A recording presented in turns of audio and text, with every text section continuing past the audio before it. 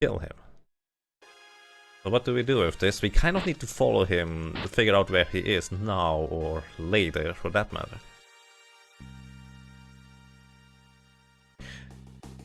12 runs in a row. That's awesome. So Dolls 1 is relatively easy like that. By the way, there's a big reason, and that big reason is called Dolls 2 as to why I saved up all the chrono glasses. I don't know how many I need for Dolls 2. So here we go to Edward D. Morrison's house, where he has done some more research on the matter of time travel. So what our idea is right now, Dolls escaped, he can somehow time travel into the future. So we want to chase after him through the time and defeat him once and for all. The best place where we know where Dolls currently is in the catacombs in our present, as in about 100 years in the future from where we currently are at. So that's our goal. Here we learn about an ancient civilization which was so far advanced that they apparently also had time travel, and we try to get there. So that's one thing. The other thing is, we also know that if we just go into the future, we will have trouble because the mana tree we know is withered away, or has withered away in the future. So what do we do about that is we need to heal the mana tree before we go back into the future, otherwise we could not use actual magic, which would be a rather silly endeavor to try and defeat Dolls without using magic.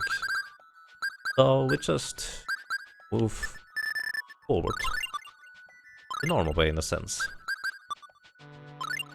So then I can unequip the super defensive equipment and equip the more offensive variant now, since I have way higher overall defense, which helps tremendously. And HP, I mean.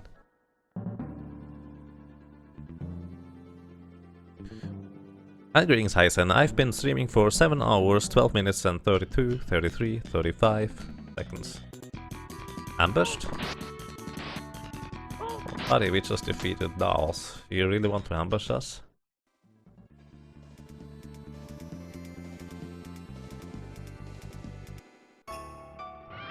Random reminder, don't slouch and sit up straight. So, earlier in our run, we talked with a lady about, hey, there are unicorns. And after you talk with that lady, you get into a little cutscene with Mint as soon as you go to sleep next time. It doesn't really matter where you go to sleep. Interestingly enough, they have a separate little cutscene or mini cutscene for each of the individual inns, which is really neat.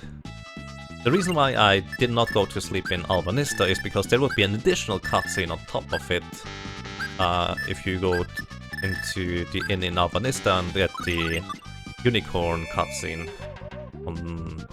Yeah, we don't need that. We are not speedrunning, but we try to go fast anyways. So we go into this inn, stay here. And then Mint will basically have the revelation of unicorns would be able to provide enough power to heal the mana tree.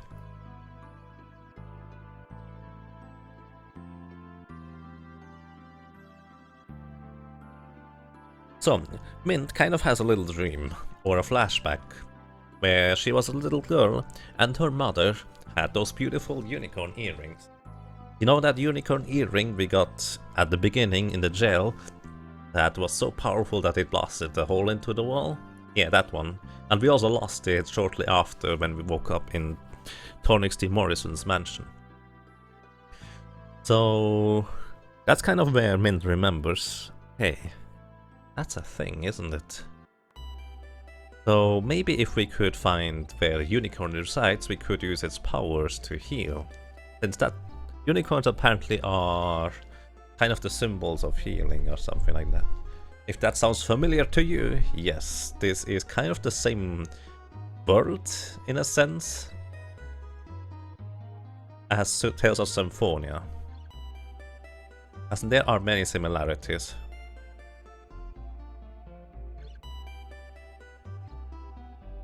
Bum,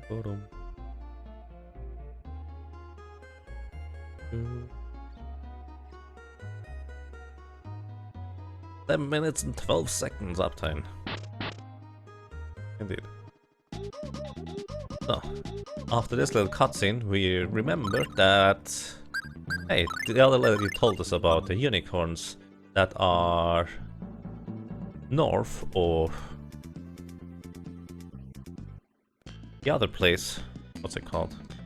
Oh hey, Basilisk. Let me Fury Slash you. Please don't defend.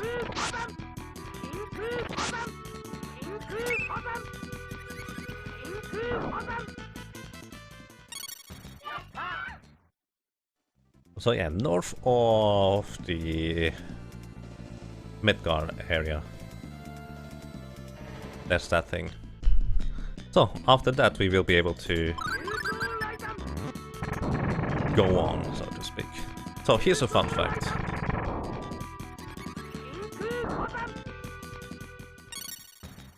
Basilisk scales are actually really useful. They heal you to full after you have outside of combat, regardless of whether you are unconscious or not, but only outside of combat. It's actually quite interesting how it works. So Basilisk scales are really powerful healing tools. So it's kind of convenient that I just happened to pick up 2 along the way. Power walking indeed.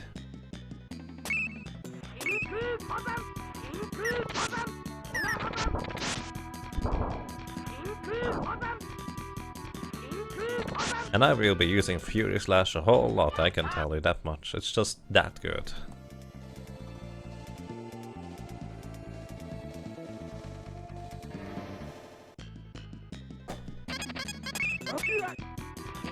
Oh, Yori. So in this case, Fury Slash is just too slow to effectively use. Oh, well. So I use resort to Tiger Teeth instead.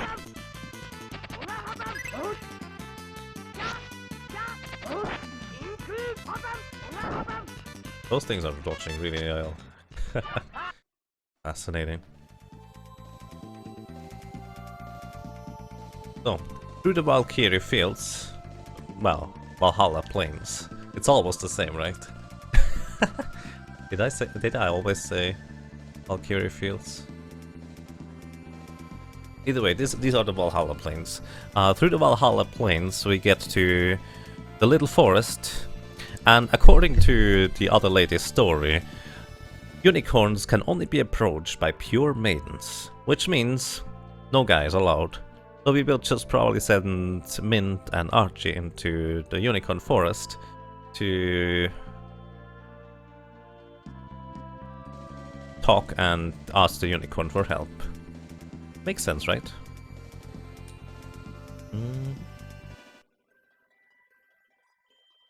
Oh, alrighty. Let's get this done.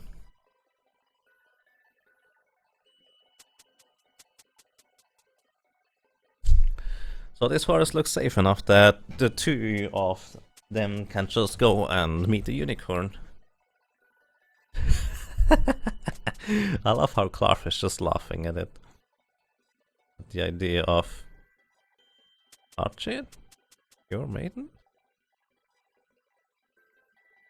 Bess doesn't even understand what that means. Who cares? Adorable. So I pick up those medicinal herbs. Those are trading items that sell really well in specific locations. And I don't know how much money I will need. But I will want to equip more than just the regular 1 character for the final battle. So I'm going to pick up a whole lot more than usual. Oh, I can actually run. So, and Archie just kind of goes... I'm going to search in the other direction. Because Archie just kind of realizes Mint is probably not going to meet the unicorn if she stays with her. And here is where Mint meets the unicorn. And it starts explaining as to why she seeks the unicorn out. Hey Renoplus, how are you doing, sir? And those two here just waiting in the grass, sitting, talking to each other. Clark just kind of inquires, hey, are you... You know, you and Mint, a couple? Or something. He doesn't say that directly. Also, suddenly Clark actually senses some demonic magic, which, by the way, this is... I just would like to point out, Clark is technically nothing but a simple human, but he senses demons anyways. Just because he has studied and researched so well in the spiritual stuff. Hurry! Yeah, we're going. I don't have a second set of jet boots, which I would have normally equipped here. Which, by the way, the jet boots are with Archie.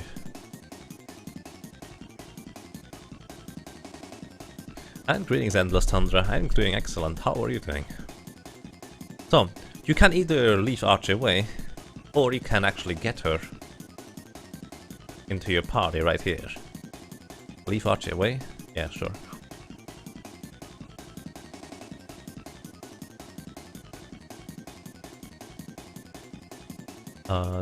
There's one more medicinal herb, which looks, by the way, like mushrooms. You can later on go on back here to get more, I think, if I'm not mistaken.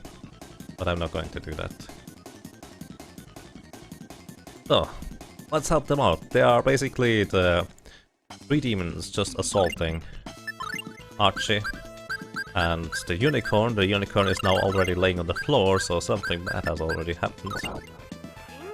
That does not sound too happy. That was a 4500 Fury Slash right there. Also, this is one of the few uses Luna has if you want to be really safe about actually killing those guys as soon as possible.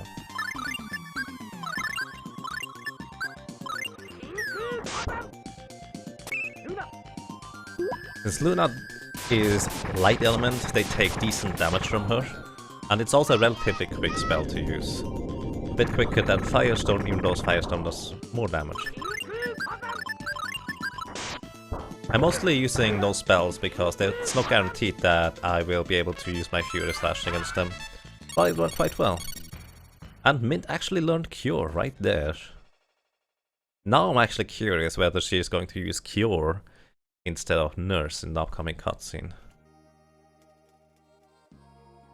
Rump.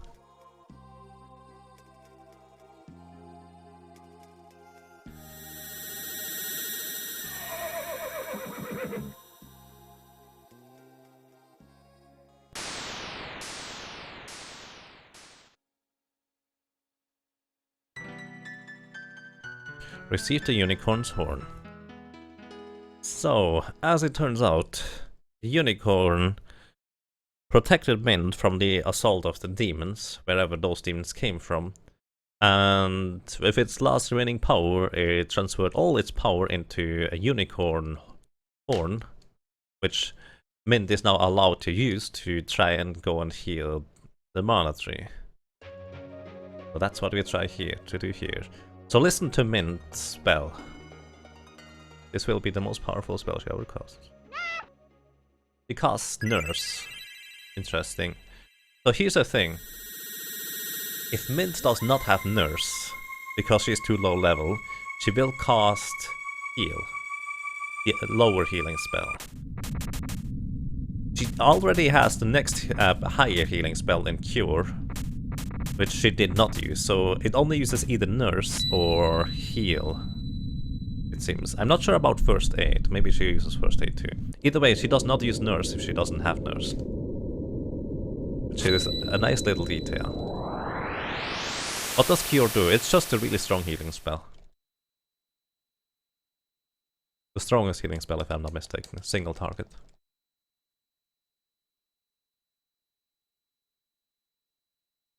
So, and Mint managed to heal the mana tree. Mint was successful. He is the most powerful cleric in history, to say the least. More powerful than Colette about 1,000 years ago or so. Wait, Colette was not a priest. Rain. Rain was the priest. Whatever!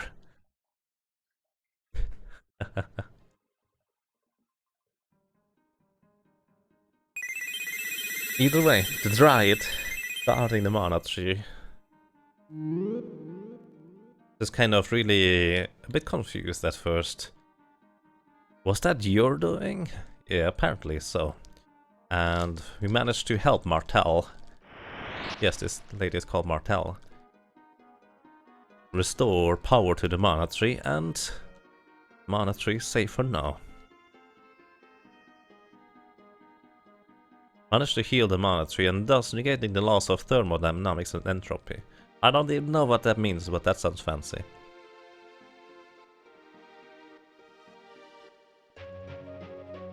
So, afterwards, we just managed to walk all the way outside. Because now we can go into the Abyss of Thor. Poor guys. We can go into the Abyss of Thor. And teleport into the future, or more specifically the present. Oh, also fun fact. Remember when we struggled against those enemies here at the beginning of the game? Yeah, that's a while ago.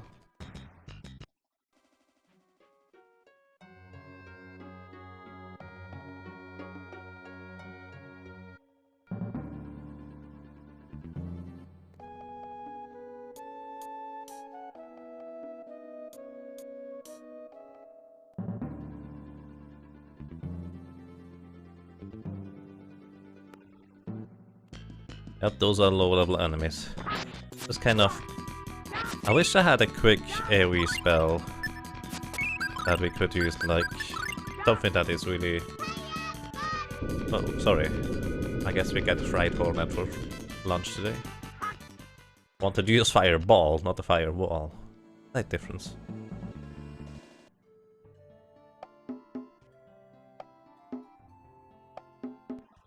I mean, is healing magic... Actually, in this universe specifically, it makes even sense that you can heal the mana tree.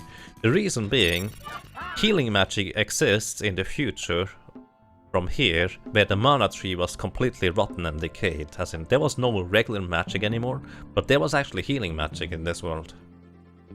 So it makes sense in this area.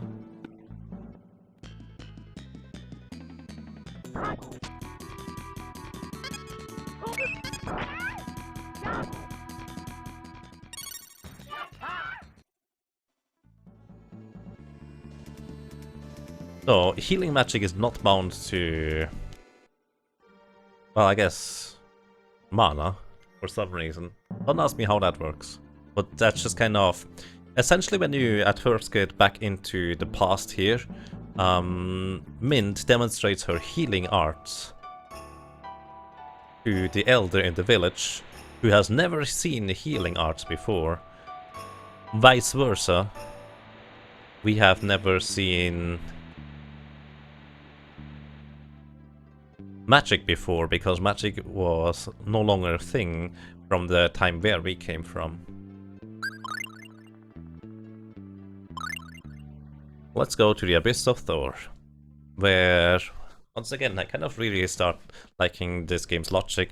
Hey, we have this patron spirit of water, so why don't we just summon Undine, and she helps us get into the sunken city of Thor. And this is probably one of my favorite areas. Just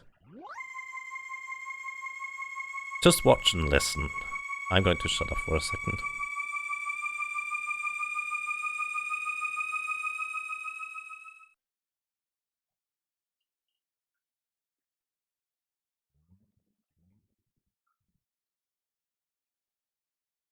That is very likely Haunter.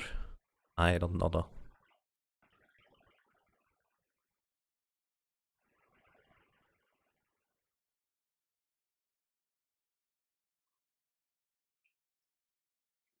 are a strange bunch of people.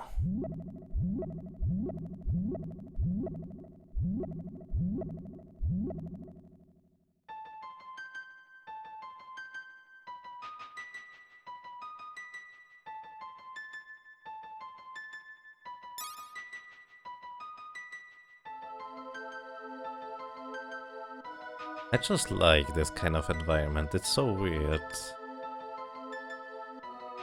So mystifying. Either way, we are in the ancient city of Thor, where there is still everything blinking and stuff, and we get a card. Maybe they played card games in the ancient past, so maybe we can play cards with some device like tubes and what's going on? Oh, that reminds me. I have no idea what the...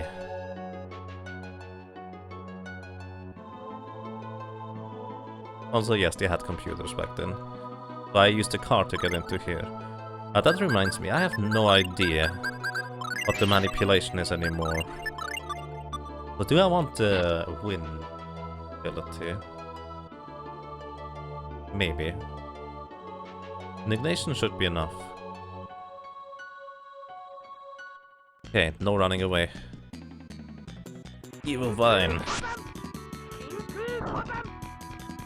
I think that's actually really quick. So if I run into this next time, I will probably just want to defeat it. Empty. So, here is one of the big RNG portions of this game. You have no idea which door, even the door you just entered from, could be leading to the room you actually want to... What are you doing? Go to.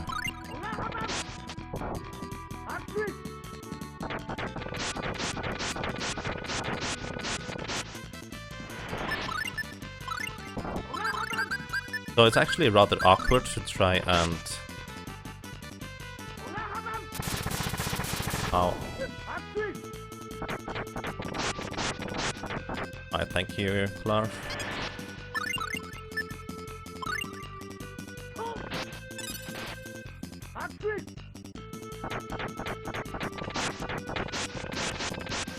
It's actually really awkward, as in, all the doors are random.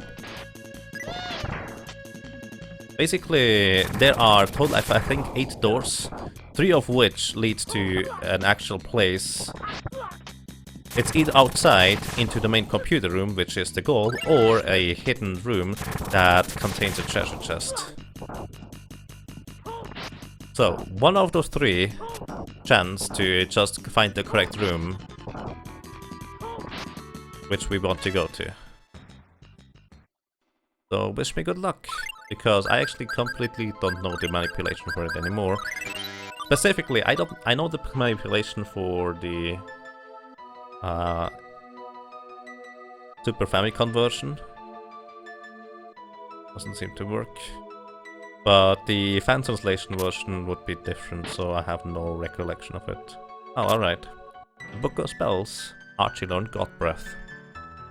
This is the strongest wind spell in the game, if I'm not mistaken.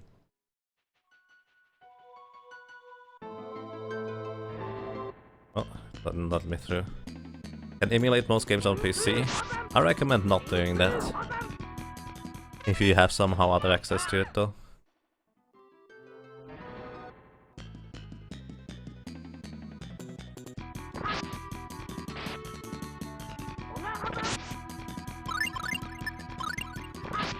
So those little machine thingies, they are really susceptible to lightning, like, well, Indignation is lightning element. Or Maxwell works really well too. Oh, it's empty. We just check this key, sure. Chest. Empty. We don't know which chest it is going to contain the thing. Skeleton key, there we go.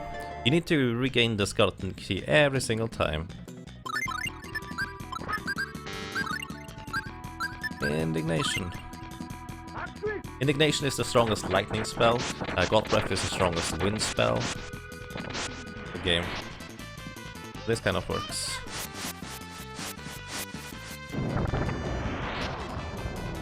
Boom, one shot. I think next time I'm just going to straight up cast Indignation instead. Well, let's see. Doesn't seem to work.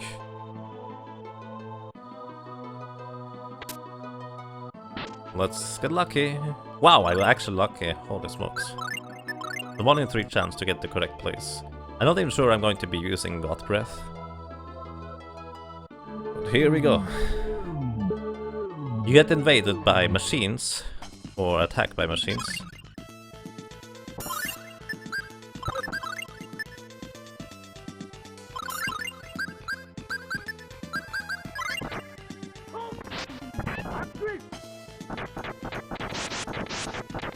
So you just try to fight back. This is one of the most awkward battles.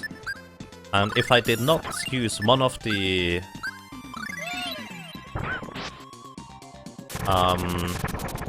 hourglasses in earlier battles, I would actually use an hourglass here. In a speedrun setting, that is. Right now I want to basically get past this battle almost no matter what. Without an hourglass, if I can somehow manage to do so.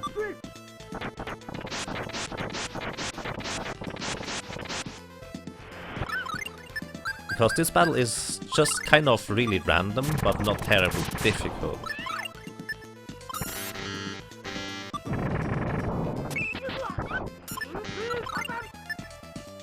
Actually, it might be difficult in this case, because it's hard mode.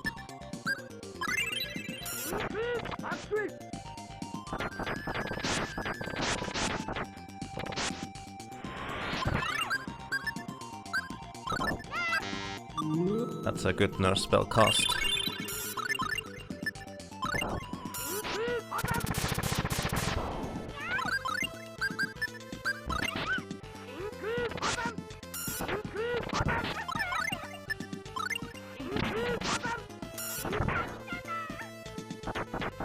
Okay, that's really nice.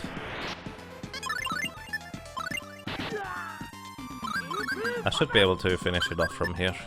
With just one character, that's okay. In theory, anyways.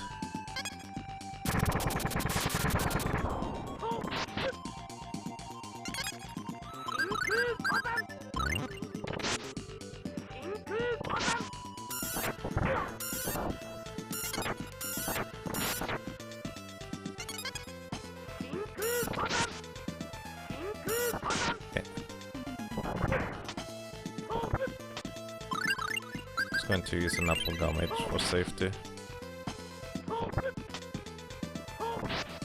There we go. Gained 2 levels actually, and Magma Rift. Seem to have left something here. It's a ring of contract. Found the diamond ring. So this is an interesting ring, because it will allow us to form a summon spirit pact with a guy that you may not know that exists. Although it's kind of hinted at this point in the game anyways. Pretty big number. Alrighty, I need to use a rune bottle. Where are my rune bottles? Rune bottles. At this point I'm actually quicker to detect rune bottles in Japanese text. Weird enough. Down bottle, use that on this.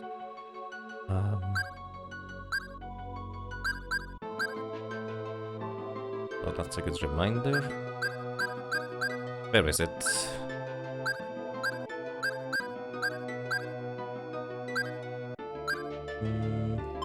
So I want this lavender.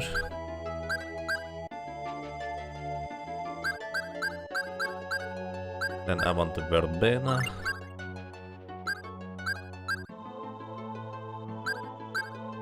So where is it? Sage.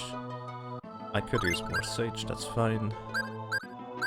What I'm actually looking for are my hourglasses.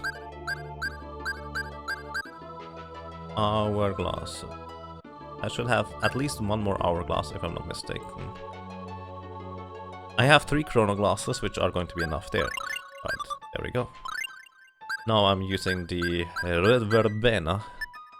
Increase agility, reduce the enemy chance the enemy will be deflecting my attack. Use the red sage. We have 9500 HP baseline without the Red Onyx. That's way more than I usually have at this point in the game.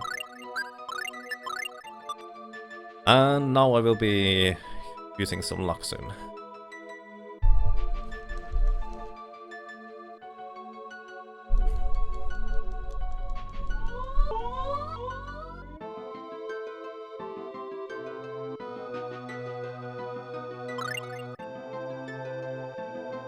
City's power is not turned on. You need to turn on the city's power. Repair the city's power. Yep. So, alrighty. So, we kind of take control over the supercomputer here. Essentially what the supercomputer goes is... You don't have access to this computer. Need to request assistance from the mayor. Mayor confirmed to be dead. Need to reassign new mayor for the town. You are now the new mayor of the town. Alright, would you like to restore power to the town? And so, sure, you would like to. Also, apparently, if you don't heal the mana tree, you don't have enough power to restore this thing either. I think? Something like that. I don't think I've ever done it in that sequence. Either way, I need to do this. Equip the Mecha Halberd. Interesting enough, the Moon Phalanx for the upcoming battle is really bad. Also, skills, I will need Gale Shield. So this tactic that I've devised against the next battle is relying a bit on luck. I need Daos to jump backwards, and then as soon as he jumps backward and lands, I will be using a Time Warp. I will be using a Gale Shield to push him into the corner and the Chronoglass to lock him into place. If all goes well, I will need only one Chronoglass to defeat Daos.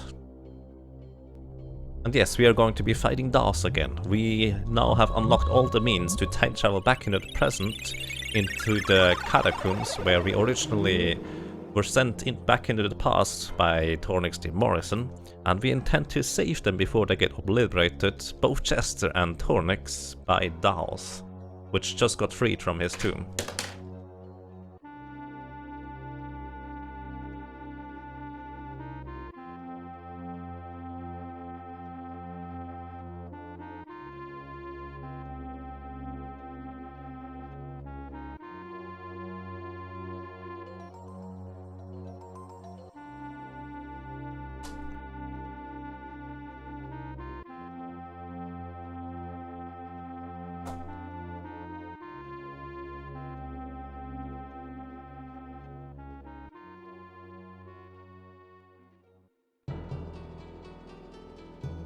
Where did you send them, old man?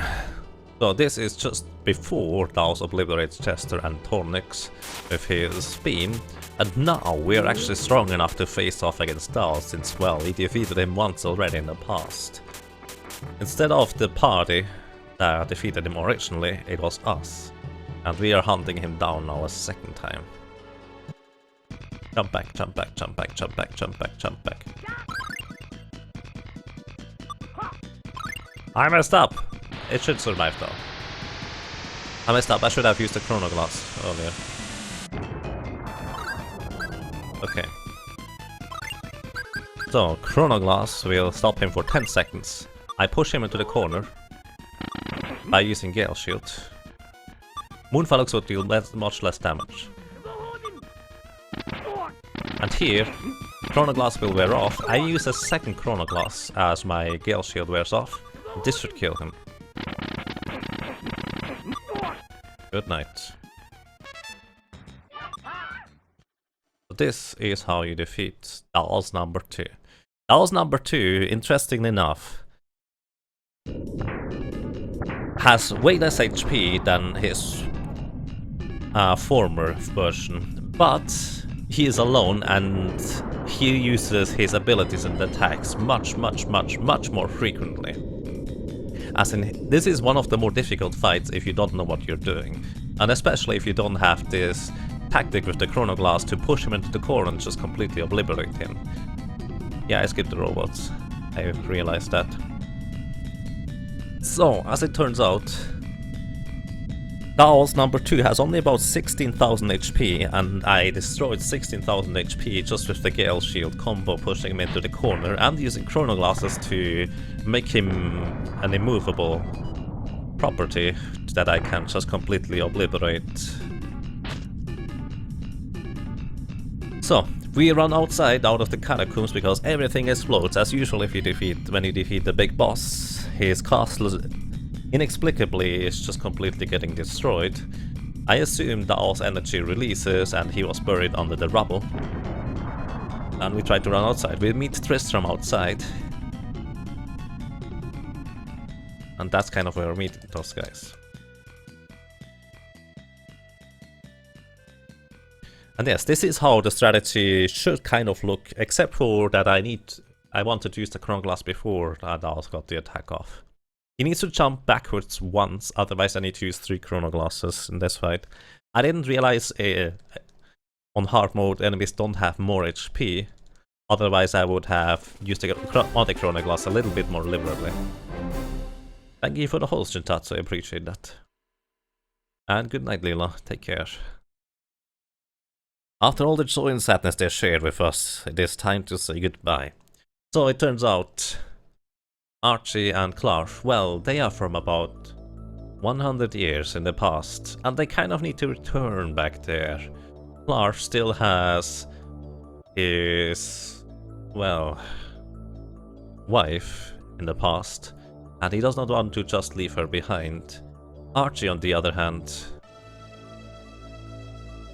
basically, well, she kind of belongs into the past, and she also likely wants to meet up with her mother that she now knows is there.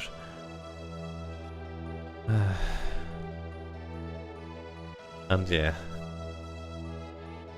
Interestingly enough, for Archie it is just kind of see you guys later in about 100 years. But for Clark it is more like a goodbye forever, since he is not a half-elf and will not survive that amount of time. I just love the music, by the way.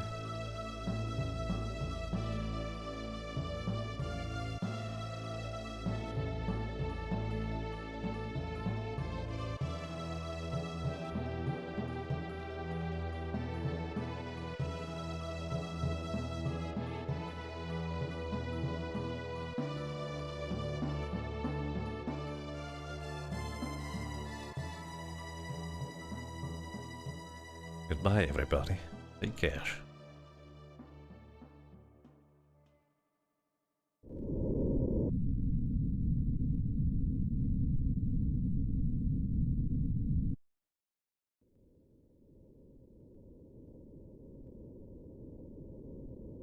But all of a sudden, meteors rain down to Earth. This is kind of where we realize, well, looks like the battle is not quite over.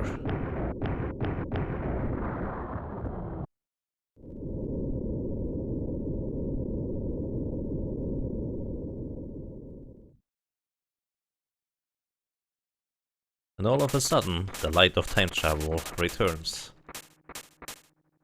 Also considering Tornix D. Morrison is still here, that is either Edward D. Morrison now, or he had an offspring already. We don't know. And this guy here, he calls himself Harrison. So this is Harrison. He comes from the future, approximately 50 years in the future, where Daos resurfaced and reclaimed power, and is now terrorizing everything. Daos just kinda sent a meteor shower back into the past. So once again we need to go and hunt down Daos. Apparently this is the only party who ever managed to defeat Daos and, well, keep up with him. So we are essentially brought from the past, 100 years in the past, into the present to defeat Daos a second time, and now a time traveler from the future is getting us to get with him into the future so we can defeat Daos there again. Lovely.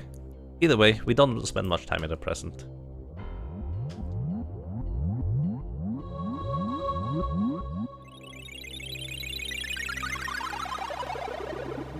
Does this include Lower Morlia? No, Muppleton.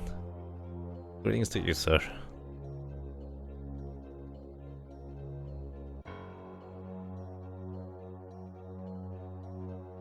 And yes, this is where we kind of go for now. So, this is going to be interesting, because there are 3 dungeons left before the final dungeon. Those 3 dungeons, they should be fine. It's going to be a bit tricky at times, but not too difficult. What is going to be difficult is figuring out how to complete the final dungeon in one go, because that will use up a lot of resources. I don't know where most of the items are anymore.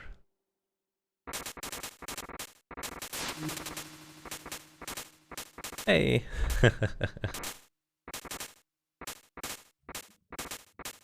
How's it going? So, we are now in the future. Kind of. Yep. This is the future of Toddus, which was in the past called Miguel, and now it is called... I don't even know. It's Crescent Father's name. We've got 5 inseparable people now. Even though there are 5 party members, you can only use 4 of them in the battle. Yep. Town of Miguel, it's actually called. Hi. So I buy a new weapon here, a Damascus. That's all I'm buying. I don't need anything else. Hopefully, anyways.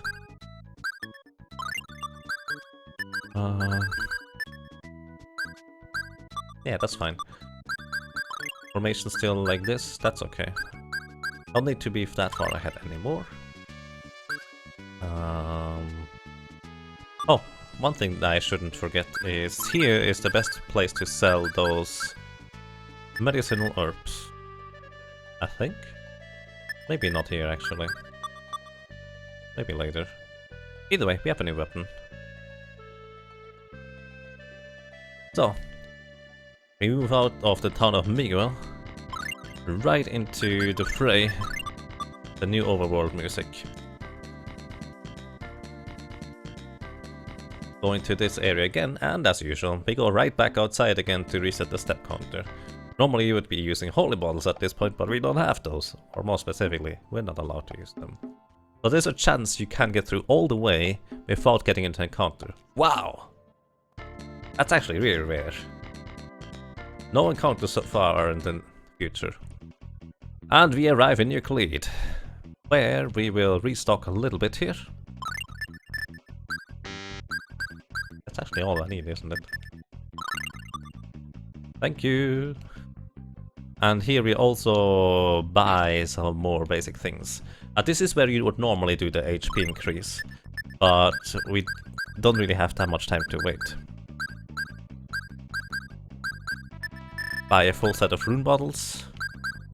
Paralyzation. Sure, why not? Maybe I'll need it. Unlikely. Thank you too. Take care.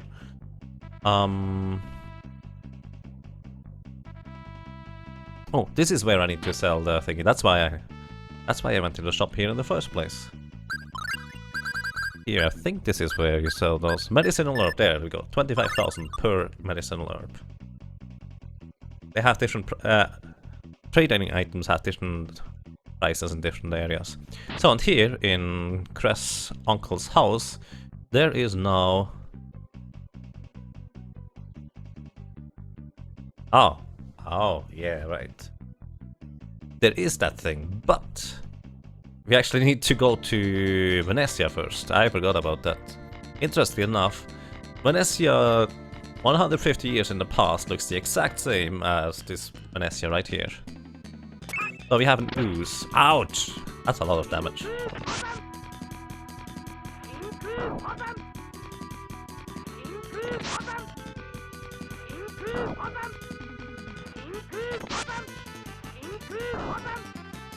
That's a lot of experience.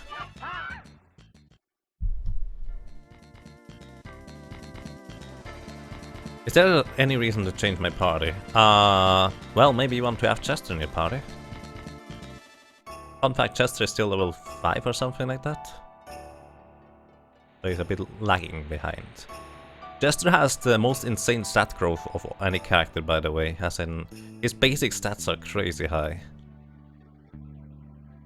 His struggle, by the way, to keep up with the other party members who had now months, if not years, of preparation ahead of the others, or ahead of him, because they've been in the past for so long and been training and practicing and growing. That is just kind of, yeah. He is a bit jealous of that, and he really does not want to fall behind or be a burden, so he just practices and practices and practices, gets much stronger than that. That is actually really nicely depicted in the PlayStation version, where Archie just keeps teasing Jester because he's such a weakling in comparison to everybody else, because, well, he has not had that much time to train. And so he keeps training and keeps training and keeps training and keeps catching up, and eventually really becomes a powerhouse. Either way, we meet the Harrison guy in Venezia, where we try to take a ship over to Albanista, but no one wants to ship us over there because they are all scared of dolls. So we go to the hidden laboratory in Euclid here, where we learn that they are working on Riarts, those flying machines. But they don't have enough power to fly all the way to Albanista. So we provide them with power by going and forming a pact with the summoned spirit of electricity, Volt. And that's what we are doing here right now. So we go to Volt's cave. As in, they even say, unfortunately, the ancient technique of forming summoning pacts with spirits has long since lost. Hey, we have one summoner right there in our party. Dinobug, ooze. Fascinating. So yeah, we have a summoner. He's pretty strong. I wonder whether God Breath does anything here. God Breath! This is not normally something you see he use. Ouch. They actually get healed. I guess they are wind element after all. Let's see Indignation, whether that does anything more to them. Oh, all of them die.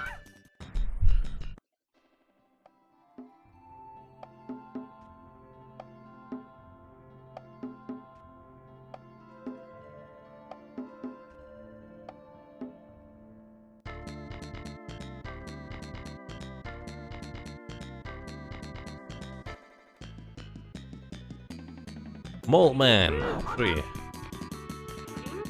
This is the sequel to Mole Man 2 and Mole Man 1. And then there was no more Mole Man anymore. Actually, it was probably the prequel in that case. Good night, Frahuta. Rest well.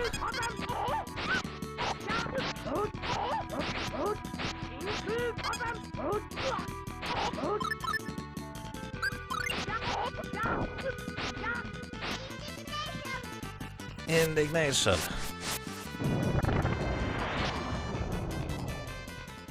Indignation solves most of your problems at this stage in the game, by the way.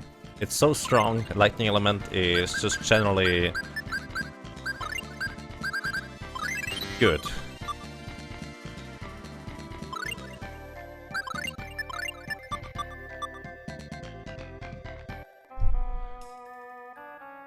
My only complaint when I play Tales is too many of the team members consist of spellcasters. I think the spellcasters is less the issue for me personally, rather than how you cast spells in the first place. Wow, rude. They just destroyed Arch in the background there. There was not really any response I could do to that. Just because they decided it's fun to ambush us.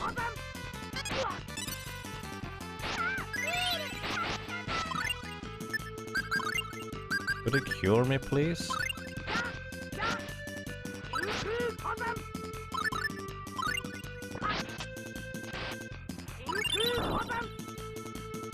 Well, we are back to the usual team, I guess. So, I might be a bit adventurous and try to use only those two characters for now. Also, one thing I meant to do earlier is... Where are my rune models there? I earlier got a thingy in the...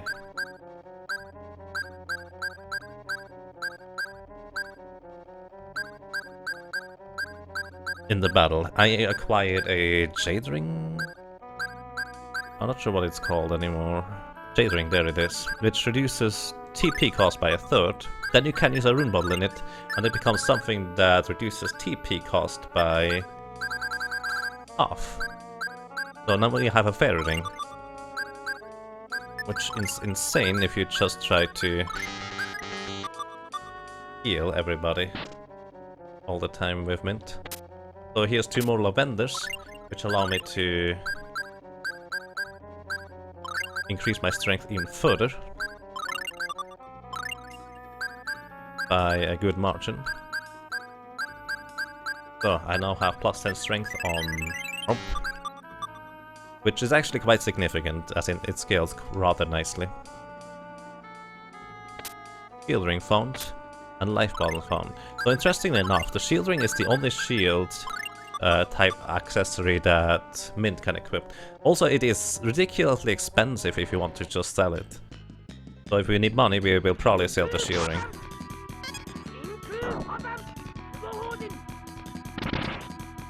Ray, that's not nice.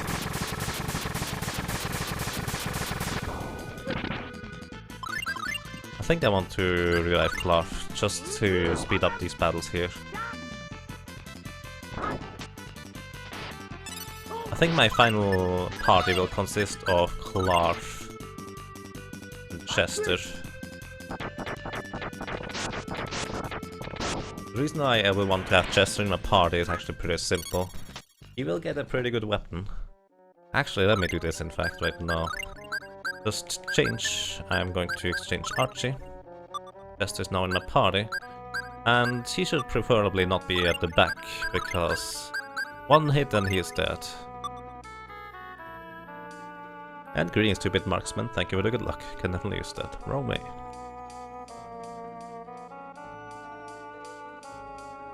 So, also this is where I need to equip Chester. His equipment is rather questionable. I will equip him with Sorcerer's Ring, so we can actually use that thing since we need it now. And also Protect Ring. If he takes any physical damage or attack, he would die. So we protect against that.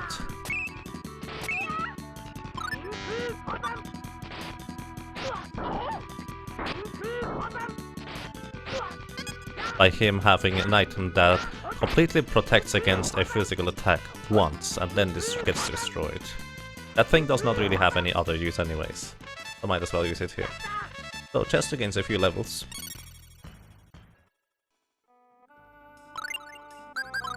And it's actually kind of awkward that Larv happened to die, just like that. As there's really not much I can do against an ambush. Just... well, I hope that doesn't happen too often.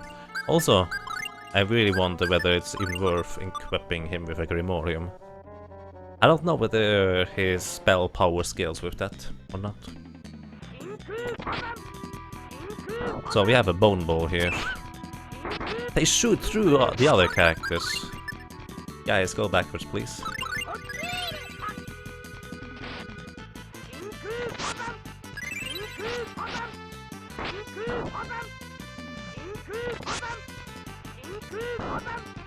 Apparently I'm attacking faster than him. That's nice. Chester is very underleveled. Yeah, I mean, he has not been here for most of the adventure so far. He only just joined now. Naturally he's underleveled. Makes sense. As in, that's even, as I said, it's a story point that he is that weak. But his strength growth is even more insane thanks to it.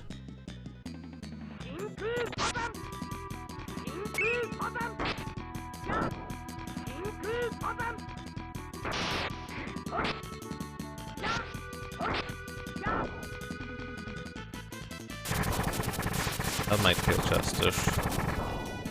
Yep.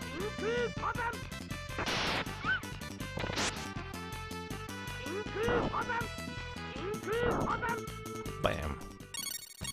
I'm not going to be reviving Chester here. It's currently not really worth it.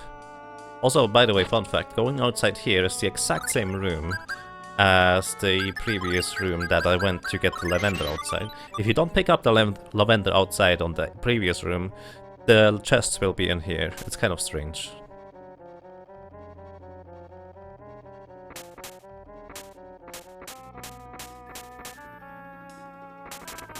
By the way, I can once again just load up on steps until I get an encounter, so this is not just a silly thing to do. This should actually save me some time when encounters.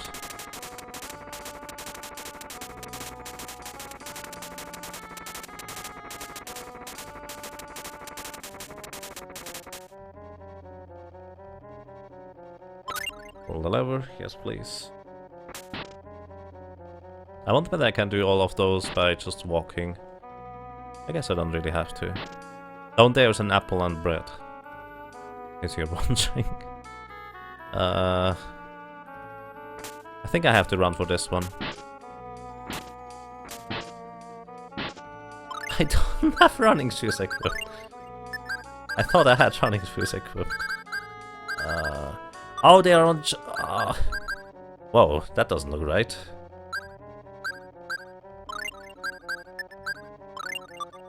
That does not look right at all. Archie, give me the jet boots, please. I'm gonna have to luck Nix again.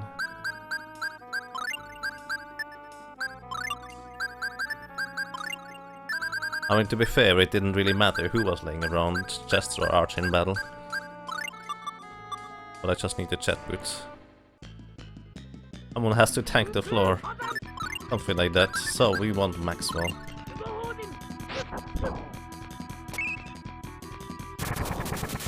Ouch.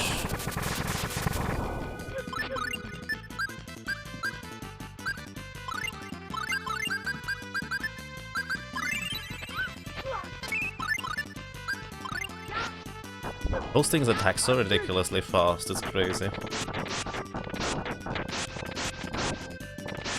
Well, that wiped out 2 of the enemies, that's really nice. Thank you for the cure. Appreciate that.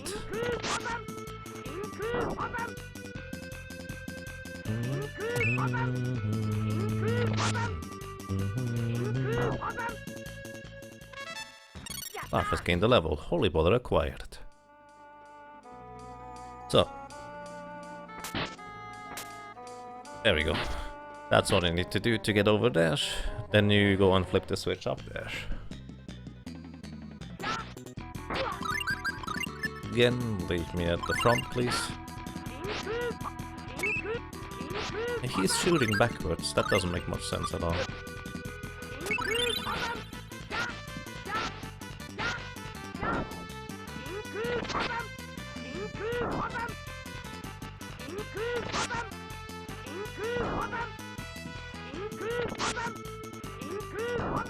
Alright, that kind of works.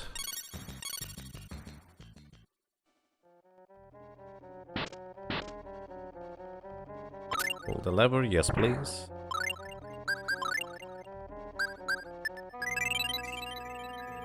I wonder what the max TP is you can have. 999? Question mark? Probably more.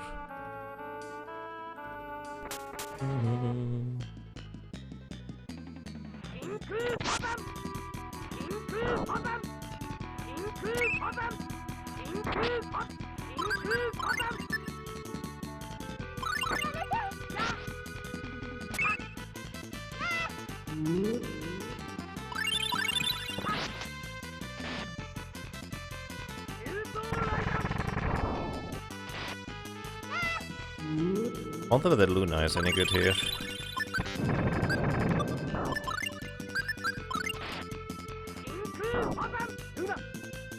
Oh, no, I don't see the damage on the other guy. Unfortunate. 1000.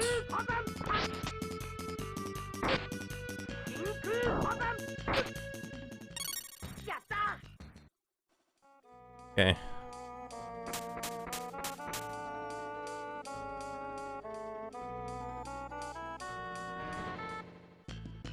Yep, encounter route is really ridiculous. encounter rate is really ridiculous here. Go Luna, go.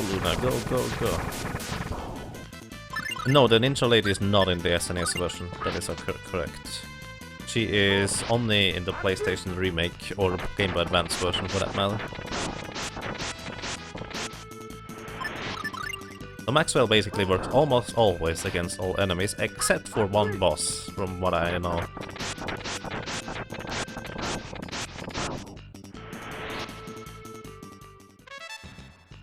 Or gain the level.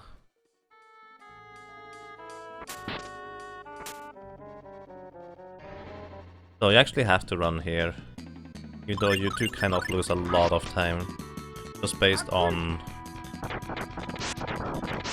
me getting to an encounter and that slows me down physically for some reason. That's kind of how it works. Maxwell's status scaling is just insane, it's awesome. So I don't want to advance the text boxes too quick here because Chester is still reviving. He does not get the experience from it, but it's kind of weird. No, that's rude. This works, by the way. Wait, does it? Hang on. Oh, I didn't press the switch, did I? I did not press the switch, did I?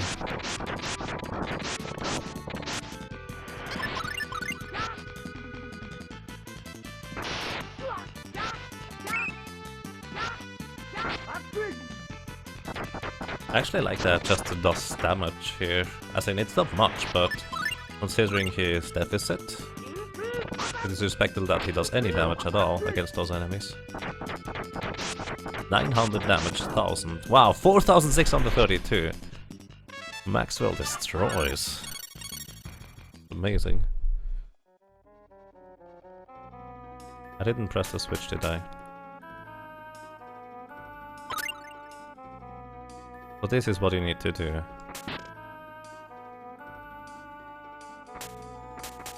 Also, let me load up on steps real quick. So every time I interact with an object like this, just kind of activating it, I gain additional steps on my step counter until the next encounter. The step counter works like this. You get a random number between, I think, 48 and 120, and once you take a step, that number goes down by 1. Once it reaches 0, you get into an encounter. For some reason, interacting with overworld objects like this increases your step count by 1 every time you interact with it. Don't ask me why, but that's just kind of how it works. I feel like I should have overhauled my step counter at the beginning of this room. That would have made more sense. That way I should be able to run all the way into the next room without any encounters whatsoever. Oh, this room actually has no encounters in the first place, so that's nice. Also here, I actually want to have Archie in my party. I kind of want to have Archie in my party, preferably alive actually. I want to use her ability, Indignation. So, the upcoming boss is going to be Volt. As usual, we need to prove worthy. Oh, we don't... Whatever. As usual, we need to... Okay, it's not whatever, I need to... Hang on. I need to choose and the ability to shoot stuff. As usual, we need to prove worthy to be able to get the summon pact with the summon spirit. And this one is no exception, even if we don't understand whatever he says. For some reason, Indignation is considered to be lightning element, but his minions are all taken out in one shot by just a simple Indignation. So what I do here is just cast Indignation and Maxwell in that order. Indignation will take out all the little guys. And also technically heal Volt, but he cannot be overhealed out of his max HP. So, now we set the form here. Use a flare bottle. And then we go to town on him. Oh, this is going to probably kill someone. He shoots those little volt bolts, which are rather irritating to deal with. Oh, nice. That reminds me, Mint, you could start using your hammer again. Try to stun Volt. Bam. I cornered him with Gale Shield and he is destroyed. Alrighty, and that means Volt is defeated. He will join our efforts in saving the world, or something like that. Spirits of magic, I beseech you, grant me your strength. And Volt joins our party. Now we will be able to power up the Rearts far enough that we can fly all over the world. Literally.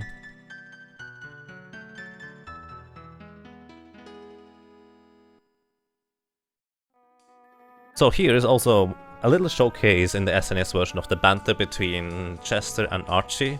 They just kind of tease each other, not in a nice way, by the way. Just kind of Archie teases Chester for being so weak. Chester teases Archie for the kind of stereotype of, oh, I have no idea who you are, you must be a thief and stuff like that. They don't like each other at all, at least not at first.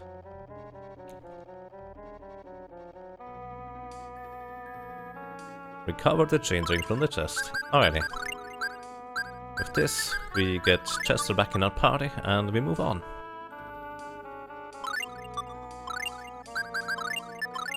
Also conveniently enough, there's a teleport to get outside. Yeah, and we're outside. And we go back to Euclid. No space indeed.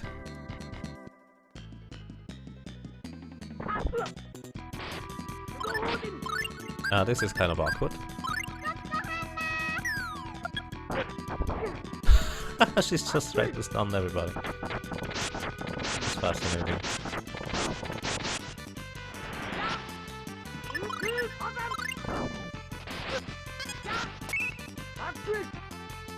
Maxwell! Destroy your foes.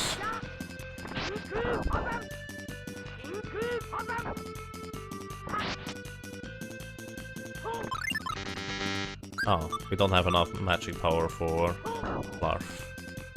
That's okay.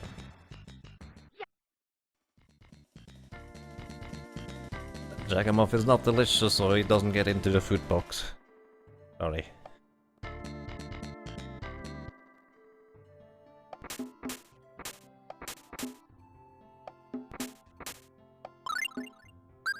That voice on the hammer attack, yep, it's fascinating.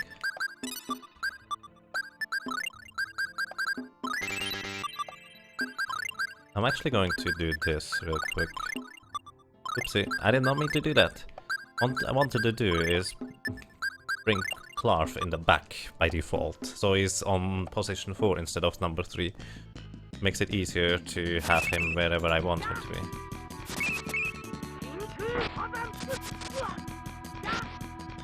I have no idea what we're doing here. Luna, can you help us real quick? Actually, let's use Volt. Volt should do a lot of work here. Yep. That was a lot of work. Isn't your main character a bit overleveled compared to the others? Yes, I had for an extended period of time the 2 of the characters dead, so they don't actually absorb the experience from all the other characters, which makes sense. Because they didn't need the experience. I only needed to have one character who is really strong at the time. So that's fine.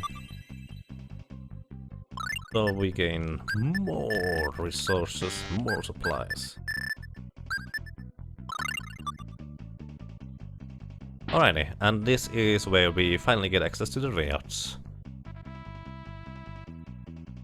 So they explain us that, hey guys, we completed the Rearts, you can use them for high-flying purposes. Also Archie, you don't need a Reart. You can probably just use your broom and get it powered up by Volt as well. Something like that.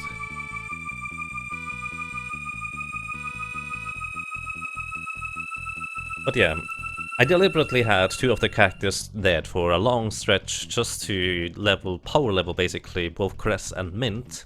Usually you would only level up Cress as in your main character, because that's all you need. In hard mode I'm not sure what I need, plus I defeat all encounters, so I might as well level up a secondary character who can support and heal, which turned out to be very valuable in Mint. Are holy balls really that strong? Yes, actually, they are. I avoid literally all random encounters, as in every single one of them. I don't get into a single random encounter unless I mess up, if I can use holy bottles. And now that I actually have to fight them as well, not just run, that makes this a bit trickier too.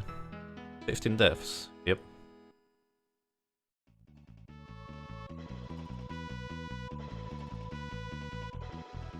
The thing is, most of the deaths were from random encounters that I just kind of got destroyed by. I accidentally selected the wrong option there.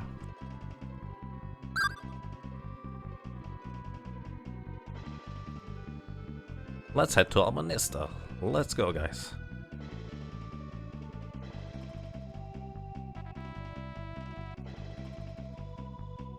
Alrighty. I want you to enjoy the theme for flying a little bit. And I'm going to take a real short bathroom break. Be right back.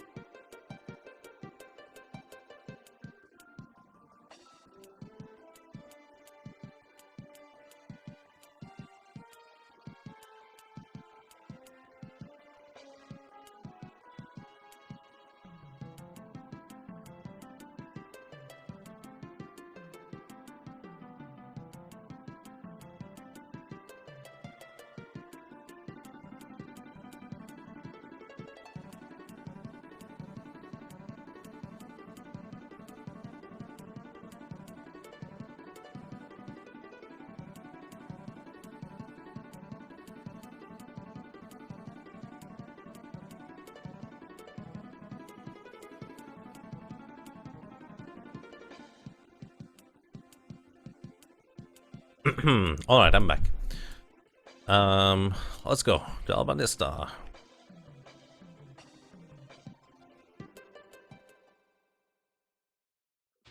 So, in Albanista, order of operation is they have new weapons. More specifically, they have one of the most powerful neutral weapons that we will want to use, which is the pole arm. The pole arm is really crazy, actually. And they will be equipping that and using that for a long time to come.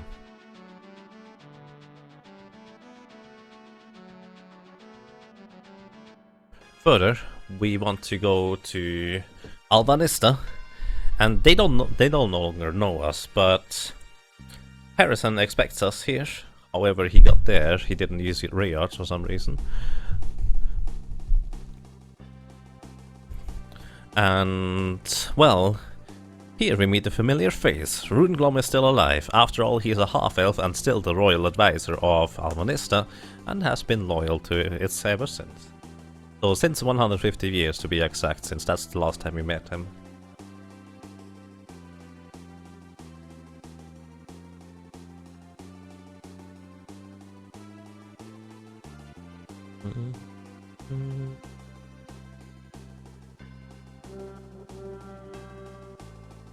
Oh, that's Dahl's Castle 1, Balthazar. I actually one-shot both Dahl's 1 and Dahl's 2.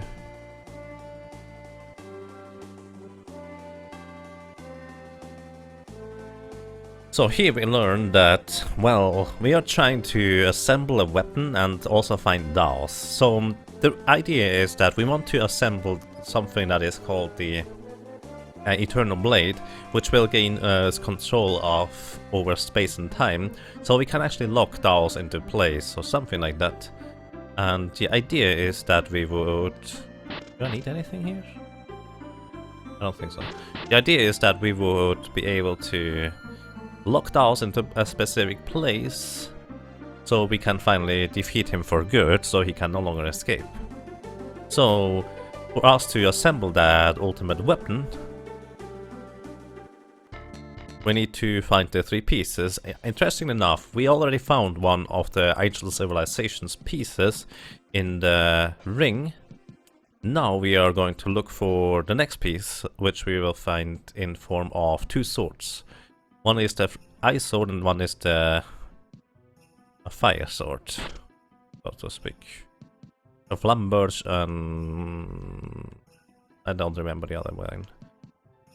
Either way, this is where I will be using a Lotus Parfum, reduces all store prices by 50%, sell everything that I have available for selling, also clean up my inventory at the same time. I don't need it, even if it doesn't give me much money, it's just kind of... I need space. I will never use heavy stones, sell the mantles, I keep the chronoglasses, sell the holy bottles, I'm not allowed to use them, sell all of those, I never need. I no longer need the moonfallox, keep the mix gummies, sell all the long swords, I will never use the holy rune, sell the resist ring, sell the actually keep the body amulet. Japanese apples, no longer needed, sirloin steak, no longer needed, keep those. Amulet, poison amulet, keep them. Rabionis, I actually usually sell the elixirs, but in this case I don't have to. And they could be useful. Halberd, no longer needed. Mecha halberds, no longer needed. Don't need the iron boots. Protect rings, no longer needed. Reverse doll, I will never use. White mist, I cannot use. Jade ring, I will actually upgrade soon via rune bottle. Spy lens, we don't need. Damascus, we no longer need. I think that's that. If I'm not mistaken. So we can buy a laser blade, which is a light weapon blade, which has really high attack, but because it's light element, it's actually kind of weak against a lot of things. So we don't really have much use for it. I'm going to buy some basic upgrade for our equipment. I'm not going to buy a knight helmet, I'm going to get something else in here, interestingly enough. And I will be buying also, I think holy cloaks for 3 of my characters. I guess I might as well buy a mithril plate for Archie as well. No reason not to. And I could also buy a new weapon for him. So I bought way more stuff than I usually buy. Equip the best stuff, except the laser blade. I still want the polearm. The polearm is almost strictly better in most situations, except for a select few. So, and you... Good sir, you now don't have anything else equipped, that's okay.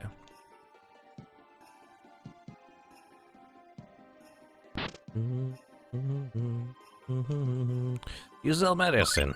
Oh, I already restocked, sorry. That's kind of a habit, I always restock here usually. These only sell food items, I don't need food items in this one. This is the thingy. Rune bottle. Which is exactly what I'm looking for with the rune bottle. There's rune bottles. Rune bottles, there we go. Rune bottles we want to use on the jade ring. Now we have enough fairy rings for everybody. Star cloak we can use. We can also transform slayer swords for more money if we need it. Star cloak is ridiculously expensive if we want to sell more for money. And that's that, in the sense that we want to give Clarf now the fairy ring, so he can cast... fairy ring. He can cast the spells now more freely, because he's no longer bound as much by magic points. I buy another battle rune, and another mystic rune. And the rest of the rune bottles. Alrighty. We are basically equipped for the next dungeon, which is in Freeze Kill, Church of Fenrir. Also listen to this sound effect when they open the door, it sounds awesome.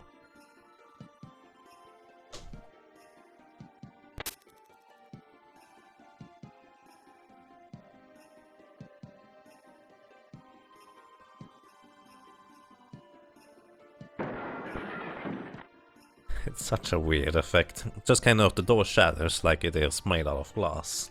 And they just lightly pushed against it. That was an accident. And greetings, Necessity. You have been wanting to run this game, started looking into it and actually watching you run on the RPG Limit Break a few times. I see, that's awesome. I hope you get around to running it. Would be really nice to have someone else running it. So far there was one other guy that was interested initially in it, but then just kind of lost interest eventually, unfortunately. How good is this game's background music? Oh yeah, this game's music is amazing.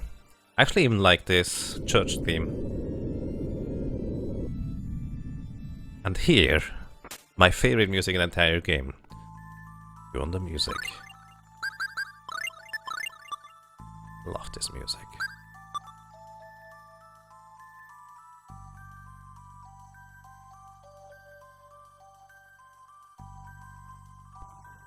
Oh. Kunoichi.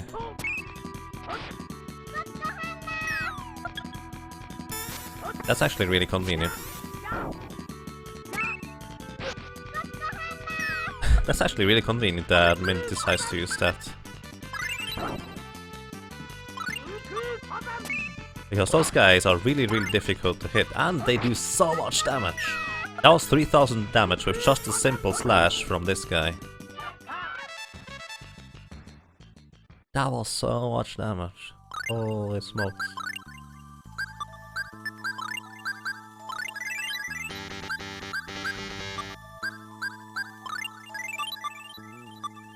Oh, I should have opened this chest first, because this includes a... Where's my rune bottles? This includes a helmet, which is the Paladin helmet, which I will be able to equip. Don't equip the laser blade. Bad idea. And you actually get the Star Cloak now. You need to actually shoot at this lever before you can turn it. I think she says God Hammer, yes. I'm not entirely sure, to be honest. I think that's what she says.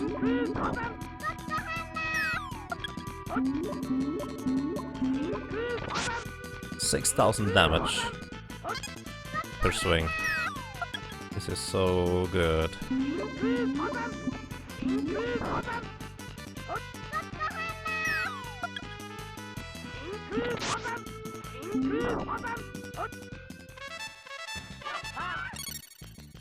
Makes me quiet.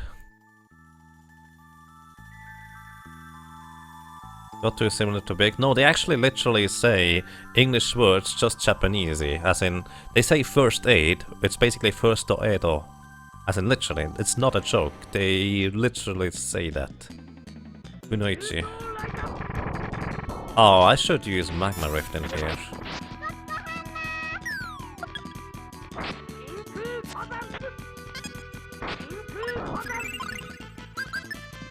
Let's use Vault, actually.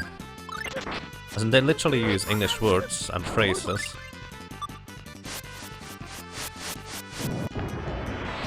But in a Japanese expressed way, so to speak.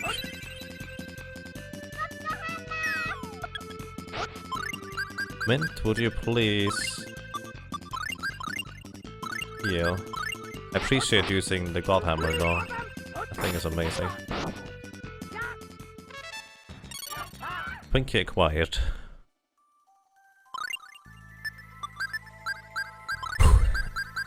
Those Kunoichis are actually really scary.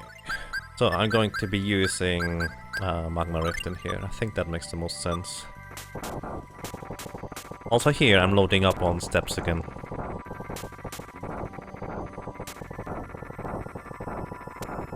Just every time I light this flame in a sense gives me one additional steps.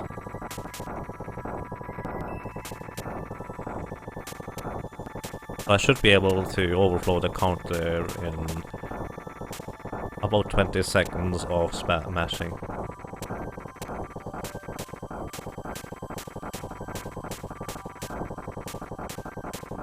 Problem is time to finally run this game. Working in full time having... Yeah, I can definitely see that necessity. You need to find time if you even try to learn it. It's quite investment. Even if it's, let's put it this way, not as much as other games, it's still a lot, especially if you're working full time. I remember playing Secret of Mana, or running Secret of Mana, that was already a huge investment as well. This should be a start clock for another one of my characters. Secret of Mana is significantly short, as in less than half as long, even back then, but it's still a real big investment to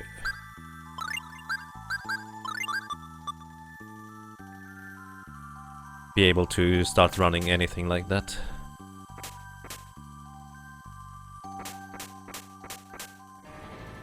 Interesting, the stem counter does not reset. Kim! This guy is lightning element, apparently. Try Maxwell. Wow, stop it! Dude! Stop killing my party! That's rude. That's really rude.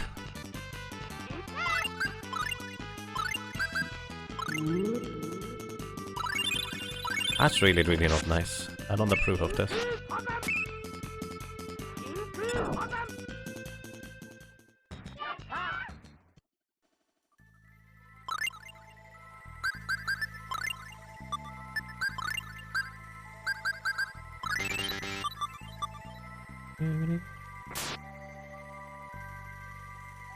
As usual, pushing and pulling statues depletes your step counter twice as quick.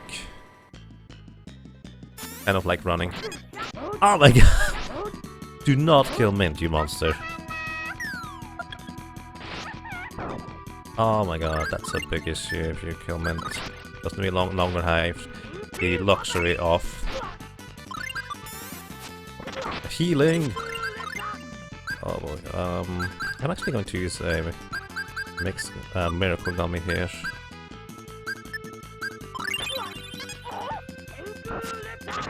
But the reason why I want to use Magma Rift instead of stop it, anything else is because it has such a quick initial attack.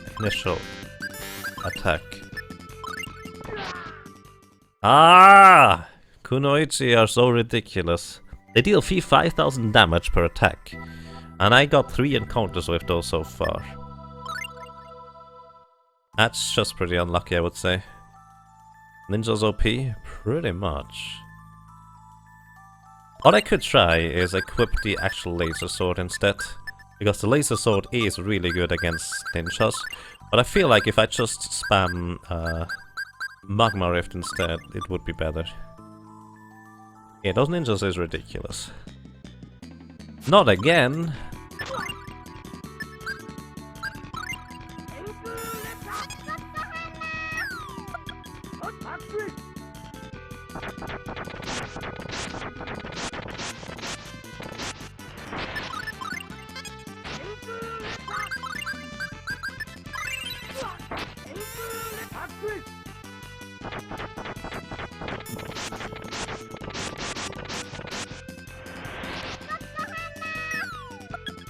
Stun them! Good job, man. I'd like to point out that those still use their wooden lock replacement type thingies, whatever it's called.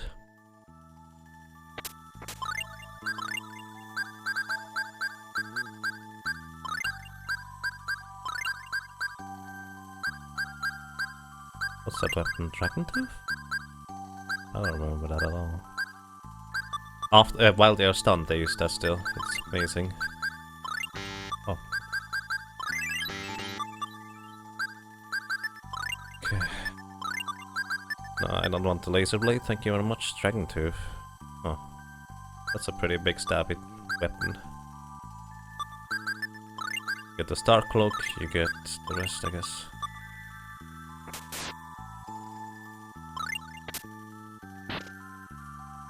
To this day I don't understand Maxwell's damage. Neither do I. Artigar.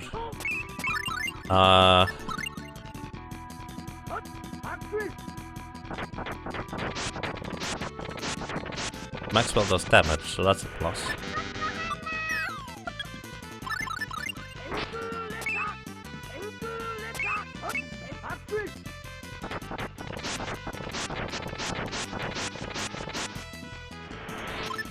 Wow, the initial fire portion of Magma Rift does a ton of damage against those guys. That's good to know.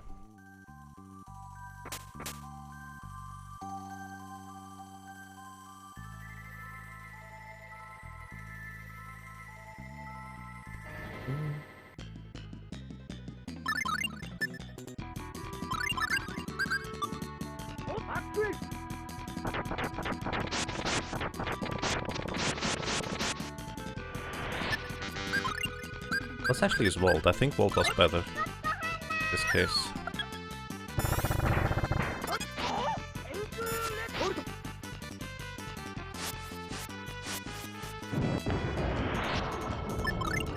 It's not bad.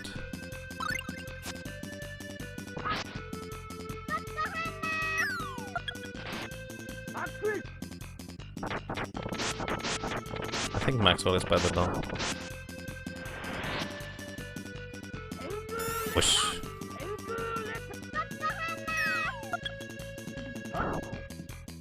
Bam. That works.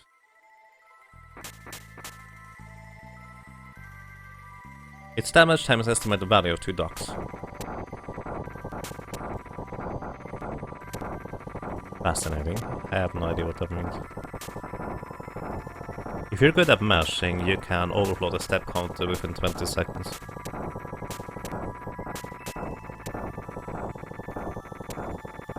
The issue is keeping up that kind of mashing for 20 seconds, really.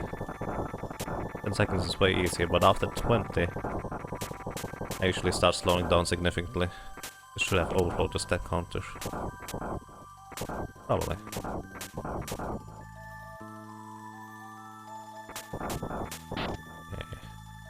It actually did overflow the same counter. Question mark armor, that's another star cloak. I don't need to do that yet. Please no more Kunoichi. That would be lovely.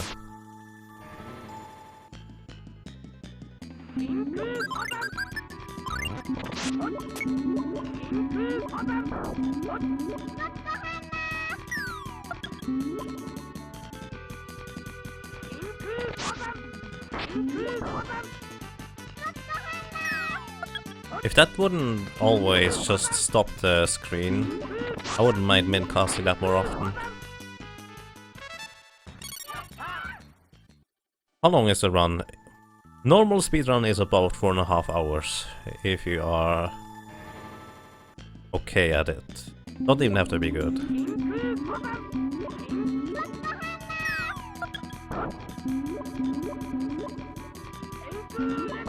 Wow, that's a one-shot with the Magma Rift. Alright, I mean, it's okay. No longer pass that on your own volition, please.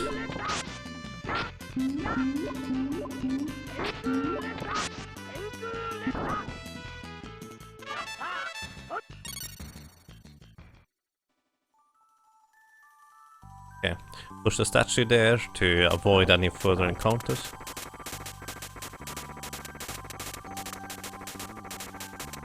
Casually load up on some steps. Technically speaking, it would probably be better if I loaded up the steps to 255 without overflowing them, because the next room just rerolls a new number. It's usually worse. Armlet found. I don't even know what the armlet does anymore.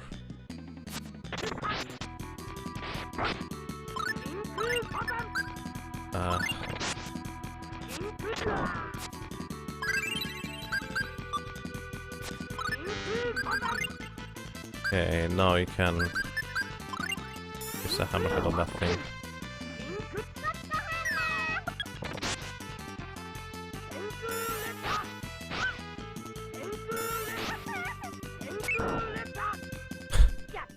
Things are just ridiculous.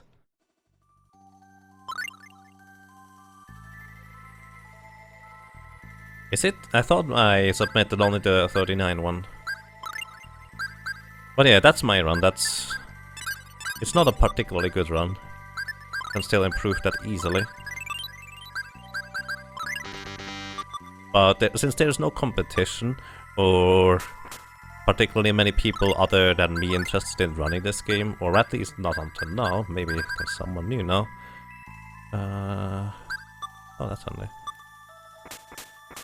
It's just kind of not terribly interesting to try and run this game all by yourself. Archie, learn Tidal Wave. This is a spell that I used to get in runs, but I no longer do, because it's basically not necessary, unless you have to fight every encounter. Onyx.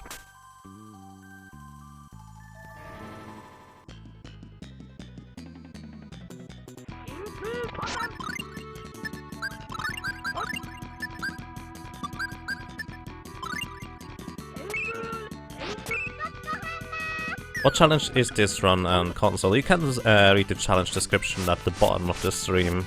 It's basically, I fight all random encounters, I do not use any holy bottles, which reduce your encounter rate, to put it bluntly.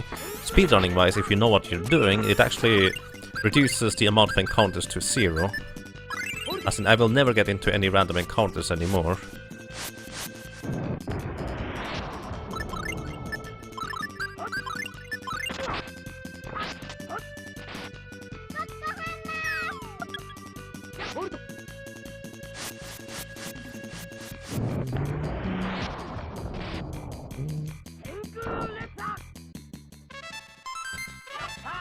Firebrand learned. I think that's throwing the weapon.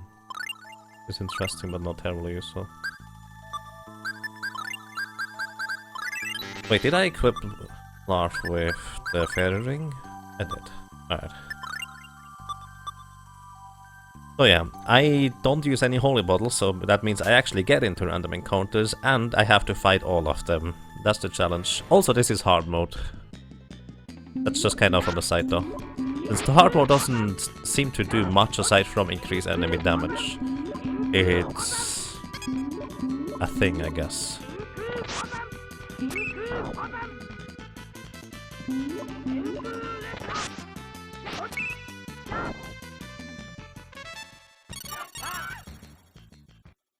This looks like the PlayStation 1 version. The PlayStation 1 version is actually overhauled quite a lot overall. I should have gone, whatever, I can do this on the second pass. So it is, well, the PlayStation 1 version is the remake of it, so naturally it looks very similar.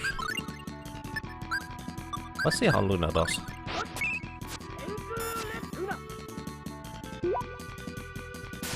Kind of like curious about the damage. That's only 500, Volt does more damage.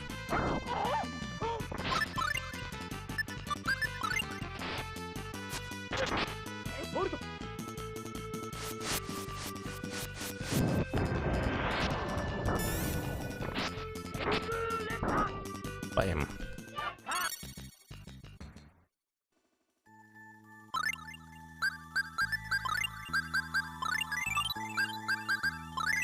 I wish I could rearrange the abilities so I had nurse on top, but that's not a thing.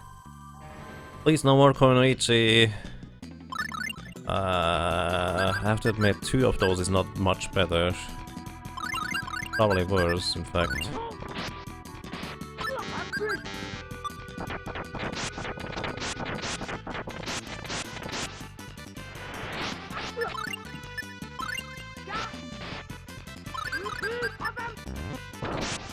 Oh, I just killed one?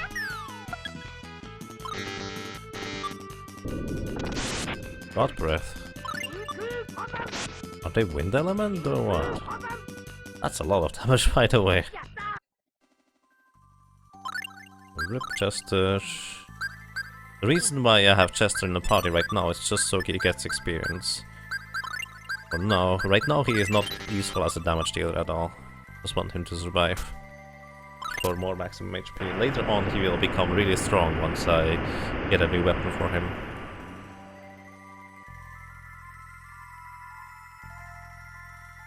Armlet's half unconscious, yes. Yes, indeed. They do.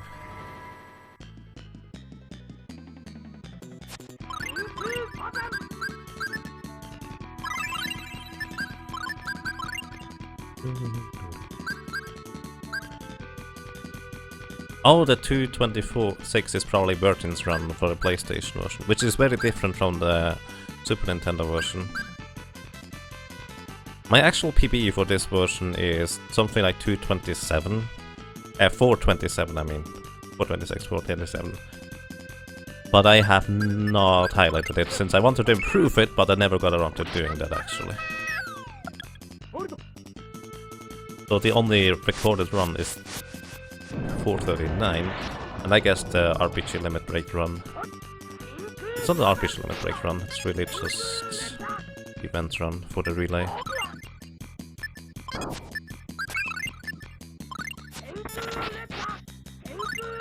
So much damage. That is so much damage from those guys, it's insane.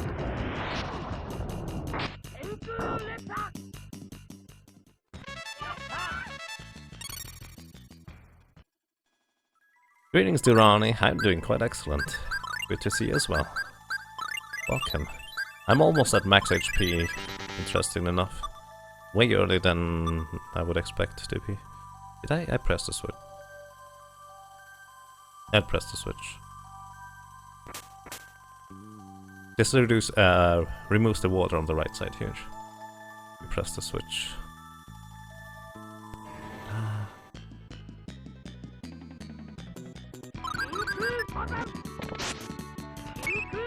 Bam.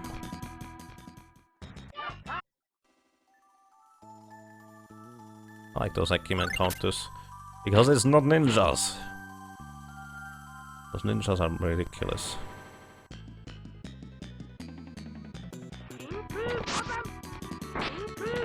Chester, stop shooting!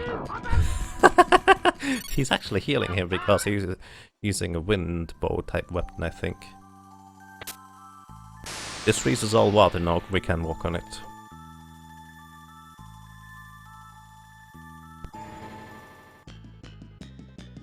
That's a long time to speedrun? It's okay. I've done longer runs, but it's definitely not short, to say the least. It is not short. But hey, there's no rule that... Holy smokes.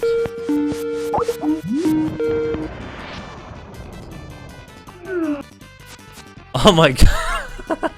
I'm sorry, that was my Skype. I may have forgotten... Alrighty, I need to take care of something real quick afterwards.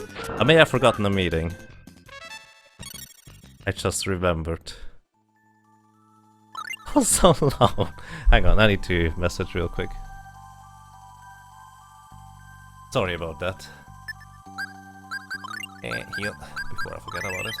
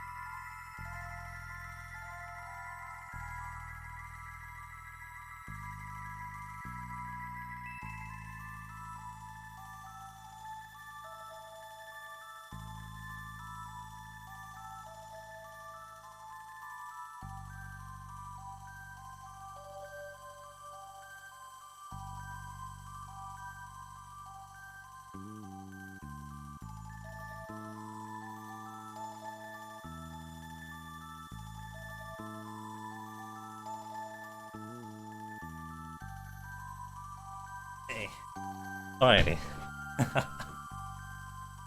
Oh boy. That happens, I guess. Rip that person. Yeah, sorry about that. So, alright, let's continue. We have frozen the water, which means we can now progress into a different direction after freezing the water. Nakunoiji again! Ah.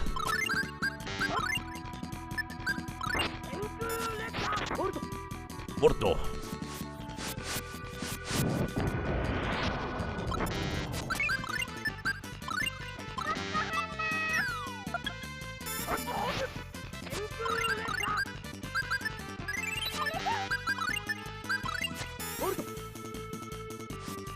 Hopefully this kills some enemies.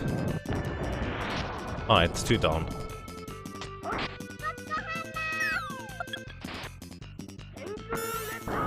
Bam! Both attacks hit there. Like how I constantly get poison, but poison really doesn't do much, it's just kind of more of a style thing, I guess. So there's a chest here which contains a star helmet. I usually only pick that up if I need money in any runs for that matter, because really you don't need the star helmet for equipment. In this case, maybe I do, I don't know. Either way. Oh, star cap it is called.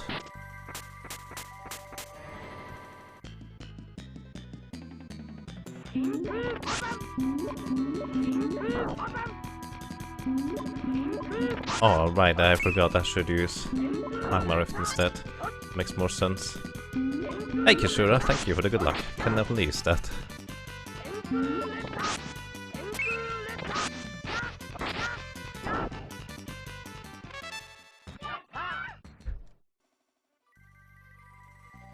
I only want to reload on orange gummies. I'm actually sustaining through this dungeon a lot better than I expected.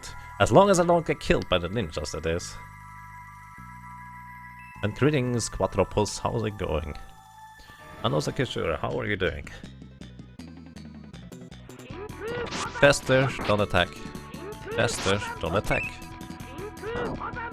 It's actually kind of silly if the Ekin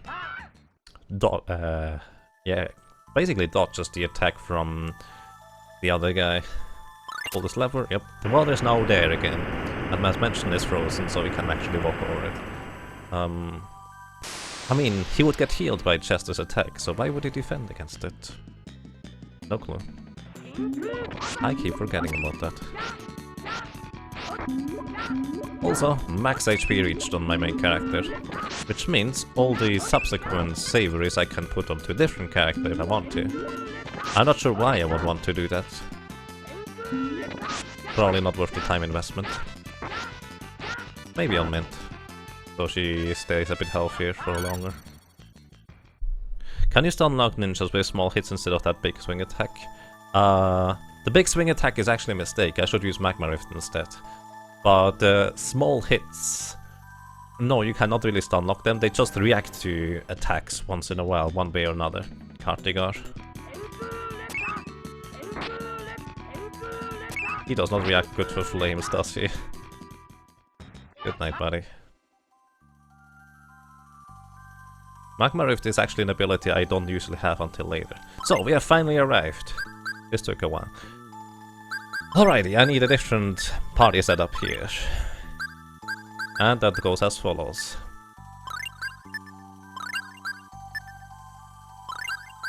I put Archie above Mint. So she's basically...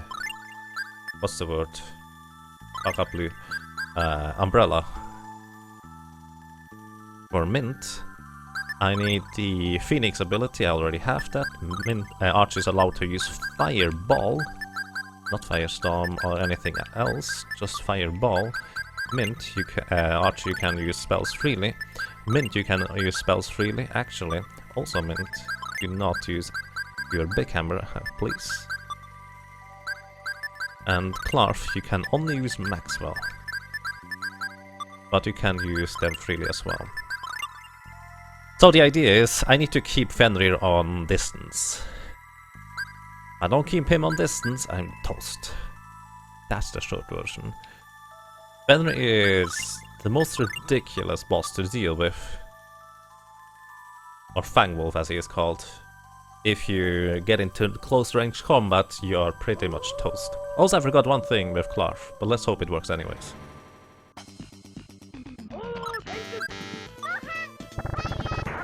So the idea is to keep him far, far away by repeatedly using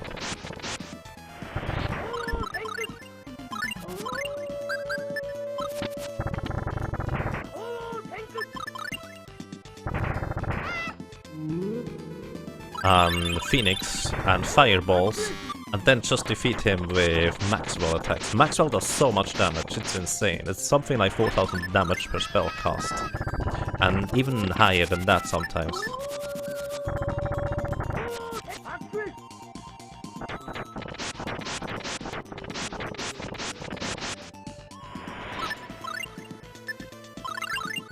So I want to have Archie back, please. I just use the long-range Phoenix attack, not just because it does a bit of damage, but mostly to keep this guy at range. That is the main goal of using Phoenix again and again. Also, uh-oh, that's not what I had in mind at all. If I'm unlucky, I will get caught here by Fangwolf. Oh, never mind, he's dead. Alright, that was pretty lucky. What I forgot was I should have equipped Clark with the Aquamarine ring, which it absorbs ice and water damage. Umbrella down. Acquired Fenrir's Vorpal Sword. So this is one of two swords which we need to form the Eternal Sword. Also, we learn a new ability called Soul Edge. Soul Edge is a long-range ability for Cress, which he just learns as he acquires the weapons, and that is actually pretty handy overall, so I'm probably going to be using it over Phoenix, since I never actually use Phoenix in random battles. There's Soul Edge, there it is. Umbrella down. But that's the reason why I didn't want to Umbrella Clark is because he should have the ring equipped, which absorbs ice damage. But I forgot about that. So now we walk outside.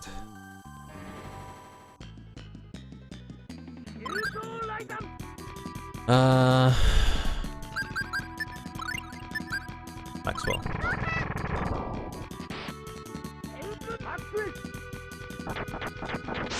I think those druids once again absorb all elemental damage.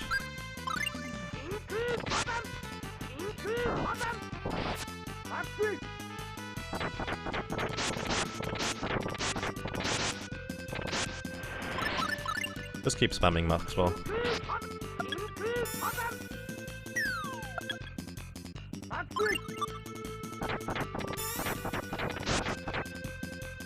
I think he just killed him twice or so. Oh, that actually works. Wow, Magma Rift is crazy strong. Nice.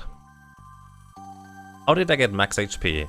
So basically, I used an Onyx accessory to increase my maximum HP by 30%, and then I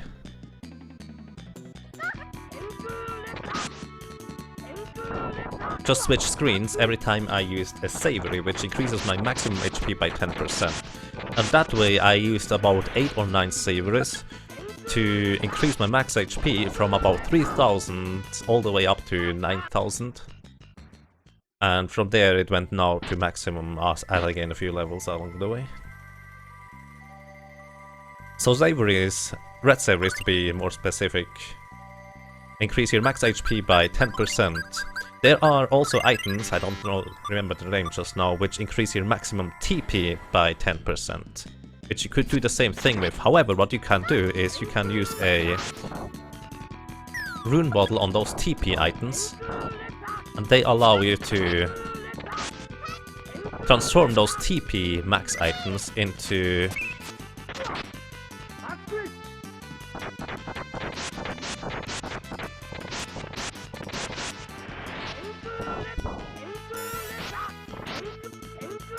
HP maximum items. As in, that's kind of the transformation you go through. It's really, really handy. Wow, I got into encounter literally on the screen transition there.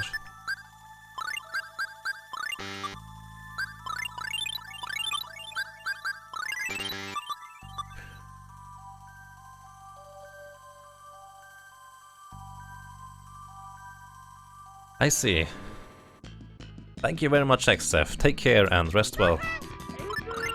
Have a nice day, sir.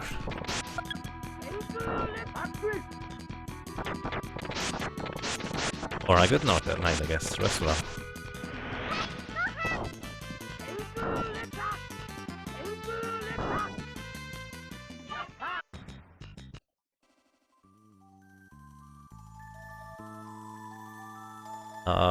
I kind of lost on where I'm at. I think I did not want to go down.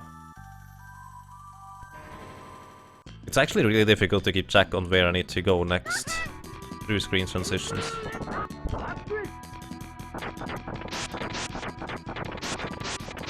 Through battles. I'm not used to keeping track through battles at all.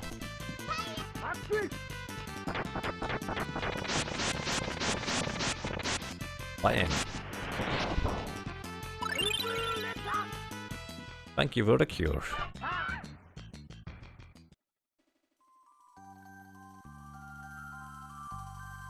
Sage? Might be Sage. I think I actually worded and named those things wrong. Either way, increase max HP by 10% and etc. Those things. Might be Sage Leaves. I think I worded that wrong. Ah, it's down instead. Go with me. Wait, it's one less down? One more down? To the right? I forget where I am at.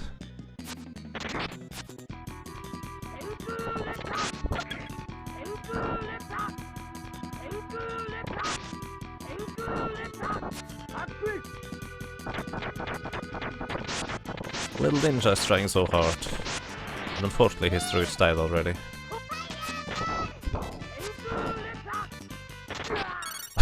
Oh my god. Poor Clark. It's just kind of boom. Took the dying shuriken to the face.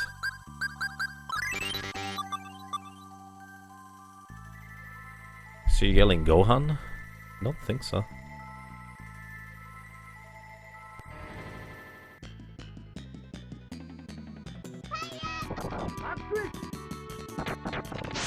Archie's yelling fireball.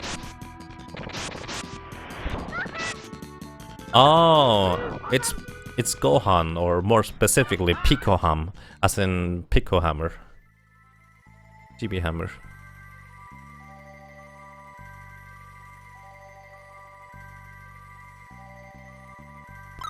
By the way, why do I have Archie in my party instead of Chester? I think it's experience.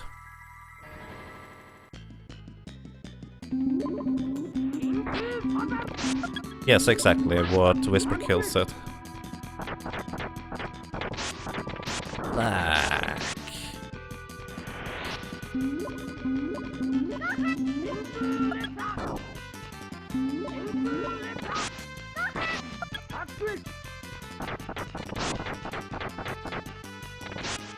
You hit that thing once in the corner. This is a bit silly.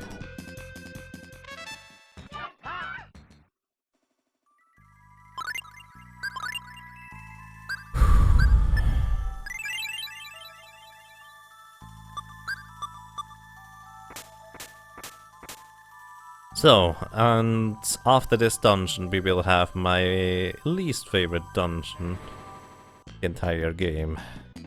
Also, I forgot to split on Hardmode.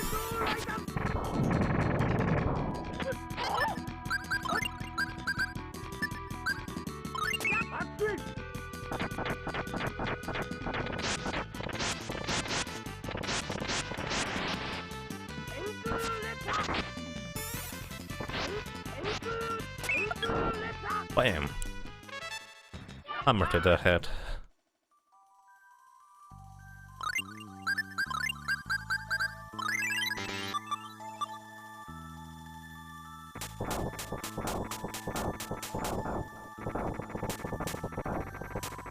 Once again, I'm just loading up on steps here.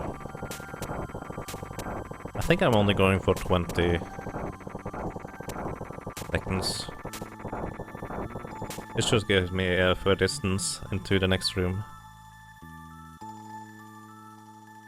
Theory anyways, as long as I didn't overload it yet.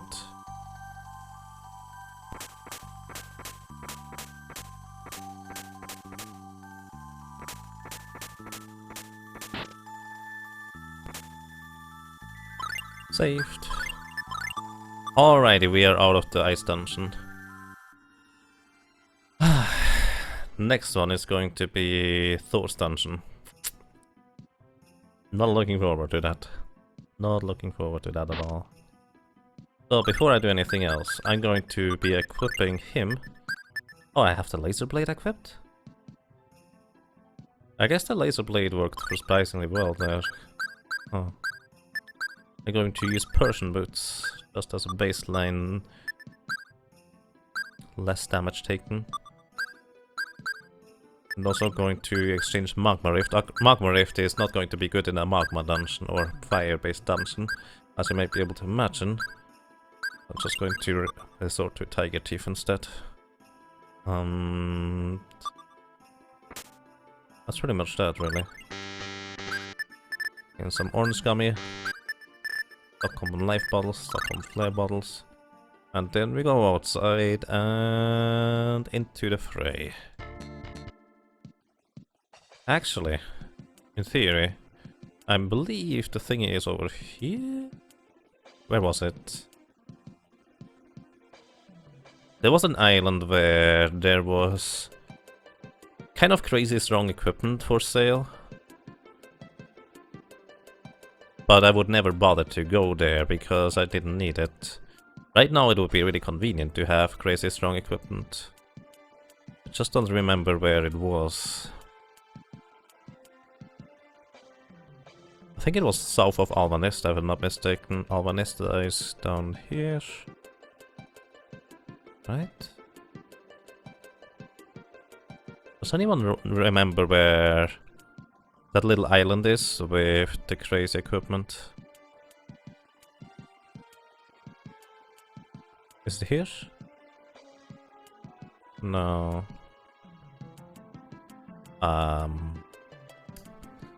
I have no clue anymore. I used to check that place out just to see whether it would be worthwhile to get a bow for Chester. Right now it might be. Greetings, Kulodolo. How are you doing, sir? The bright side, I get to hear the theme for a bit longer. The flying theme. This one? No. We have a map.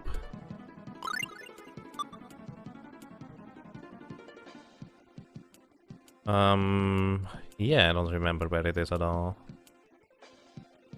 Slightly awkward.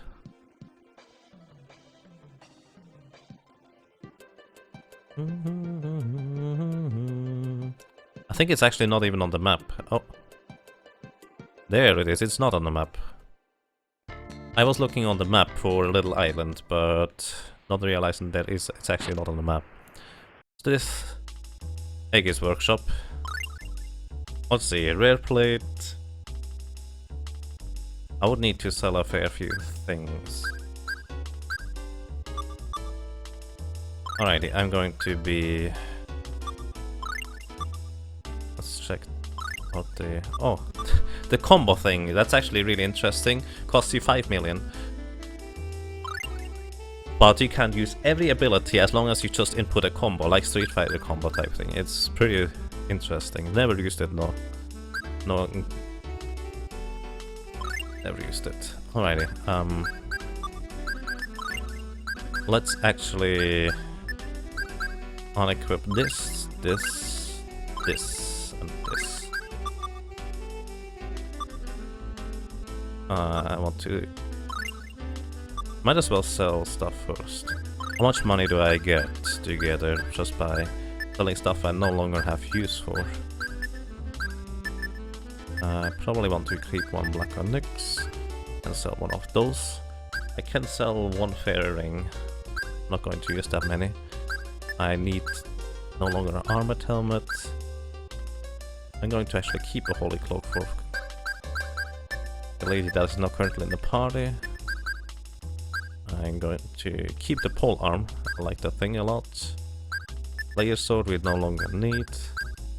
Dragon tooth I never used. I don't even know how good that thing is. Armlet, Twinkie, Mackerel, Bill cut. That would actually be better. I keep that for now. Mithril plate. Likely going to go into the trash. Fine shield that I want to sell. Paladin helmet is actually pretty good. So, now I use the Lotus perfume to reduce store prices by 50%. Hopefully it works, it does work. So, rare shield, rare helmet, rare gauntlets. Apparently I already have that thing. Interesting. So I can buy a second one and a third one for those guys. And rare gauntlets for him too. Alrighty, we equip everything. We now have rare equipment apparently. Alrighty, we are better equipped now than ever before. I've never had that good equipment in not even my casual playthrough. Because I'm pretty sure I kind of missed this little island in my casual playthrough. So, and in we go to my least favorite dungeon.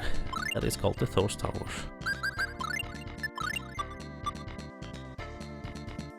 Dragon Tooth. Something like that. I remember no longer going down here.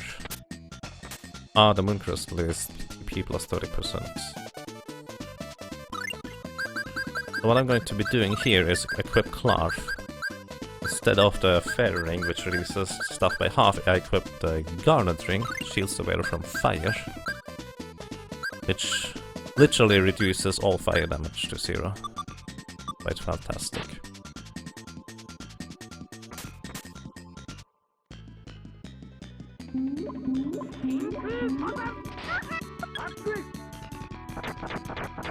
Maxwell is fine.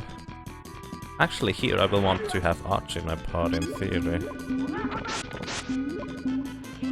Those things still exist over here, it's kind of weird. So there are enemies in here that drop so-called Salamander Ring, which I can use a rune bottle on and turn into the other version of the ring, which completely shields me from fire, including the air environmental damage.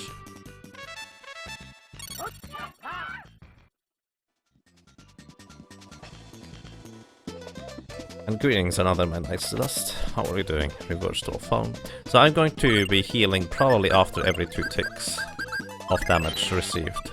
Since this is percentage-based damage, you lose 1/8 of your current life every time you take a tick damage.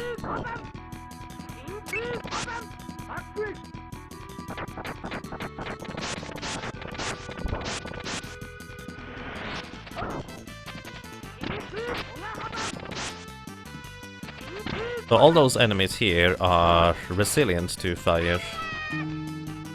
Barrier? Type damage. Alright, Kalaf, it's okay. Your Maxwell is unfortunately not that useful here. Nice, we got a Salamander's Ring. I'm going to be using that immediately here on Cress after I rune bottle it.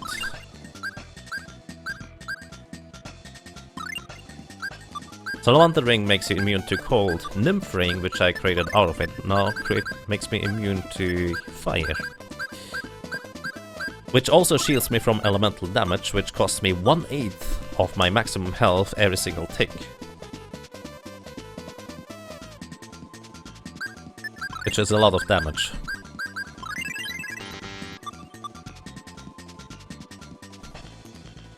Because well, I have almost 10,000 HP on my main character there. So, other than right, that's what I wanted to do. Change. Flush. You get Archie into the party. I will be allowing Archie to cast Isaac Needle and Tidal Wave. Tidal Wave is the strongest water-based spell. Alright, heal up. By the way, this environmental damage kills. Oh, also what I did forget to do is I did not equip Archie yet with good stuff. Or new stuff for that matter. Black Onyx is fine.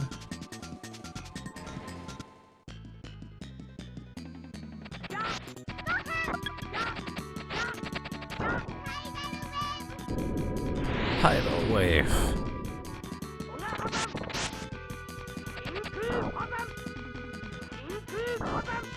Bam! 8,800 damage. So Fury Slash starts doing really good damage. So normally you would want to run in this area, since the faster you are through here, walking wise, the less ticking damage you take. But not really an option for me right now. I don't remember what is in this chest over there, I just remember at least some point getting it, but no longer. So it might be just some equipment that I no longer consider to be necessary or useful. 6,500 damage, so this will hit Mint and Chester, and Archie too, I guess. This should kill him. I am.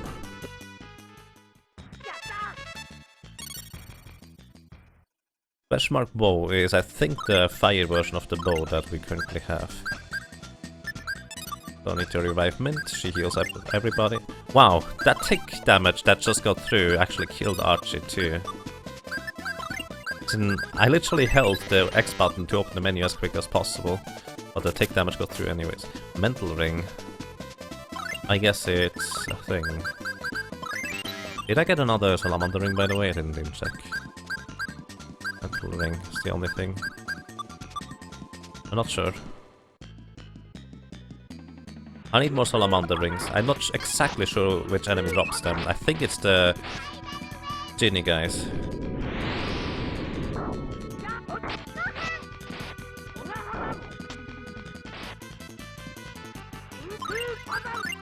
Okay, Mint, you should actually heal me, please. That would be really nice. I don't even know what dealt so much damage to me there. That's kind of insane. Thank you, Mint.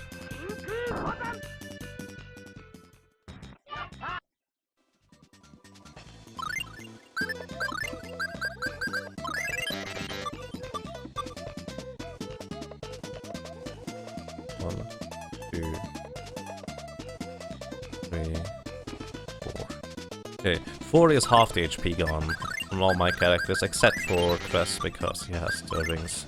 I still need more rings. Usually you get them a bit faster in this area.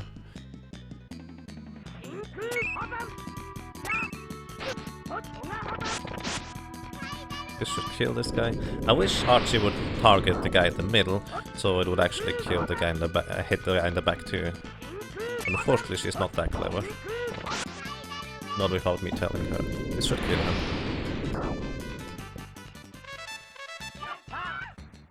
Just again the level. No ring still.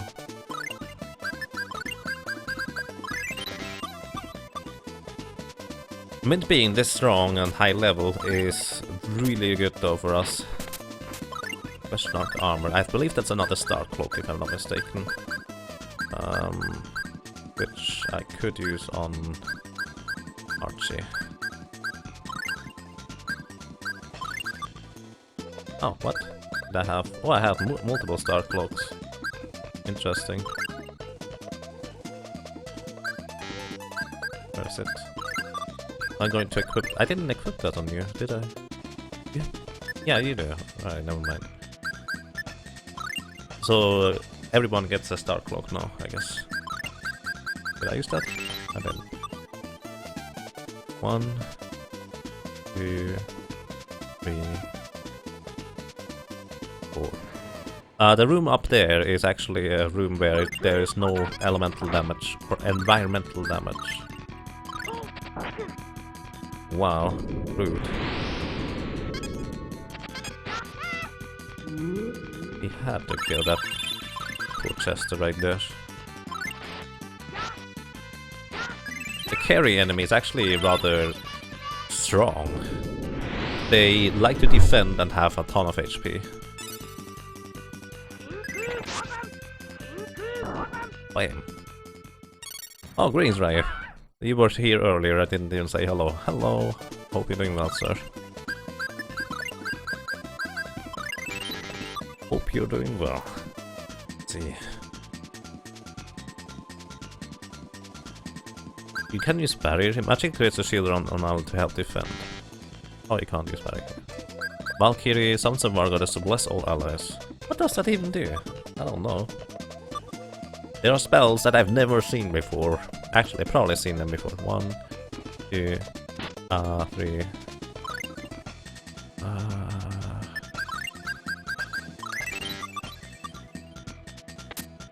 Question mark helmet. I believe that's another paladin helmet, if I'm not mistaken. Which Chester might be able to use. Cap. No one can use that here.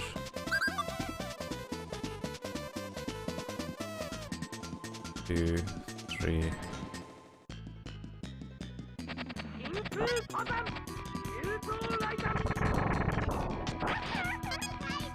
Rude. Should kill it.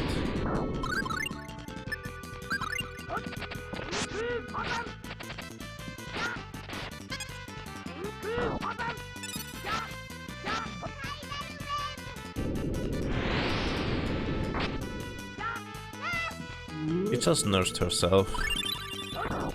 Only herself, because she was nowhere near her allies. Salamander ring acquired, there we go, that's the second one. Actually almost forgot about those things, because I haven't gotten one in a while. So, second Salamander ring I'm going to give to Mint. Actually wonder, can Chester use the Paladin? No, I cannot. Oh, I have 2 already, never mind. I probably missed one. So Mint gets 1 instead of the Mental Ring. It's a Mental Ring and Chester gets the other one. The only archer is now not shielded from the environmental damage.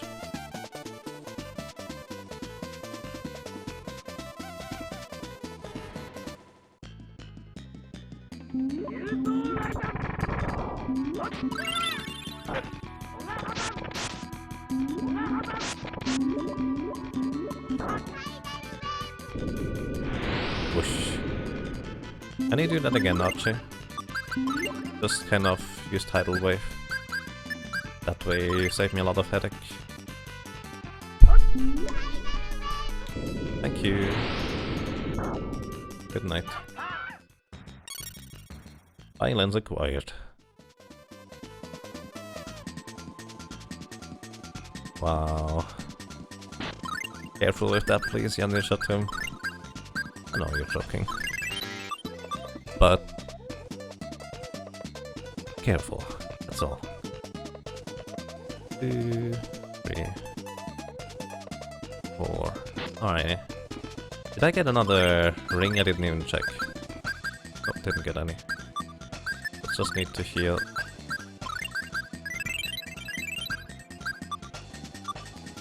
So, these should hopefully not be too much of an issue, as long as I get to cast Tidal Wave right away.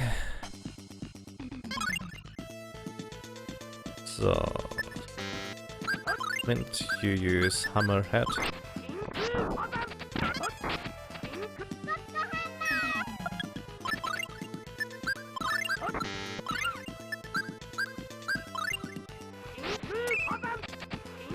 Explode will actually kill Archie, but everybody else will not take any damage. I would like to have Mint alive, please. That's so much damage. Oh my god!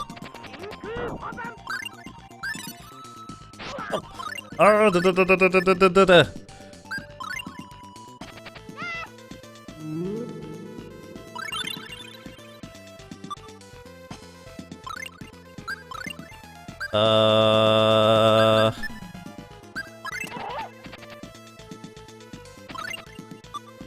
Revive me, please. Revive me, please. Oh my god.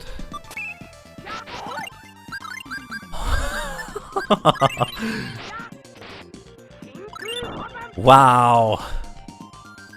That was way scarier than it should be. That nurse though, yeah.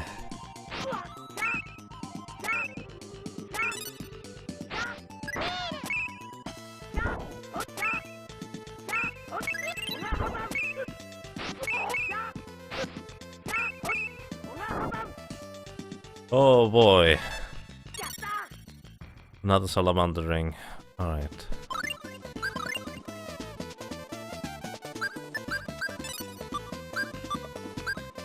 I'm actually curious.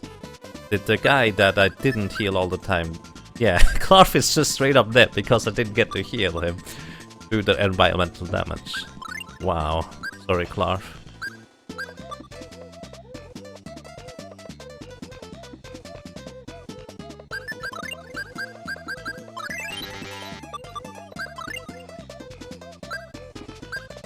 Oh boy.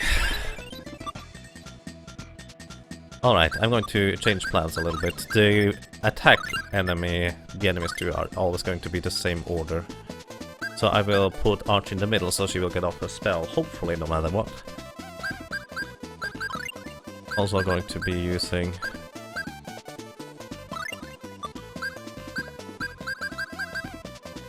Rune Bottle on the Salamander Ring. That way now Archie is going to be shielded as well.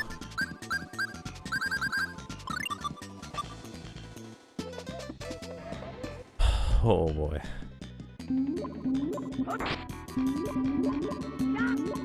So much lag!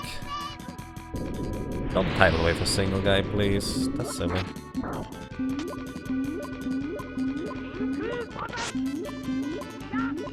I thought they absorb TP, but apparently they don't. Oh wow! Omegas with the massive host. Thank you very much for the host, Omegas. And welcome everybody.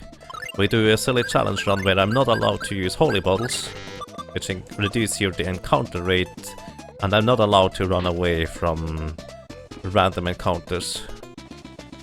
I'm here to guard the Flamberge, so you need to kill all those guardians here.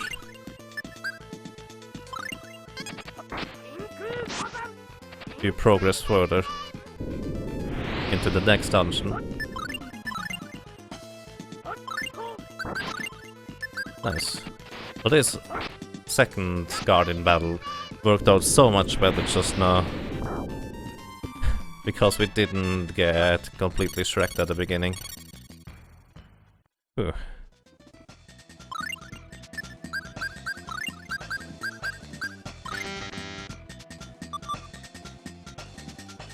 Just a reminder that Ultima should not be winning, she is an enemy in the range. I have no idea what that means really, Ok. Greetings to you. How are you doing?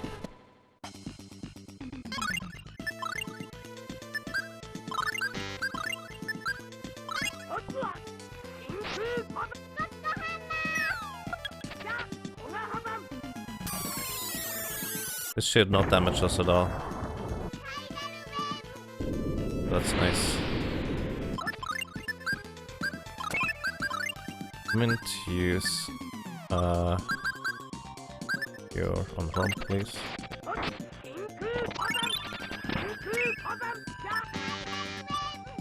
So this should kill the wizard and the druid. And the dryad carry as well. I just basically guard from the back and everything works alright. Recover learned. Wait, recover is the strongest healing spell, I just realized. Holy bottle said if you like 10 hours. Something like that. Not quite that extreme, but it is pretty significant. Also, I mean, I'm also fighting everything. That doesn't make it any shorter. Okay, last guardian here, then we get access to the Flamberge upstairs. So try to hammer all the enemies again.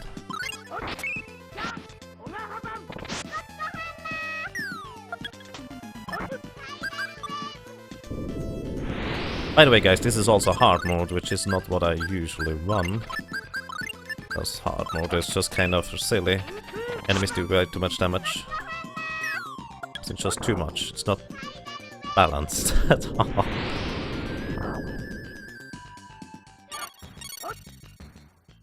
So, alright, that was the last guardian. The door opens, and we get one more random encounter. The sword. I guess I'm okay with those guys. They are easy to defeat. What are holy bottles? Holy bottles are items that, if you use them, they reduce your encounter rate significantly. If you use them cleverly, as in if you know their mechanics in and out, you can literally avoid all random encounters once you gain access to being able to buy them. As in, I can avoid all random encounters in the entire game just by virtue of... Also, pole armor is better against the fire boss instead of the ice sword for some reason. Just by virtue of using them in a clever way. That's pretty much it, really. Yeah. Let's go. This is Flamberg. Or Flambers. Flambelk? Sure. Let's go with that.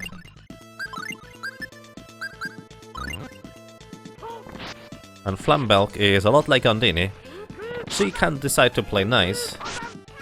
Sometimes she decides to not play nice. It's really that simple.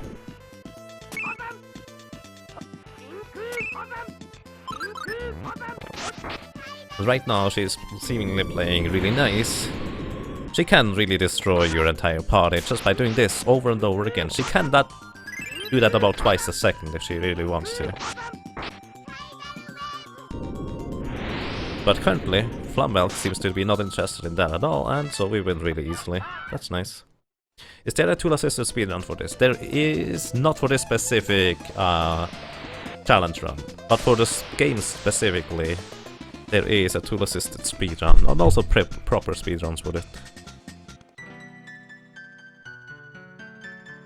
The tool-assisted speedrun, by the way, is not updated to reflect the research and stuff that I've discovered. So it does not actually take advantage of everything, but it's actually quite fine overall. Really well done. Take care, YT Souls 777. Thank you for dropping by.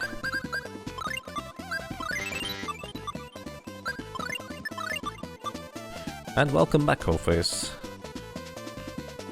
So, alrighty.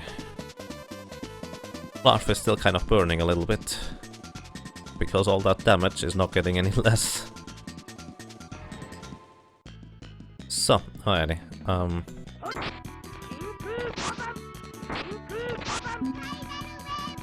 I should gain the other weapon again. I kind of forgot about that.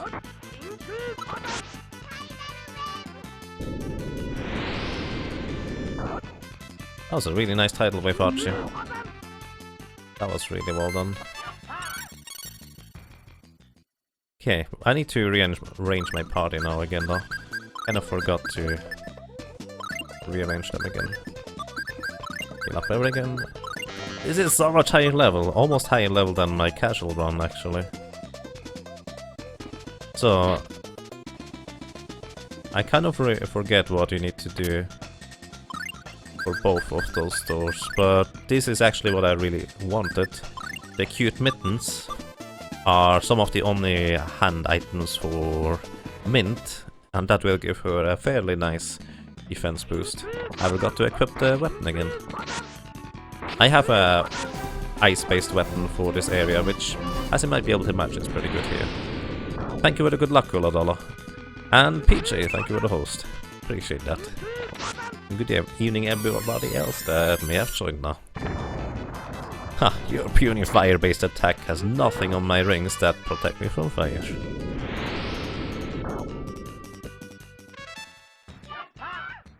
Alrighty, let's not forget to equip the proper weapon this time.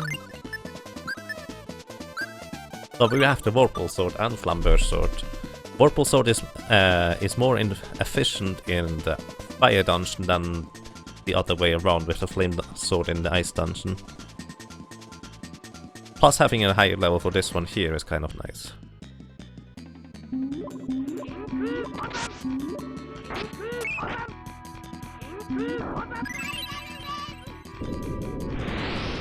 Also really good tidal wave again.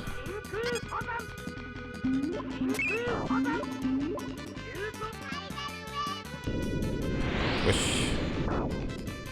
Everything dead.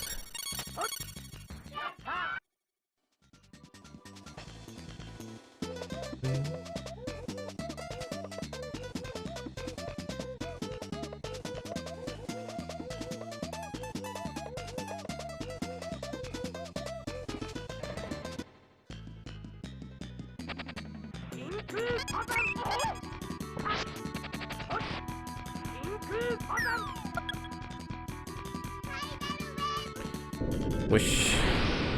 Archie being in that position is actually really handy. Apparently, since she seems to get a lot more spell cast through without interruption.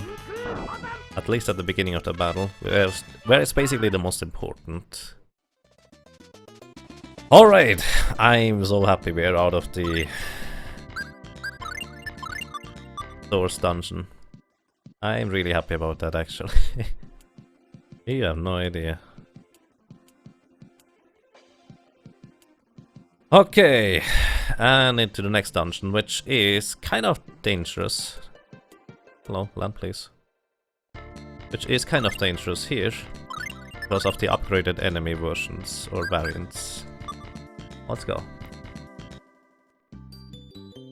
The guards are still guarding the area. Hey, promise us to stay at the beginning. Hey, no promises. Of course she's not going to stay here. Grump. Yaga Grump. Grump. Mandrakes. I probably should use the fire-based weapon here. I didn't see whether I dealt any damage or not. I healed them. And I'm a stone statue now. So yeah, ice or water-based weapons against plant enemies is not a good idea. At least not in this universe.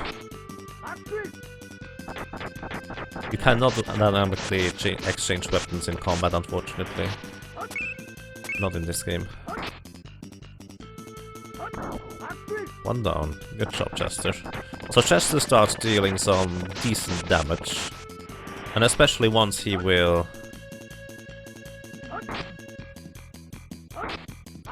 gain an even better weapon, he will deal even more damage. Which is going to be my goal here.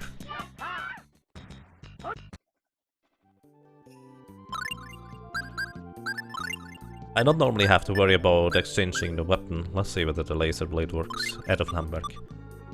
Sorry about that. I don't even normally have to worry about those kinds of things until I encounter the next boss. Because I don't usually need to worry about random encounters. This is so strange. Wait, those are the old ones. Those are the weak enemies. Well, weakish, I guess. Hey, your mom, I'm proud. Thank you for the host. I appreciate that.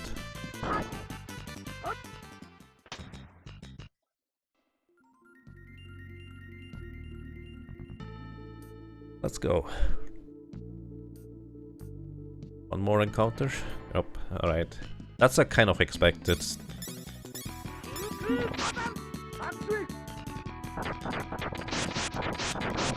With their dance, by the way, they drain your TP as in your magic points. It's kind of irritating. Alright, Clark, you can stop casting Maxwell on your own volition. Because I should be able to kill them quicker if I just use Fury Slashes.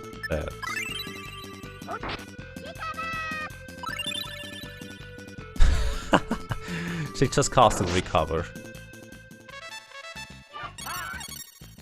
Gorgon Amulet acquired. You know what? I actually don't need the Nymph's Ring anymore. I'm going to use the Gorgon Amulet now. It protects against petrification, which should help me tremendously here. I'm going to use the Fairy Ring. The Battle Rune. And...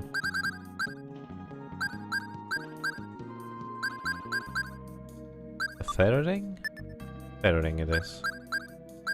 I have a second Fairy Ring somewhere.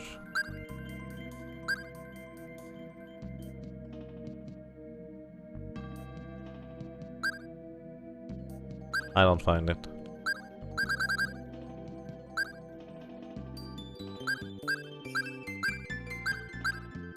I don't see the Fairy Ring. I thought I had a second Fairy Ring.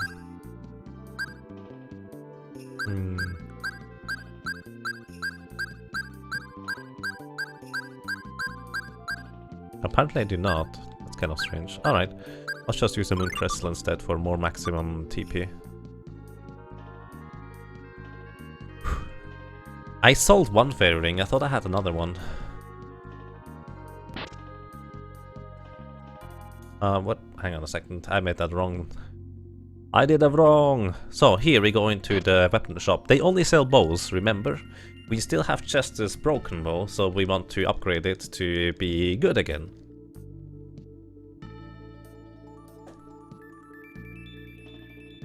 So for 20,000 gold we can upgrade the bow, and we just need to stay at the inn for a night to be able to acquire that improved bow, and it is absolutely worth it, especially for this kind of category. Allows you to flee from battles 10% faster. Yeah, that's almost useful. Because I can't run from battle. Well, I could, but... you know, rules. Life bottles, flare bottles... Okay, restocking all the goods. Please let me outside here.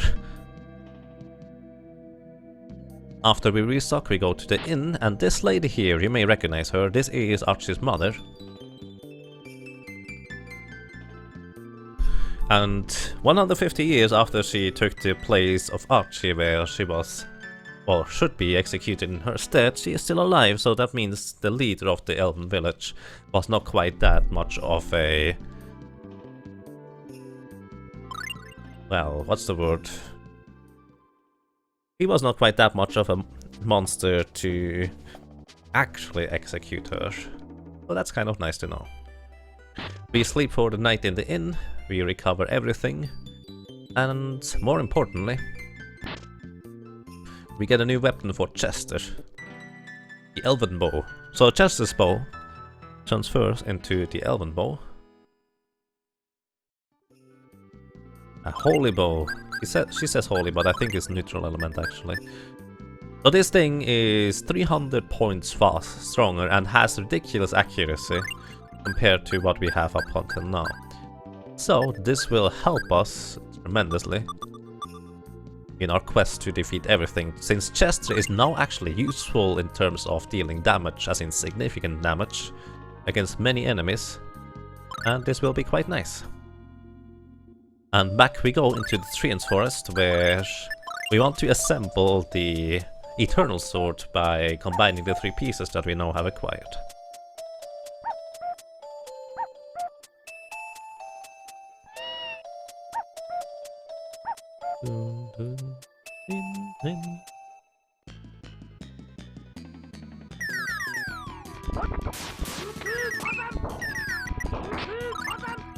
Okay, Clarf, use some max health, please.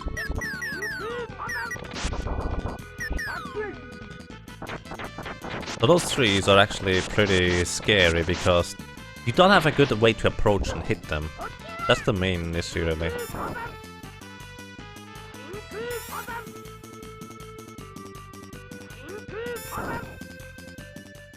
Oh, they teleport after you hit them once. But I hit them so strong that they don't really teleport much, do they? That's nice.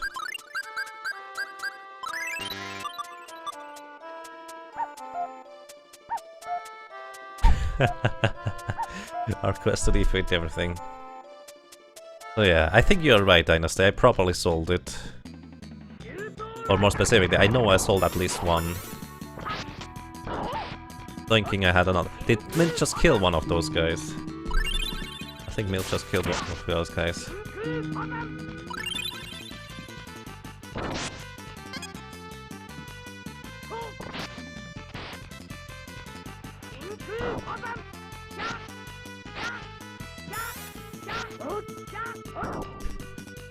And Klaus just whacked him with his book, trying to imitate Mint.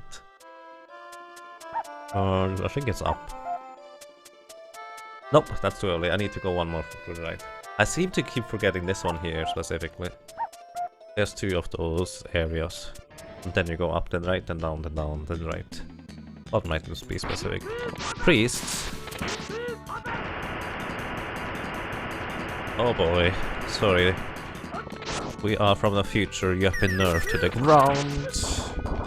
And 2 is way too strong. But I don't want to make priests strong enough to be viable. Shut up. Oh, that's less than ideal.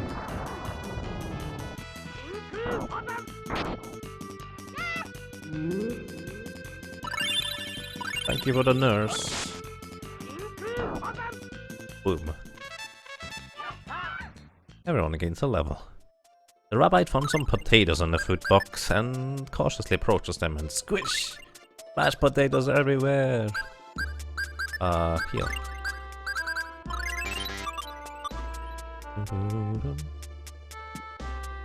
By the way, if you have not picked up the items that you wanted in the Treant Forest, now would be another opportunity to do so, since this is literally the same forest, except for different enemies.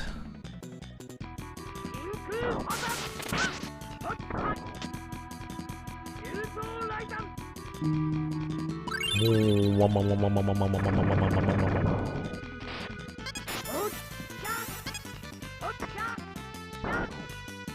think Clark just defeated one with his book. I'm lit! Hey, lit. Are you going Final Fantasy 1 now?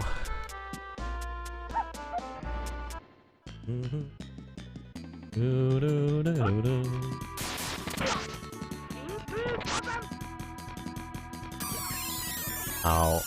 Boom. I'm not sure. Oh, that's bad. Mint is dead. Oh, it's just a 2. I'm not sure that kind of fire is a good idea.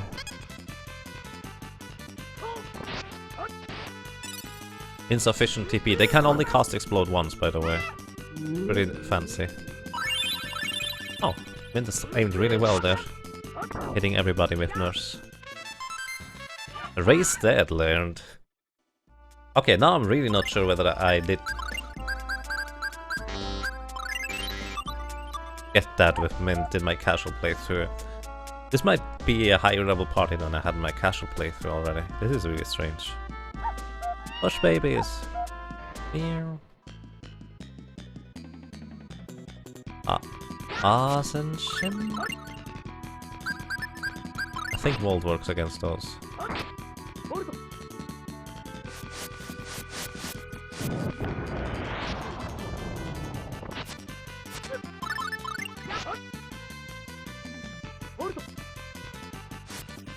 Mint is now a Necromancer. Yeah, apparently so.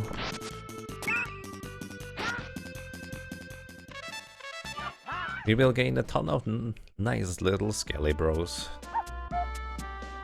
Although I would prefer Skelly mages, so the front lines are not so packed this time around.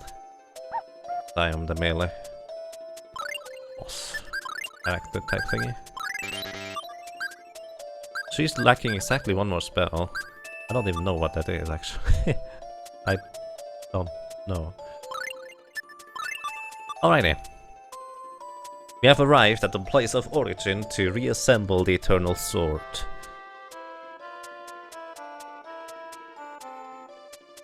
I'm actually really glad that I didn't forget any plot points before getting here, otherwise I would have had to backtrack. So, in the PlayStation version you can actually, for this upcoming boss battle, exchange arts in your party if you really wanted to.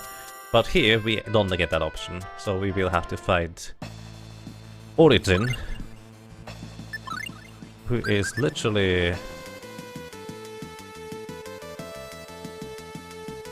the origin of all elements apparently. And also absorb Maxwell damage, which is I think the only boss in the game who does that. And I'm not sure it's the only boss even, it might be the only creature who does that.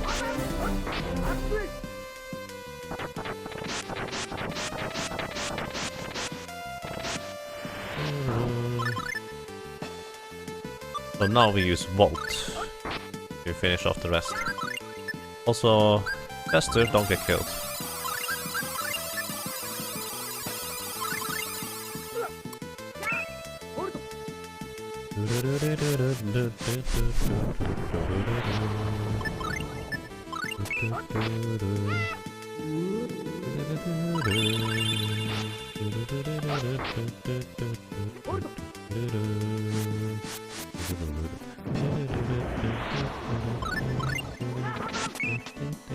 So my damage are pitiful attacks because I forgot to switch weapons, and also I don't have the correct ability to deal damage to him. So we do it the slow way, with cornering him, letting Chester deal a ton of damage with his bow, and also have Volt deal a good chunk of the damage.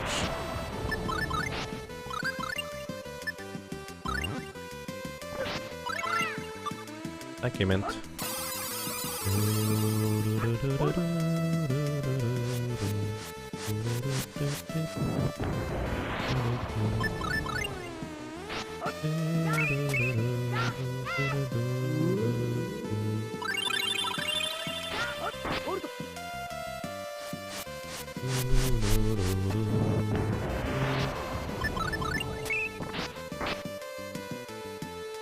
Chester's physical damage here, by the way, I use even in the speedrun, just because it's really handy to keep hitting Origin. It's not even about the damage, it's just because he keeps hitting Origin and keeps him in the corner and stun locked. In this case, his damage is actually way better than anything else I can do, so that helps definitely a ton as well.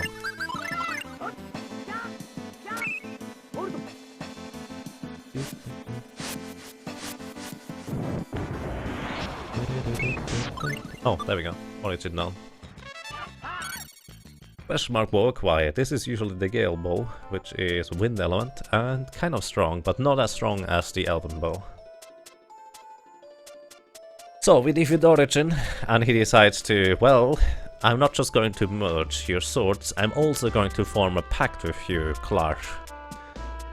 The pact with Origin, which is said to be, well, the origin of all elements and earthly beings or something like that, I don't know. We get a pact with him, on top of getting a new weapon and new abilities. Now the game gets exciting, or something like that. And greetings, Hardmode. The challenge run is actually going quite fine. The beginning was a bit rough, but ever since it's been a kind of smooth sailing. There have been quite a few surprises in terms of enemies just obliterating my party, but not too bad.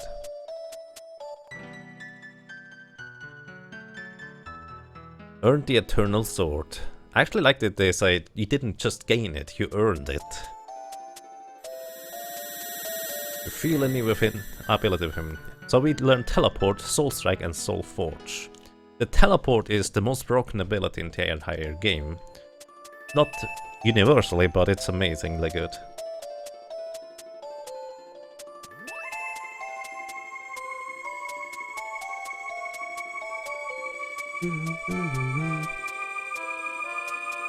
And we have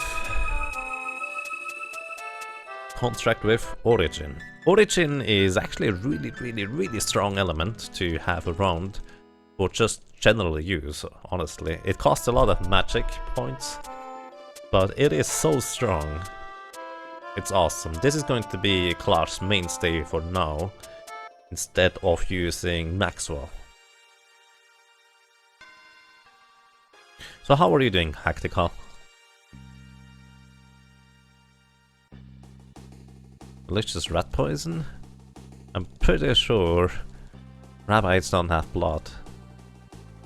I don't think rat poison would work in that case.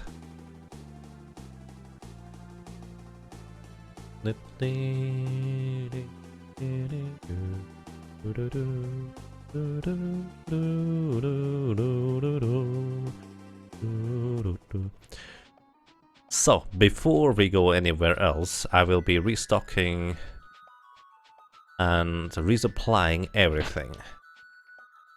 And also rearranging my inventory. So, let's see. I'm going to sell spy lenses here.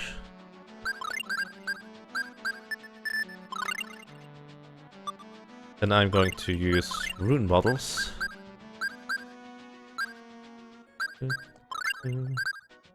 On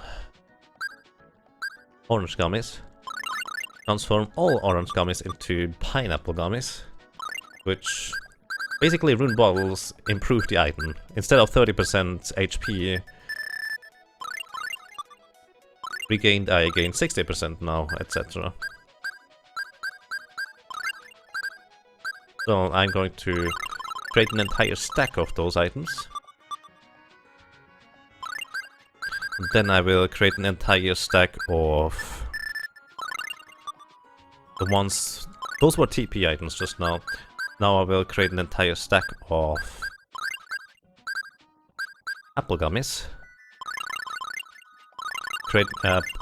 Turning them into lemon gummies. I will also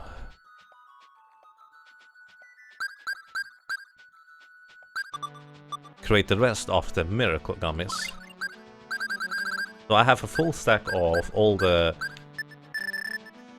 highest level healing items that you can buy after this. Which I expect I will need pretty much all of it to battle all the way through. These gummies go into miracle gummies, and there we go. Next up I need to go and buy orange gummies and apple gummies back. Then we are literally full on items, and I don't think you can get any more of those. What is that? Whoa, I don't care actually. Alrighty, this is the last time I'm going to buy rune bottles. With this, I should be able to go all the way through the last dungeon.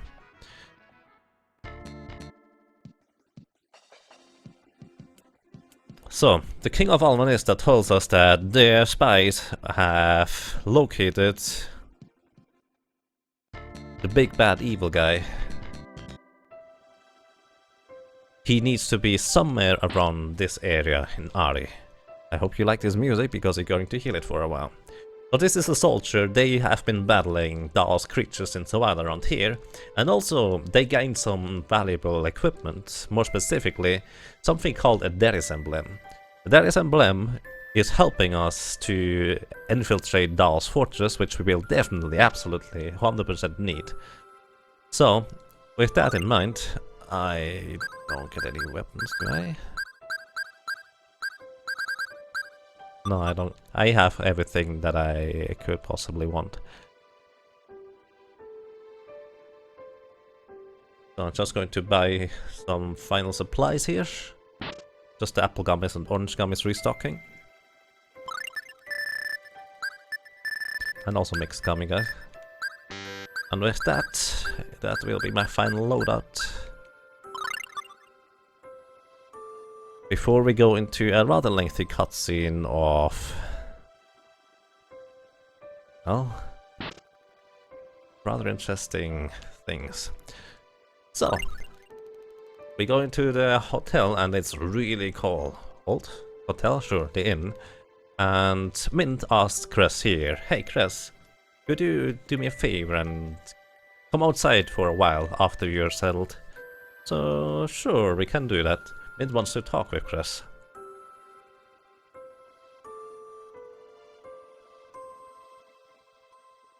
Is this a well-known game? Not so much. This is the first one of the Tales of series. The Tales of series mostly got known by Tales of Symphonia for the GameCube.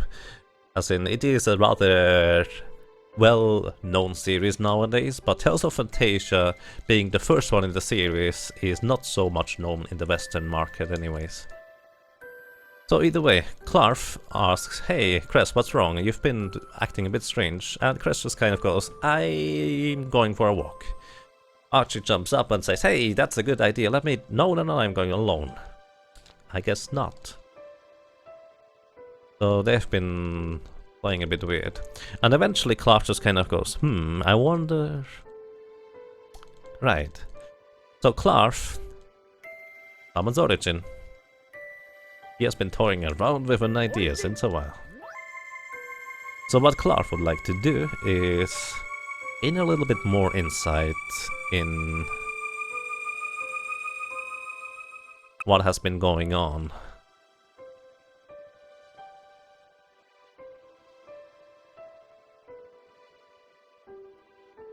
In someone's life that he has not seen since a long time.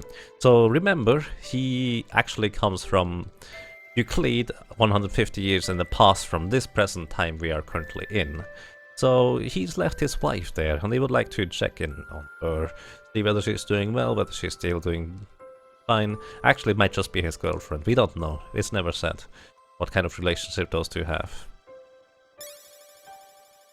But he uses the Eternal Sword to gain a little bit of insight back into the past, just kind of checking. And Archie and Chester are sent outside so they don't disturb him, something like that.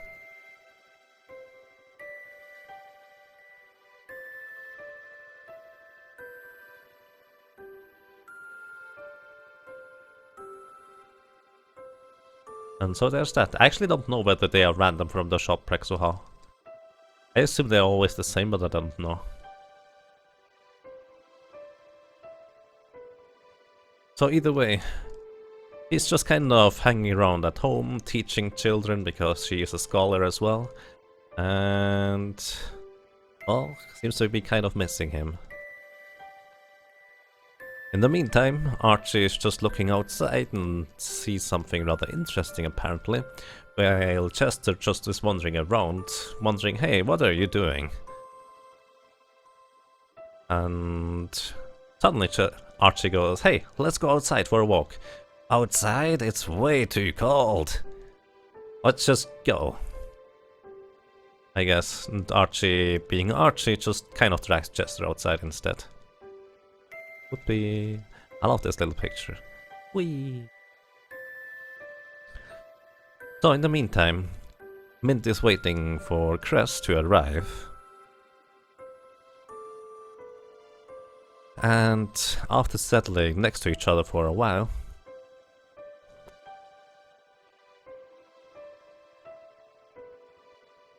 Mint eventually explains as to what is going through her mind. She wants him to take a look at this. This is the unicorn earring. Remember the one that we used to bust through the wall that we received from the mysterious lady, which is probably Mint's mother, even though she was dead already. So it was her spirit or something like that. Either way, the really powerful unicorn earring that we kind of lost after escaping from the sewer system. It turns out Mint knew all along since now that her mother was dead after they escaped from the prison. Up until now, Cress kind of kept up the idea that Mint may still think she is still alive somewhere and fine.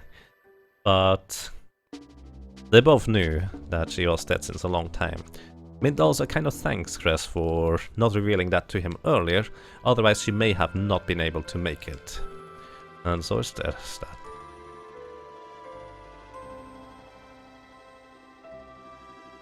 So there's that. This little cutscene. Our soldier friend informs us that Dao's activity has been spotted in the cave to the west. So we go and check that out. This is how we get into the final dungeon. So we need to equip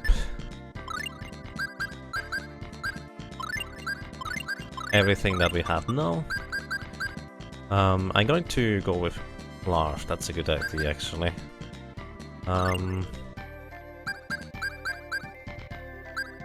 We will need the Darius emblem eventually. Oh, did I? Oh. Yeah, that's better.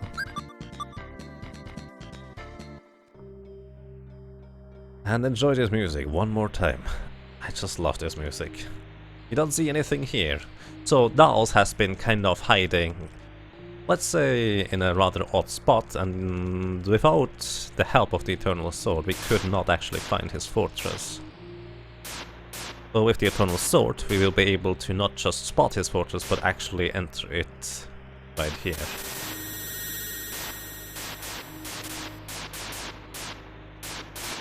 Well then, this is going to be the final dungeon. Wish me luck, because this is going to be a really lengthy one.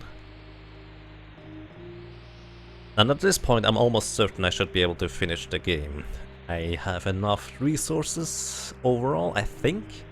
I will be going to get some armor that I have not been getting anymore in the speedruns usually, because it's just not necessary, because you either die or you don't. As in, either the enemies cooperate or they don't. And with that we are here in the final station. Actually there are going to be 2 more save points after this. It's that lengthy of a dungeon. I need to equip my skills a bit differently. I'm going to be using teleport as my mainstay ability for ranged, and also use Gale Shield as my short range ability, aside with Fury Slash. The formation should be a little bit forward, so they don't catch us all at the same time. And here we have a little guardian guarding the entrance, kind of preparing us for what is to come. So this guy here, he can either play nice and just keep trying to cast his spell and never move forward, and I can just kill him Fury Slashes, or potentially he can just be quite a monster that he is teleported in the middle of my party, like he just tried right now, and obliterate everybody within less than a second. Mint, you could throw the Pico Hammer. There we go. He was actually really nice. So I'm going to go back and save, because random encounters in this dungeon are crazy. It's the final dungeon. What do you expect? Over here I gain a shield. The Star Shield, I'm immediately going to equip it, because that's a really good one. Which will increase my defense significantly, and I also think it gives me some immunities. I'm not even sure about that. Seraphim is a simple-ish encounter, not too bad. You should be able to handle her with no trouble. What are you doing, Mint? What does that do for us? I think that just increases our defense. Which is not really useful. So I'm going to disable Mint's abilities aside from Hammer and the basic heal abilities. That's fine.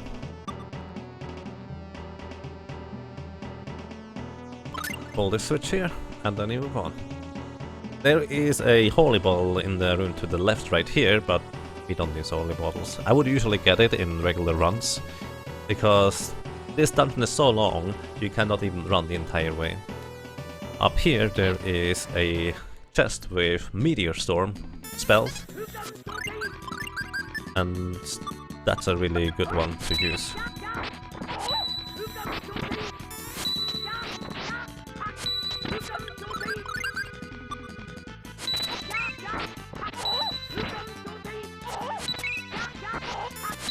So those assassins are pretty crazy strong. Did Mint just kill him with a feeble attack?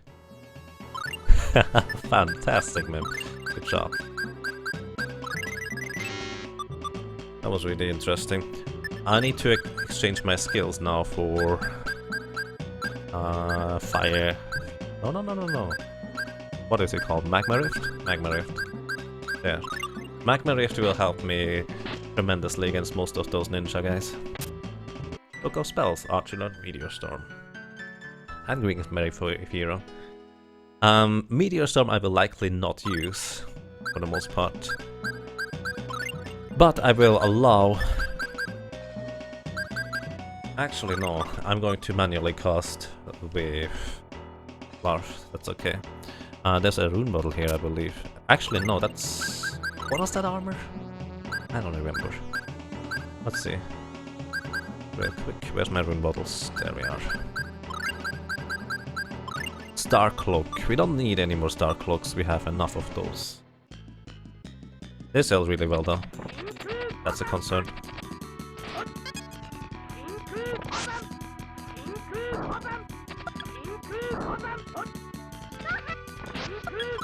So, Mint, I would like you to heal instead, for the most part.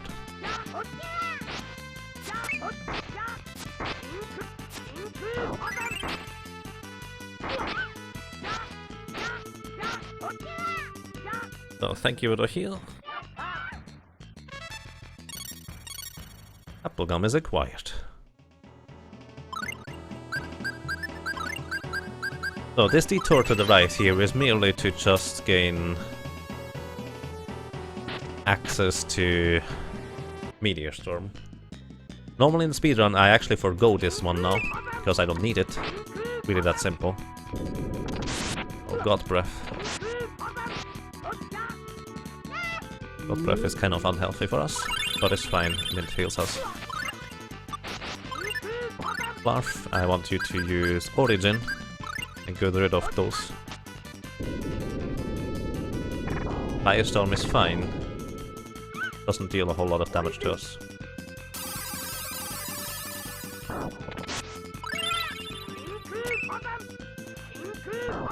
And there we go. Enemies down.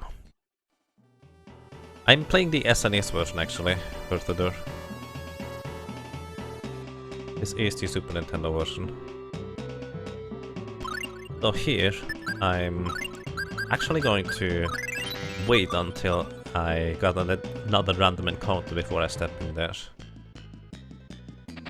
Because doing these encounters here with just press alone is kind of a nightmare.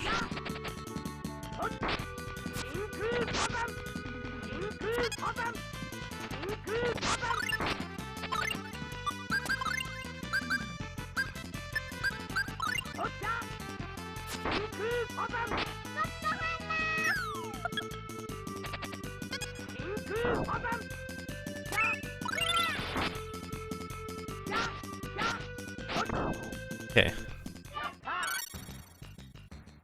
Alright, this is going to be interesting from here. I'm going to be using... anything on you, heal to full. Because now, I need to actually equip the Darius emblem on this guy here. And everybody who does not have a Darius emblem equipped will get teleported away, which means anybody but Jim. So I need to get through the rest here to gain the remaining 4 Darius emblems. Without too much of a hiccup, preferably. I don't remember what was in these chests. Helmet in the book. Let's check those. Anything that helps me around here is good. Star cap. Those heals. None of those is particularly useful. Is it possible to complete this game only using one character? Well, certainly with crests, yes. Actually, yes, it is possible. Oh boy, going to be ugly. Oh my god! They can curse or petrify me. I didn't realize that. Well, there goes that one. At least I know now which chest I'm not going to get.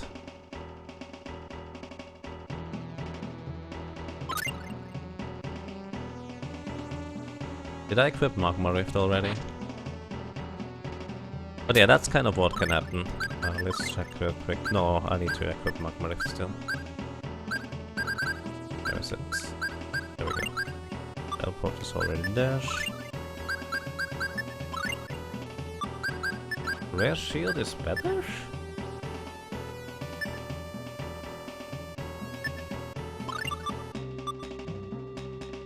I'm not sure why I didn't equip it after I hit the best button there. I didn't restock on flare bottles apparently. Kind of awkward. Or did I just use that many? I may have just used that many.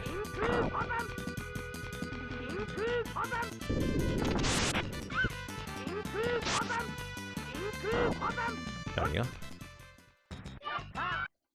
Okay. Going to go outside real quick to heal up and save. Not go all the way outside, just outside here. And then I need to take a real quick, hopefully last, bathroom break. Be right back, guys. Also, I forgot to split. Here it is. Whatever.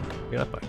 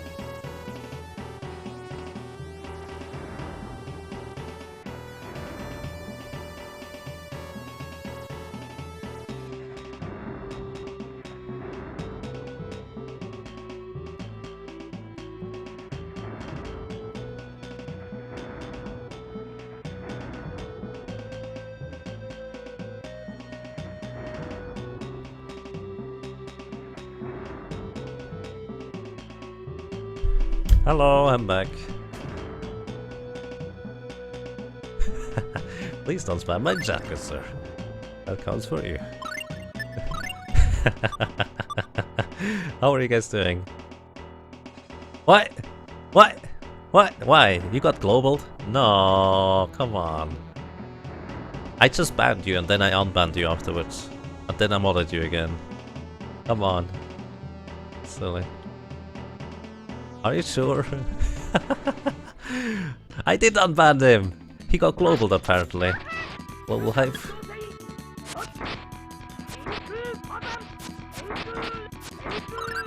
Oh boy. Stop hitting me. This is silly. Oh my god! Did they just completely obliterate me here? Alright. I saved just now, so it's okay. Oh no! Oh no! Oh, I didn't know that, Rai. I'm so sorry. I did not know that. Apparently Rai got global because he lost mod. Oh shoot, that was not the plan.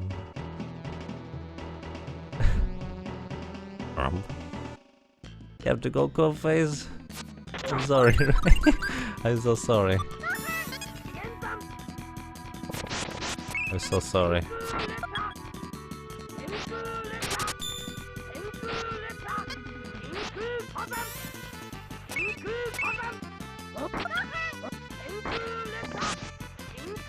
Those assassins are ridiculous to deal with, by the way.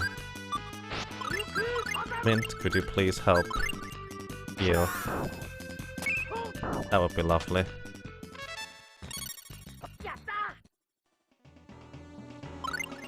Oh boy.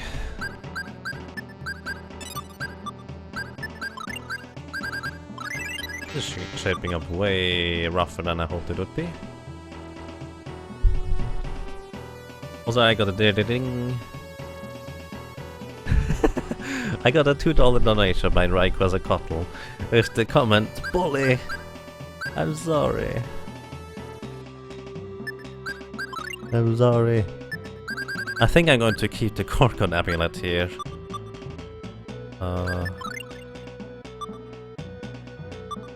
Let's just go, I guess.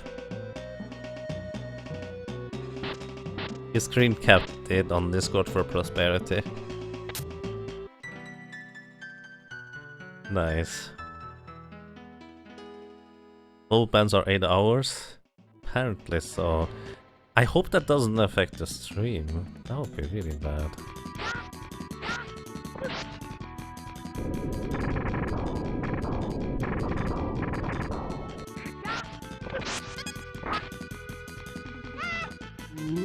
nursed! Everybody gets nursed up. Enjoy your nursing. Firestorm. Nurse, please!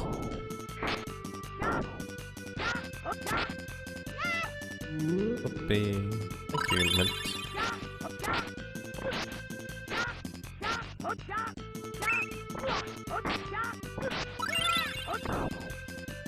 Well, that heal was really handy.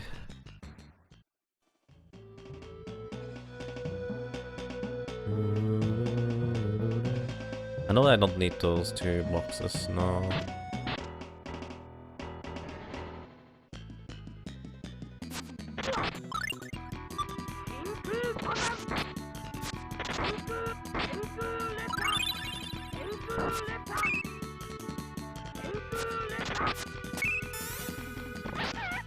Did you just one-shot Mint?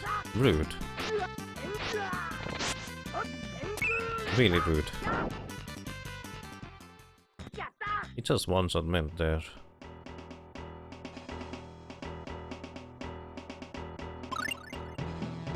Should have had an additional thingy. Okay. I'm not sure I understand, to be honest. Oh, I should have only revived Mint. And I can then use her ability to revive instead. Alright, once again. Getting one more encounter before I go. Just to have the entire party take on the encounter instead of just a single character.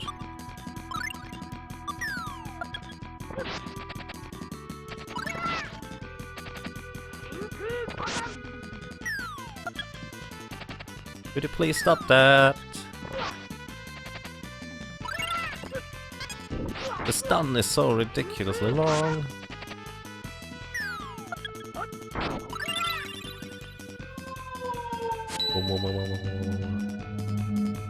I think this is strong healing all ability. Just used. Too late. Too late. Defeated your 2 henchmen already. And I wish you good night. Lark gained a level. 20 messages in 30 seconds? I have no idea what it is exactly. Wow.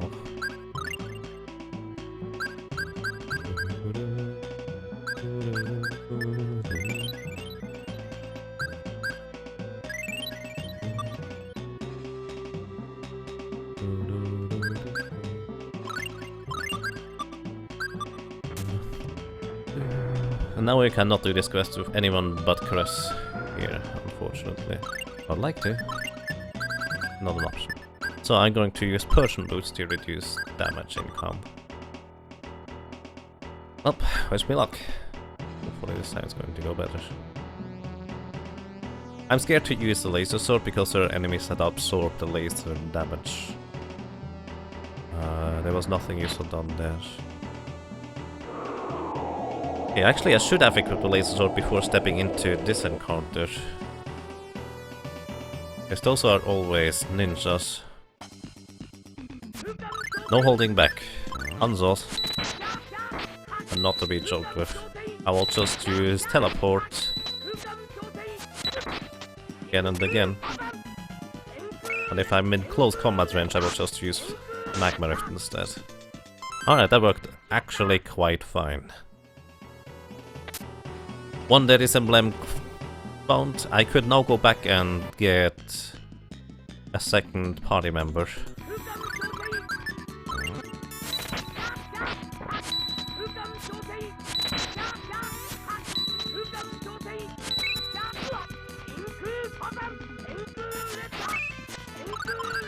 Okay.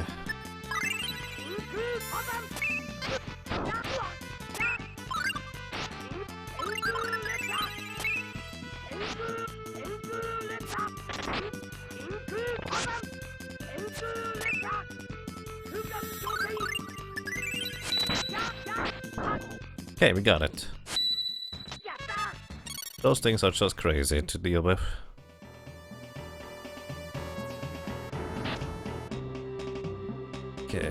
We need 3 more emblems.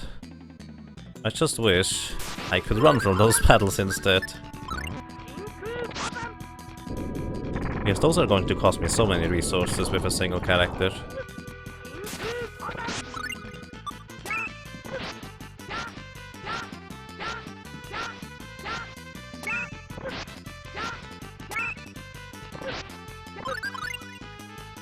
Let's use a mixed gummy.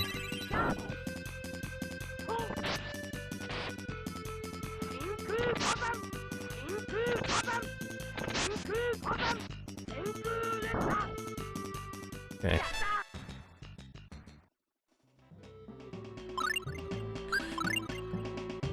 Which version is better, the SNES or PSX? Personally, I prefer the SNES version, but I think casually the PlayStation version is better. For casual play, as in almost all aspects have been improved in the PlayStation remake. Alrighty, let's do this. I equipped the laser sword because it does significantly more damage against the ninjas here. And I'm also going to use flare bottles.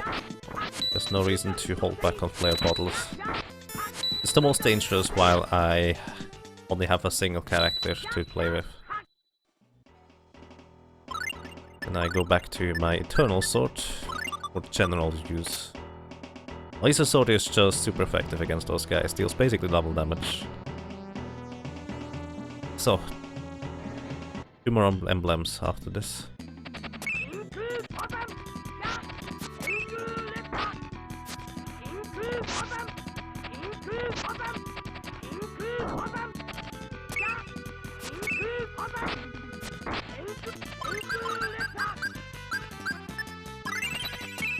Alright, that actually heals them. Let's not do that.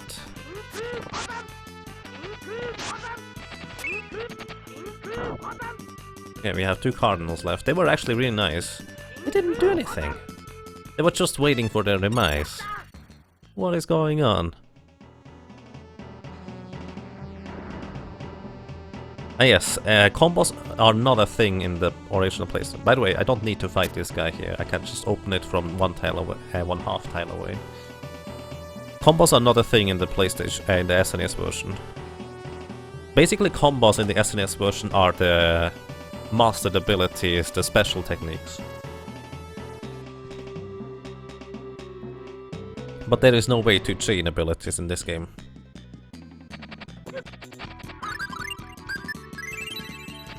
Which is definitely missing in a sense. As in, when I played this game the first time after playing Tears of Symphonia, I was just kind of wondering, can you not combo? Is that a new thing, I guess? And yes, it is actually a new thing. Oh, that's kind of bad for me.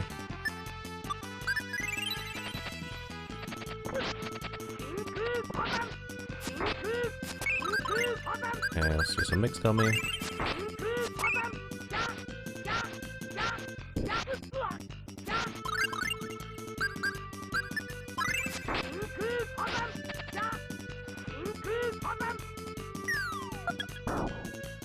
Okay, managed to kill him before anything worse happened.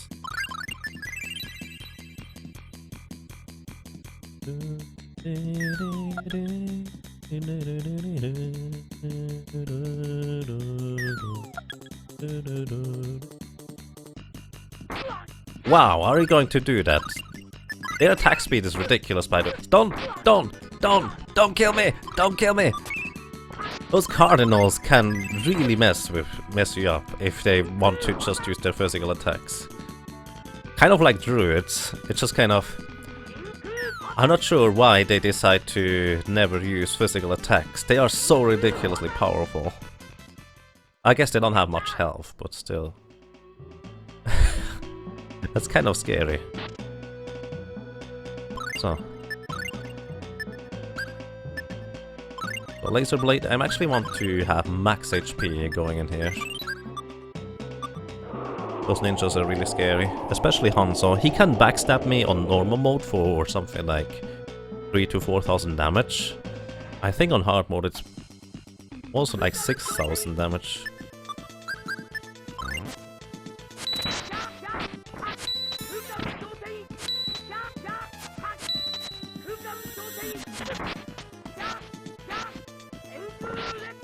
Uh-oh, I need lemon gummies. There.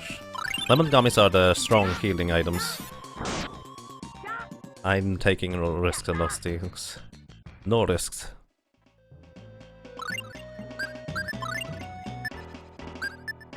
Back to the Eternal Sword. This is the last Ares emblem. Now I need to get into the basement and free all my allies.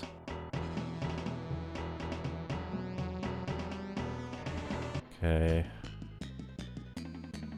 Oh boy. This could be ugly. A Romai all by himself! No! No! No, that's mean. That's what they can do to you. That's really not nice. Oh, let's try this again! This time with 90% more luck, please. I told you those are scary.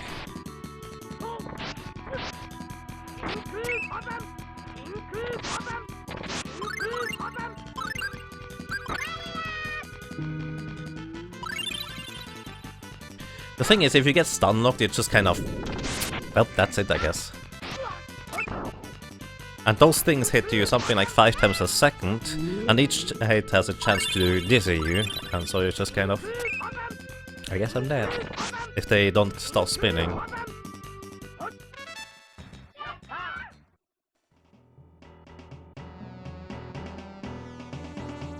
I could actually try and see whether Laser Blade does any damage against regular enemies.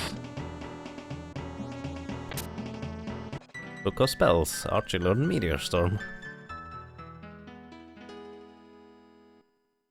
Those eye enemies are the bane of your runs if you ever do speedruns of those. I guess they're not as bad as the Mythel, because they are just kind of... I guess you're dead a bit faster than usual.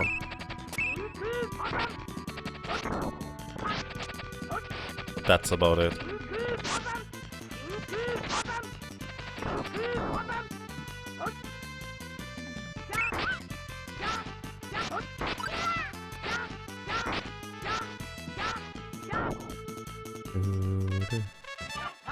And keep in mind, that was with the Persian boots, which reduced damage by 30%. I should kind of... well...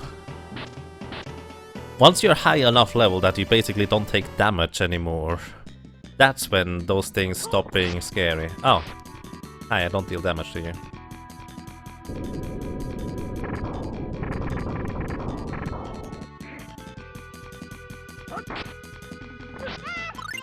Basically just have to wait until Chester kills her, I guess.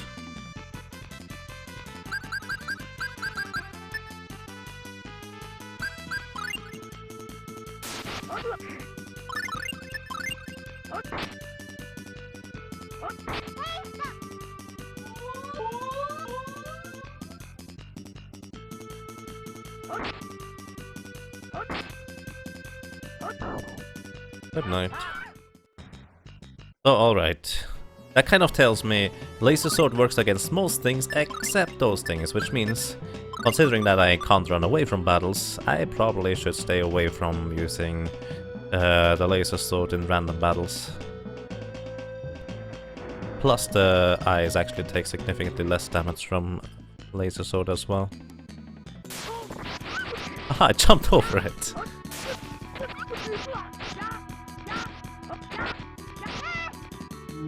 Nerds.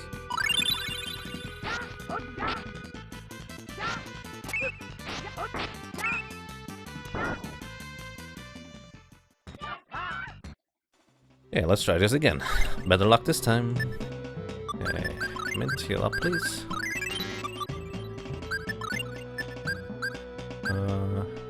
Yeah, I definitely keep on the Gorgon amulet, just against the petrification of the random ninjas. I don't think I have much of a choice in the matter.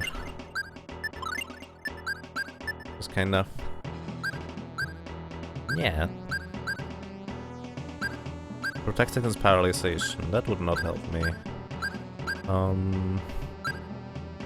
I did sell the other thing that halves the disease duration. Let's just go with the Persian boots. Okay.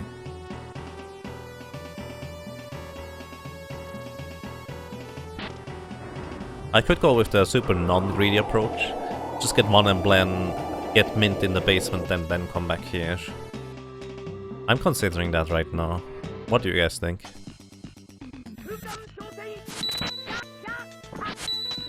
Basically having a second character in your party makes this so much simpler in a sense.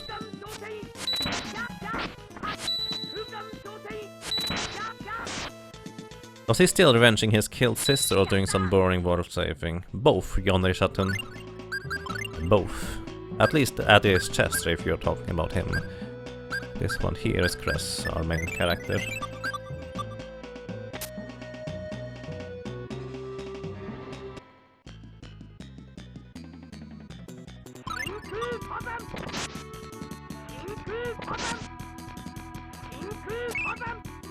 Got the breath.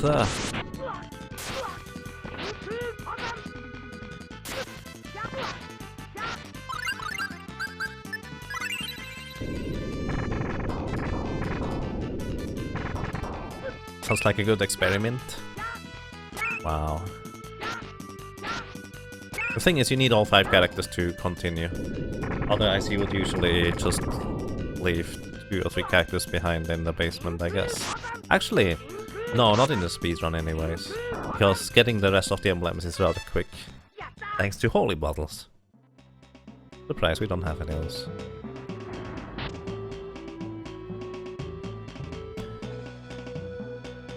Let's just get mint. Whatever. Mint is... in which cell is she? Right. I think it was right. I think it's straight to the right there. Please don't do that. Please don't do that.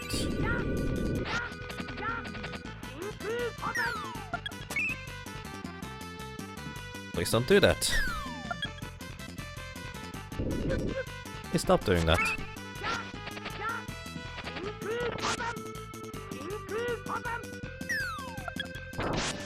Okay, it failed this time. That's nice.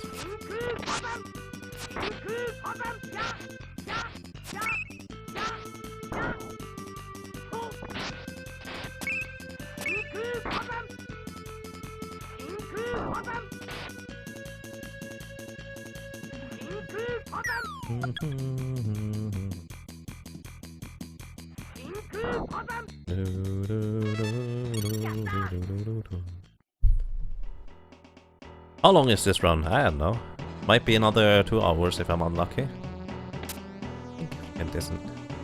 Oh, wait, what? Wow, that poison is outside of battle really powerful. I went the wrong way.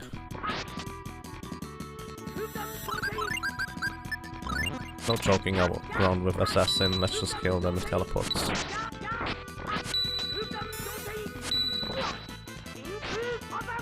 Ah, don't kill me, please.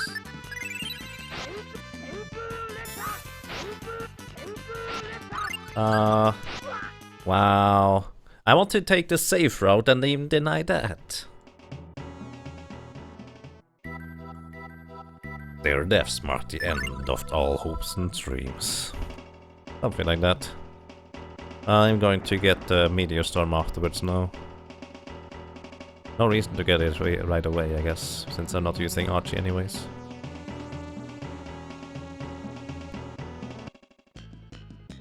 There is no sign I could use, is there?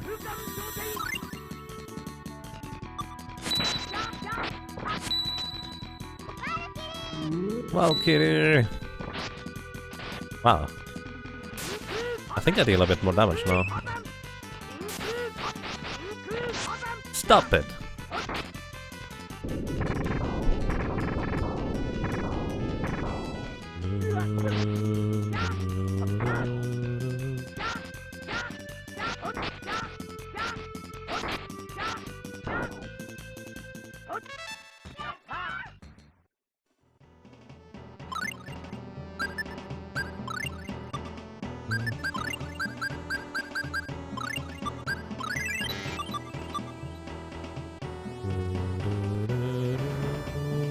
By the way, Darius Emblem can also be random drops from those roaming eyes, which is not so healthy either.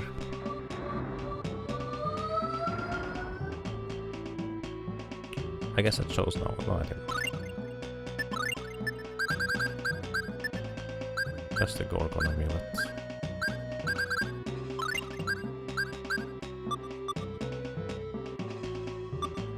Maybe better luck this time?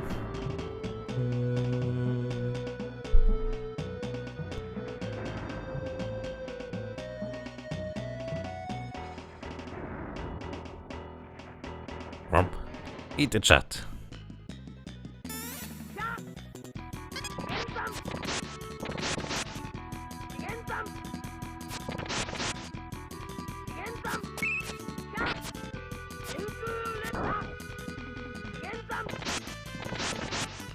This works actually surprisingly well. Oh my god, I didn't realize how much damage I took already. Okay. That was a bit closer than it should have been. Equip the laser blade. Actually, I could technically equip Gale's shield and deal with Seraphs that way, instead of not equipping the laser blade.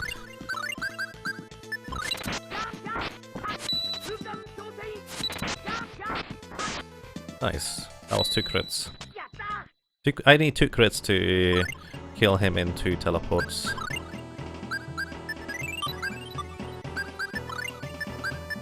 Take down the sword. Get the Darius Emblem.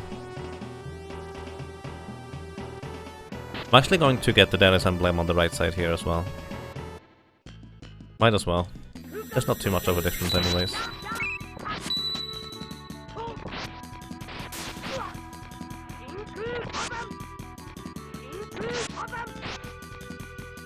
I kind of wanted to push the front Valkyrie into the back one.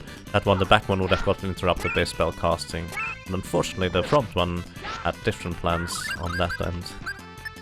Right now. Stop it!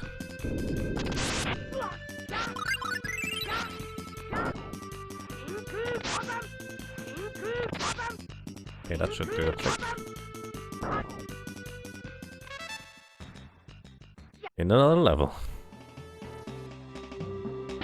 Raindrop Dry, thank you for the host, I appreciate that. Good evening everybody. Trying to complete this rather silly challenge right here.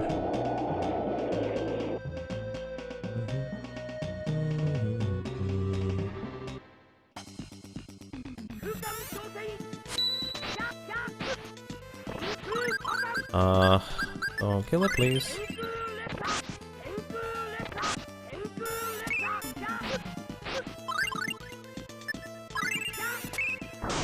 Alright, there we go. Always scary when they start comboing you. Okay, remedy bottles and an apple gummy. Poison is really not bad inside combat, but outside of combat it gets really rough. You know what, I'm just going to go for all emblems again. Did I change weapon? Oh no! Does fire hurt her? Okay, fire hurts, but the follow-up attack hurts me. Ah. Let me get away a little quick. Okay, that doesn't help. I didn't change weapon, and exactly a Seraph encounter right away. Of course, I did get that one. Why does the second portion of this attack have to be so much stronger than the first one? Could you stop that? Seraph, please! You're even killing me straight up instead of giving me a chance.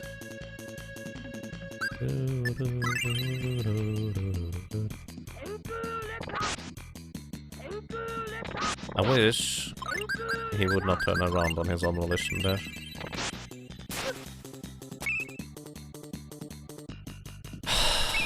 Wow. Now you're not attacking.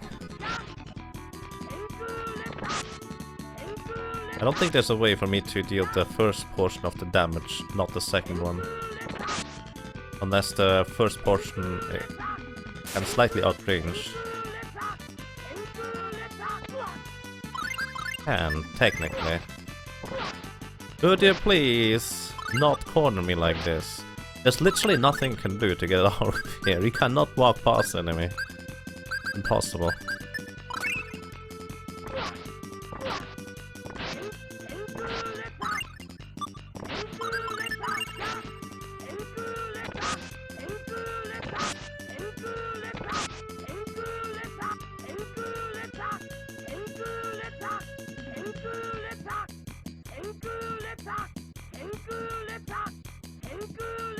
Don't walk closer. Don't walk closer.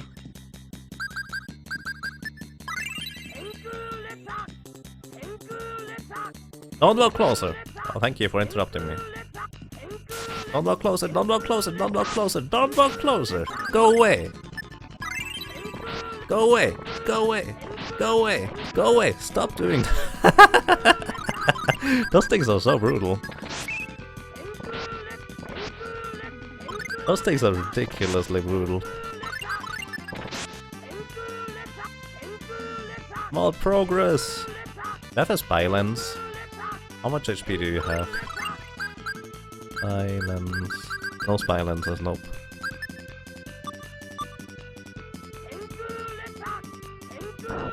I got it!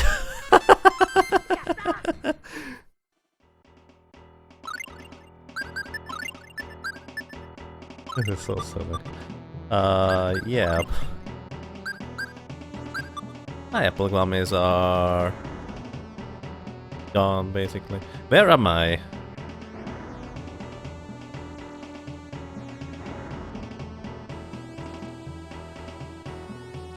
Alright. Okay.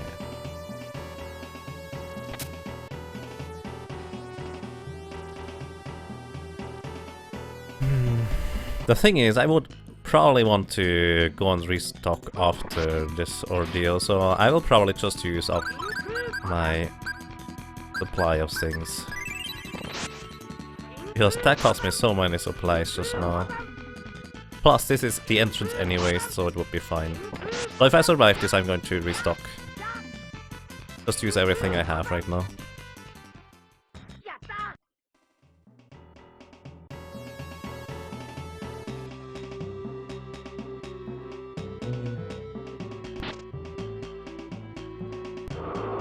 Alright, I thought I had one more step until I got into an encounter. Apparently I didn't. Okay.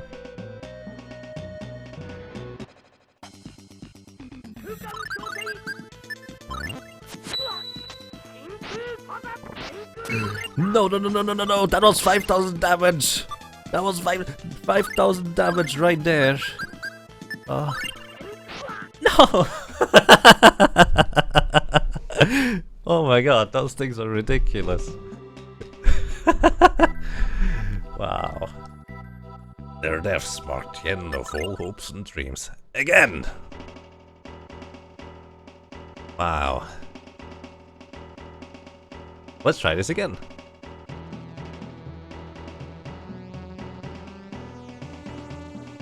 And greetings, Ruff. Good afternoon. Hope you're doing well. And thank you for the good luck, I can never lose it. I'm having a good time.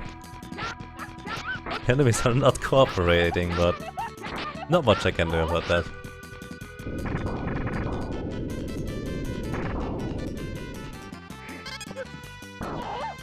Oh god, that. Ransos. Ah, Hanzo's log arrows are getting me. Yeah, feels like that. I mean, they can just kind of boop, 5,000 damage, done. Basically, he damaged me for 5,000 after I healed, which put me to 27 health. That did not help. How many hopes and dreams are already murdered? Something like 15? 16? I haven't kept count.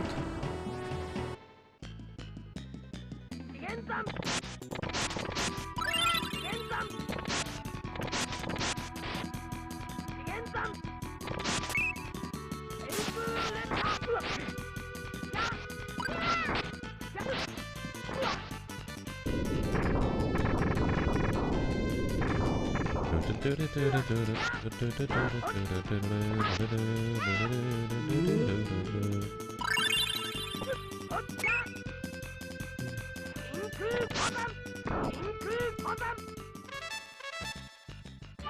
do we go the reasonable route now and just try to get mint first? I think we do, guys. It's okay. I'm going to go up, straight up, get the emblem, and then get mint instead. I think that is the more reasonable choice. I can't get this emblem without fighting. So now I need to find Mint. I think she's in the cell to the right, but apparently not upright.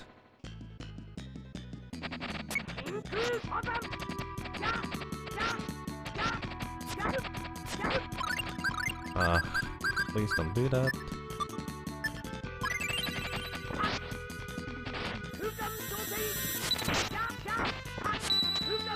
I mean, that kind of works. Right?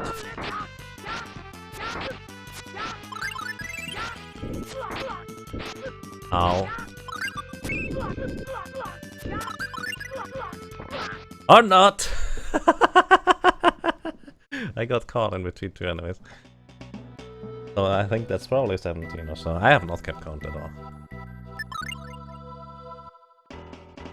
It really does not help that those enemies are ridiculous to fight, even in a group, that I have to go through alone. As in, that's literally what you need to do. I'm not doing anything fancy. In fact, I'm trying to be less fancy than you normally are, just by not getting all the emblems first.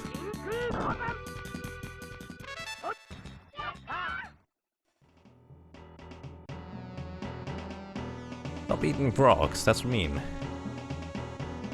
That's not helping.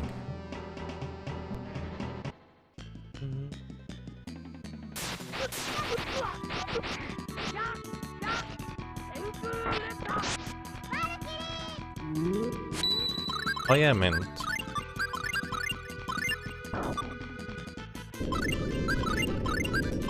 Okay, heal please. That would be lovely.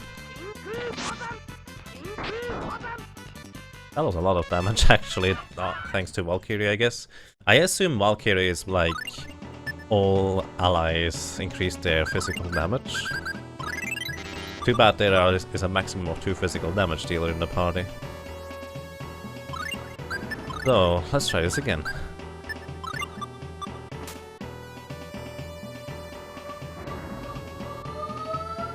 Restore that taco for me later. Oh nice, thank you.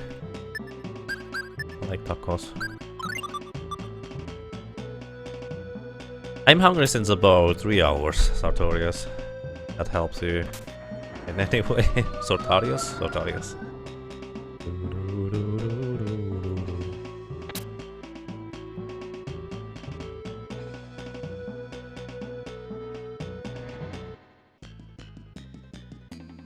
Let off him!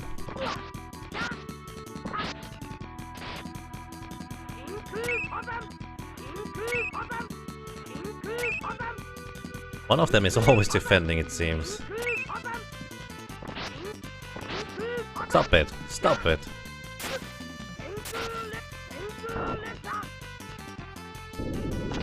I should be able to defeat her without much more delay. Alright, that works. Go eat! Ah well, eventually, don't worry. Yeah, it's just... that's not the guy I'm looking for. I mean, I guess it helps having him along too.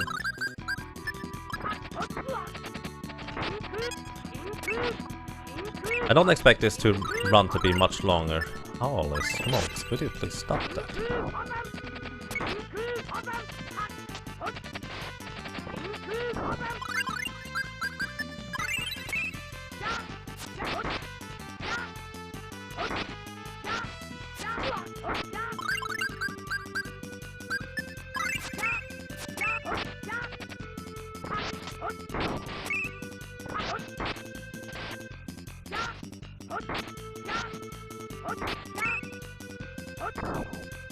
Bye, Chester.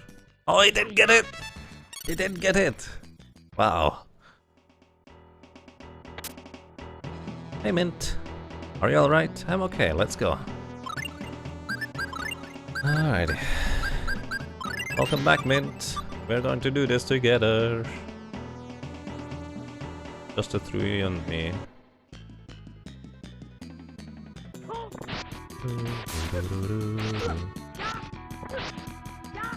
Chester's probably the best guy I could have accidentally unlocked to. Because he actually does some damage without me having to invest resources.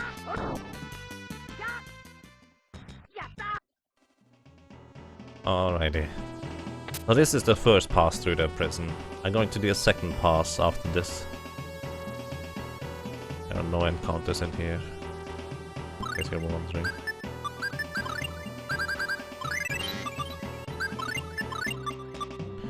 So, alrighty. We are one step further. We have one emblem. Acquired from the boxes. There are 4 more left. I'm terrible, like 3 more left. 2 on the right, 1 on the left.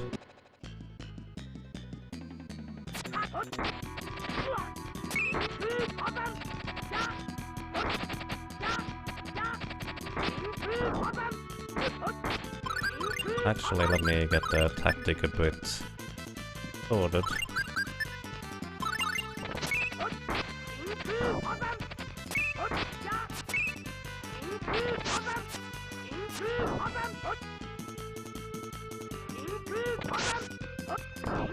Oh, nice hit. I didn't expect Chester to hit from back there.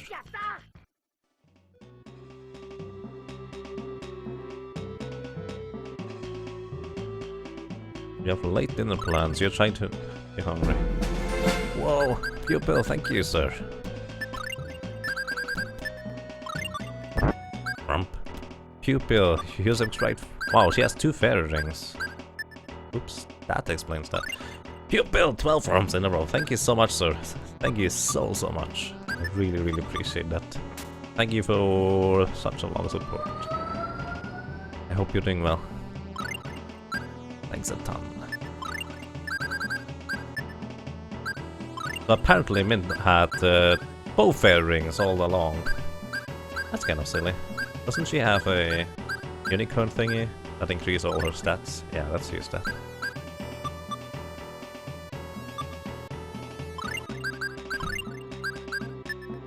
A bit away from me. An entire year.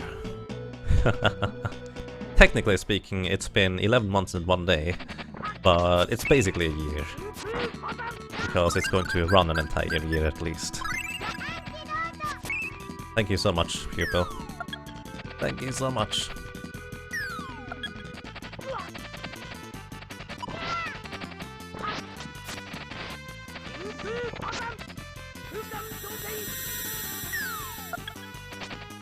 Wow. Could you please stop hammering? Mint has a ridiculous defense against the hammering, it seems. He does not get hit at all.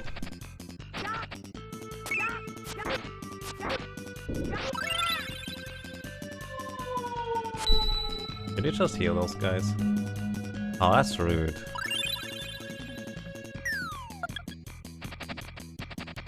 Stop stunning me. I don't even get the stars anymore, they tell me so often. Rude. I want at least to get to see the stars, if I have to make a face like that.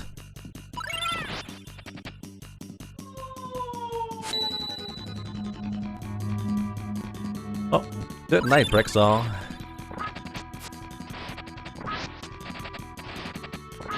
Thank you so much, Pupil.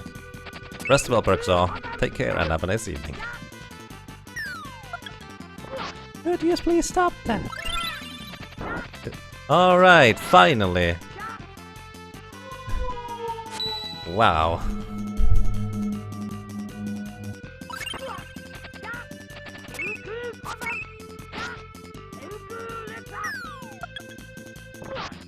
No stars for me again. Stop it. Stop attacking so ridiculously fast. This is crazy.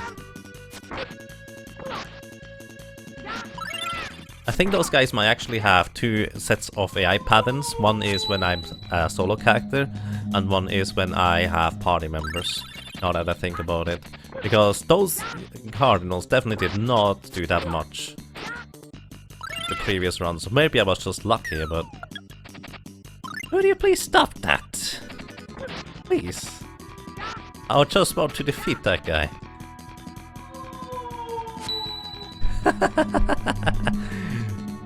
This is getting silly. Mint, I want you to...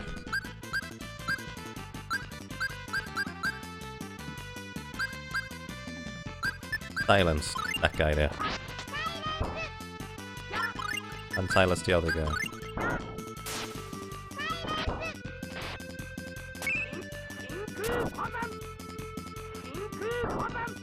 Wow, that took forever.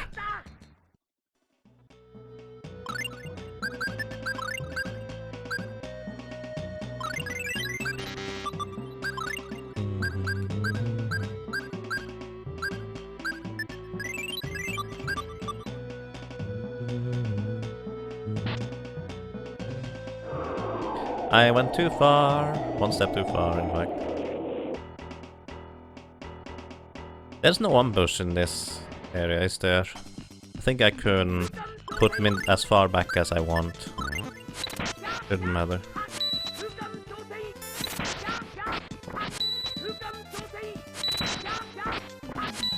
Yes, okay. Didn't. Bam. He tried to drop on me, but that did not work either. I'm going to put Mint in the far back instead this time. Maybe that will help a little bit on enemies grouping up too much.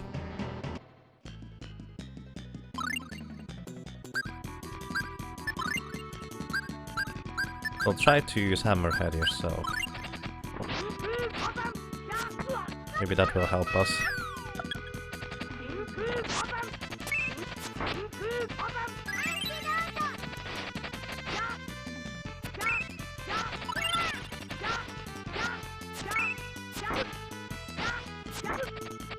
Come on. Heal that thing. Do it.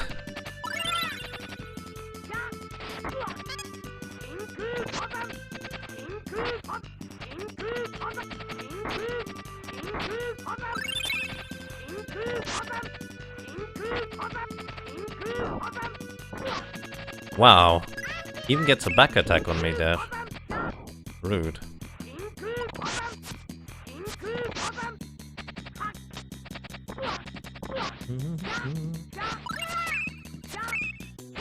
Oh, I have an idea actually. This is going to cost me more magic, but I think as a baseline attack it's probably better than Magma Rift.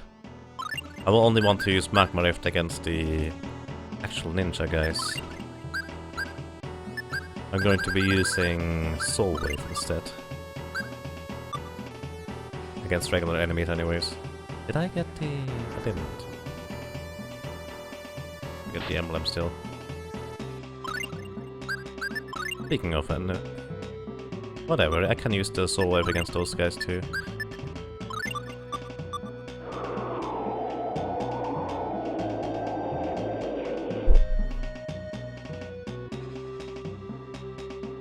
You've got to get past us before we can move on here.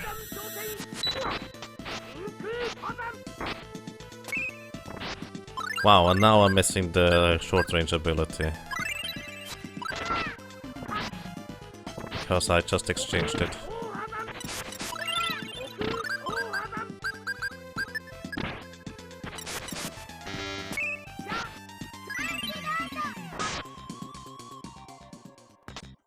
Alright, that actually worked out better than expected.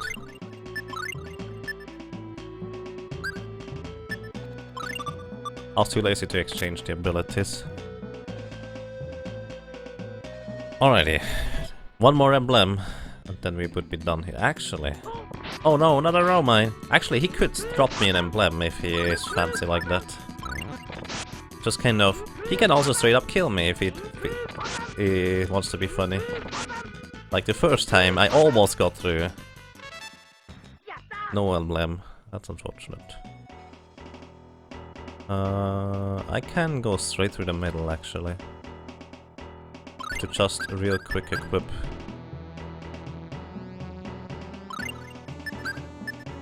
That is emblem. And equip the other stuff again. Gorgon amulet, please.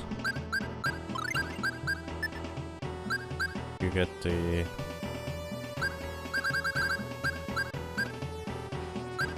Fairy ring again.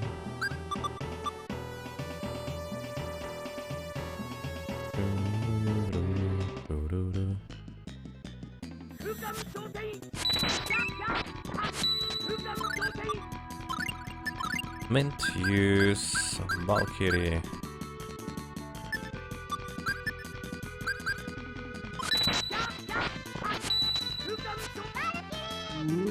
Thank you. Increases my damage instead of using a flare bottle. Did you just cure me? Did I take damage? I didn't even realize I took damage there. Twinkie acquired. But either way I need magic. Where are my orange gummies? There we go.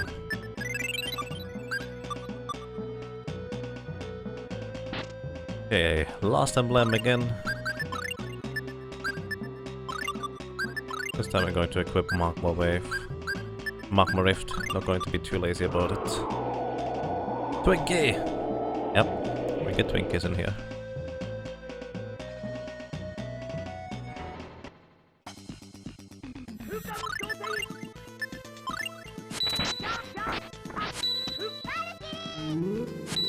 Thank you. Guess we kill him. Bam!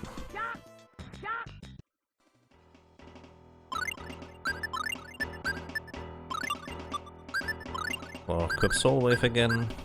I think it's on overall a better ability.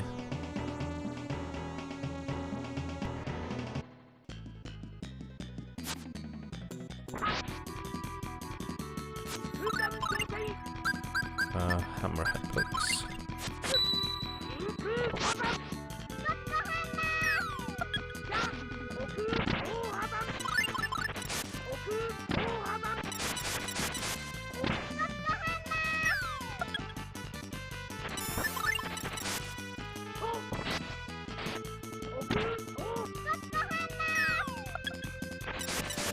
Well, I really like using hammer against those, that's handy. Okay, heal up. Let's go.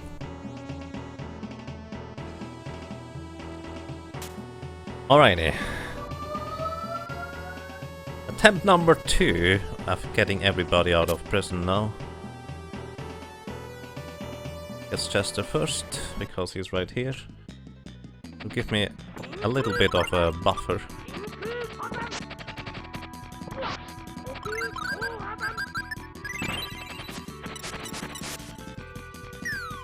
Please don't do that.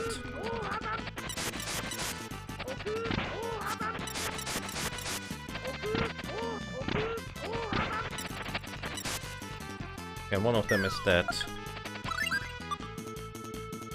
Please stop spamming Hammerhead.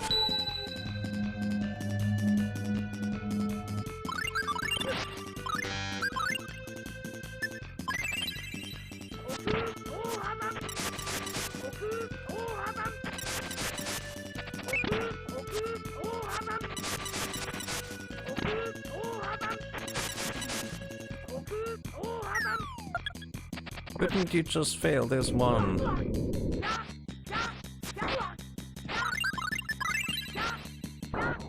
Alrighty.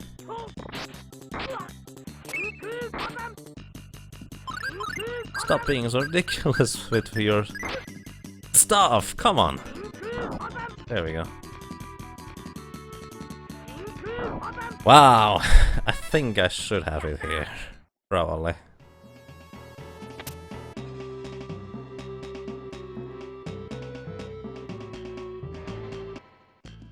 One more battle.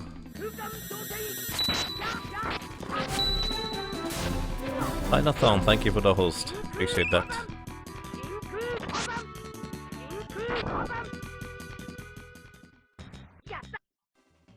Good evening, Jonathan. I'm doing quite fine. A bit hungry, but otherwise really good.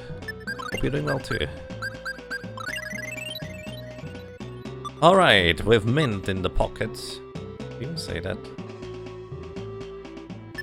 With mint being in my party again, I think that's more accurate. I should be fairly safe getting Archie too. Then we just save Clarf from the bottom cell and we are fine. There should be nothing too terribly dangerous anymore. Hopefully anyways.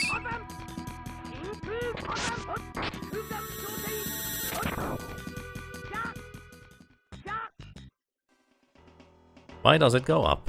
Why does it go up, Balthazar? Because eventually it will reach 100%. At least that's the theory. We need some idea to somehow counteract this. Yep, that's why I collected the Daddy's emblem for a literal hour now. Actually, not quite. Almost an hour.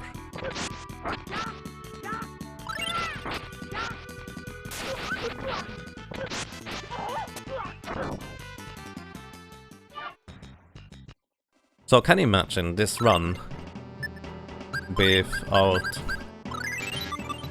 the ability to use holy bottles to the extent we do? That would be a real nightmare. I can tell you that much.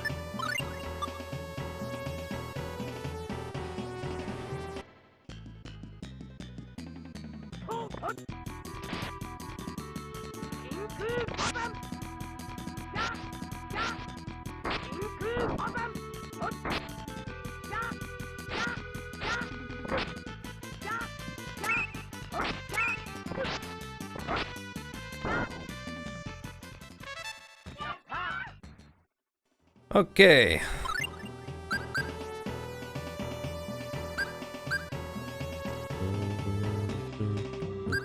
I'm actually going to allow Larf to cast some abilities, but only Origin. Also, I need to actually... Yeah, never mind. I'm going to equip him with the...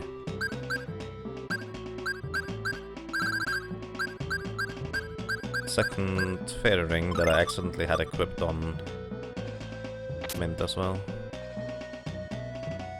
There we go. We are out of it. Wow, that took way too long.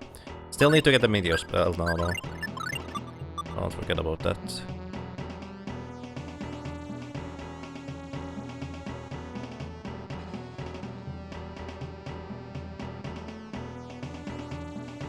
What is the secret thing anyways? A mass puzzle? No, it's way simpler. It's literally just a counter. Till something happens, that is.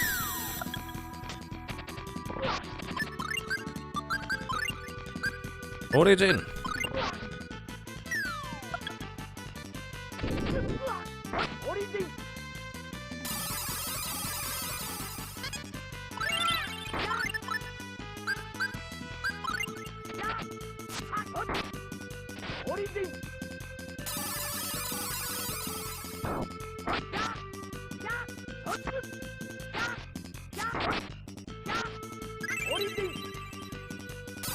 I didn't tell you to cast another Origin, did I? I should have just told Larf to not use any abilities at all. That would have been better. Probably better.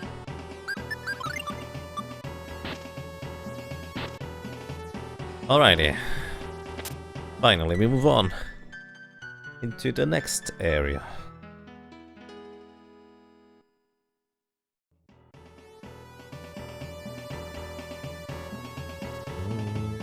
I feel like I'm a bit too conservative about resources, by the way. I think I should just use them, because the bosses, once I get to them, are not going to be the issue. It's really just random encounters, and that's where I should use all my resources.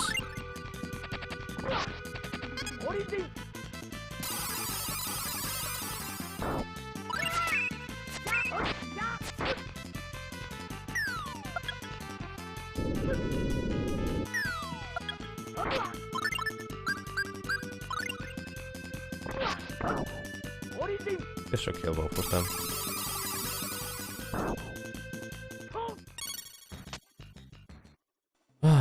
By the way, shoutouts to all the lurkers and people that have been around since a long time. I like you guys. But I also like the people that have not been around since too long. But I really like lurkers. Just shout out to all lurkers. Not even one of those encounters. They are actually surprisingly frequent, I feel. Oh, they are dead already. Alright. Commandos I can just destroy, no problem. Let's use Jagamuff. Still doesn't work. I'm sorry.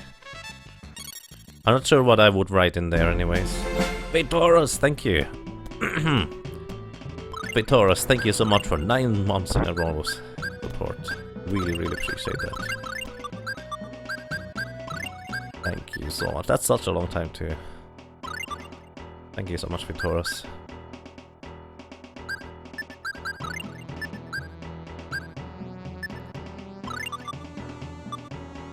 We can step over the thing.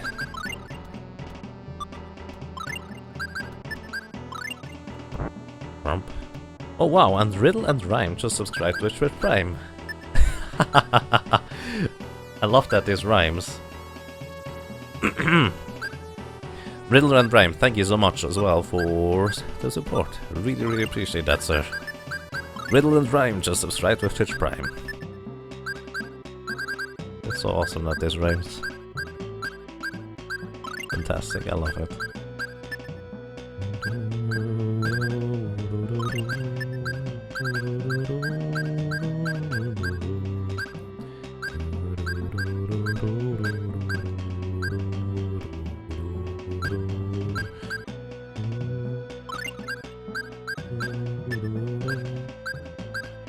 I don't need to run anymore nowadays. Mental ring? Herring mental ring? I think it's fine. Potion boots? Actually, no, potion boots is fine. Rump.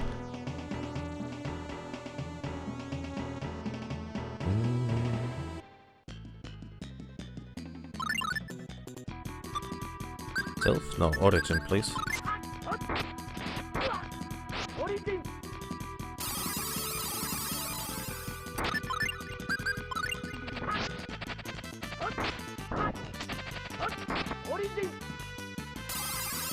Two origin spell casts and everything should be almost dead actually. I guess not everything dead. Wow, he is dodging! He really does not want to die. That guy was dodging for his life.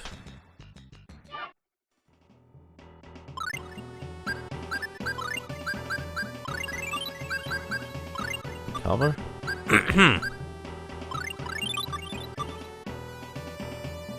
Alrighty. Finally, this is where we need 5 people, otherwise we can actually not enter. So, in the next room there are 6 chests. Normally I only open the middle right, I believe. That's a holy bottle, which doesn't help me at all. So let's check whether the other ones would actually help me. Charm bottle? Nope. Spy lens? Nope, not really. Holy bottle? Oh, it's middle left, not the middle right.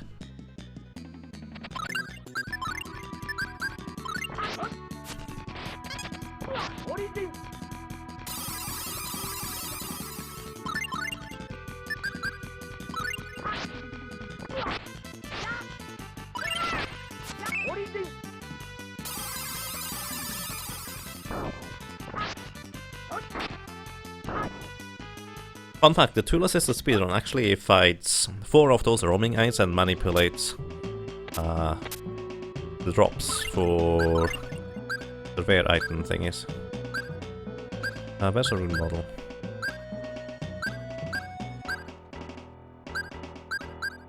For the Deris emblem. Let's see, weapon 9 sheath. It's not like I'm going to use those, is it? Star helmet though, I might use. I will use actually the star helmet, it seems. Nice. Sage increases HP rating by 5%. I'm not going to use a rune bottle on that, so I'm just going to use it straight up.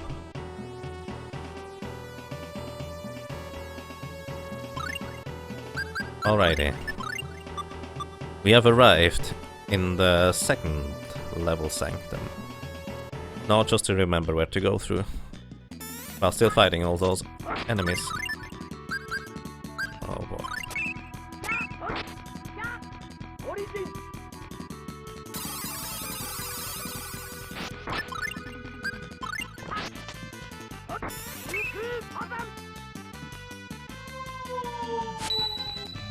Resurrect? I'm actually okay with this.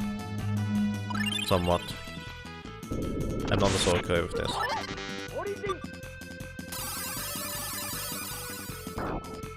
Nice. Down. You should be down too. I've gained a level.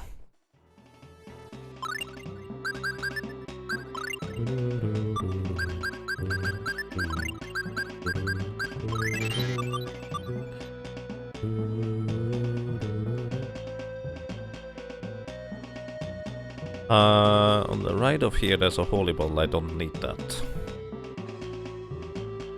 So, ladies and gentlemen, wish me good luck, because I will need it. See, I need to change. I'm going to exchange Chester for this. No, actually, I'm going to exchange Mint for this battle here, specifically.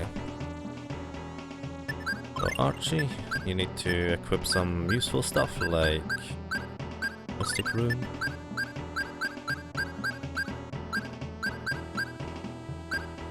And what else can we give you? Reverse Thought, so you can get resurrected if necessary. Also, did I equip you?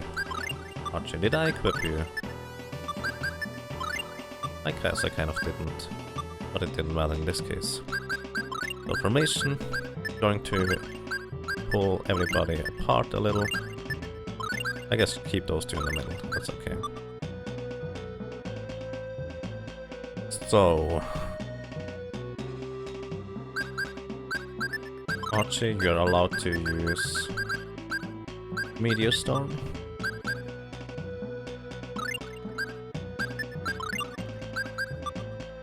Oh.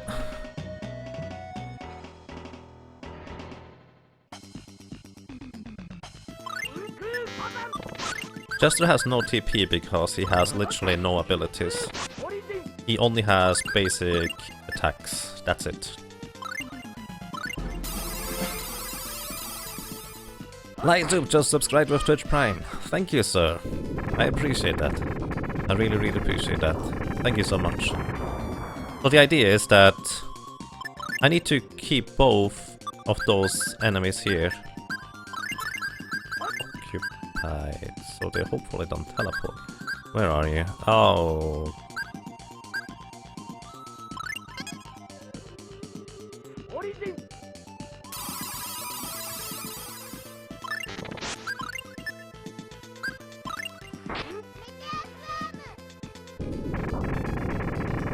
So I'm going to be spell casting on the end left. If I let them cast their spell, they will use Meteor Storm.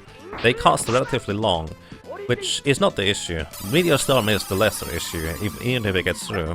What is the big issue is if those guys decide that it's time to teleport into the middle of my party and just whirl everyone to death in less than a second, literally. You saw that earlier, and those guys can do that even more.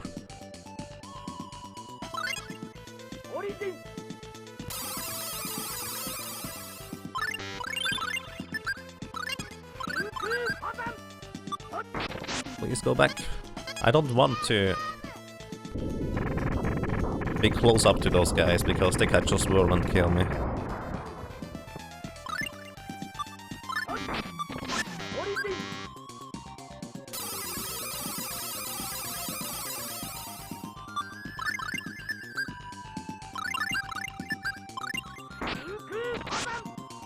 I'm just trying to keep both of them occupied right now.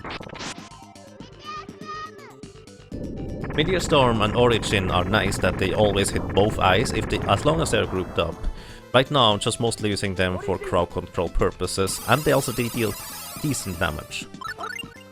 Meteor Storm specifically I consider not to be worth it since the animation is too long, but overall It just makes it significantly easier to survive.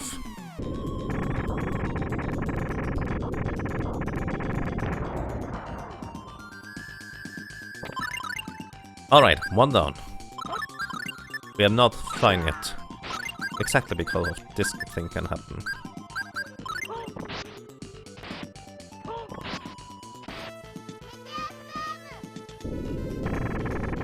We might be fine now though. Maybe. I spread out my entire party because in case he would hit one, he wouldn't hit everybody. Yeah, we got them. We got them. And to answer your question, dolls actually, none of the dolls took me more than one attempt. I killed them all in one attempt. Alrighty. We got it. So far anyways. We are still not out of it. We need to backtrack now. After hitting the switch. To the far right.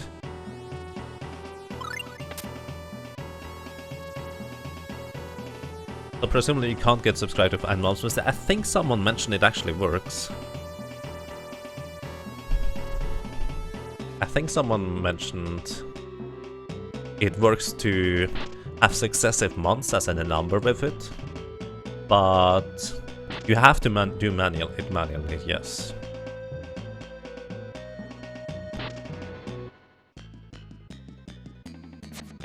Hey, Tag. Oh, I assumed you were here for when I answered that question.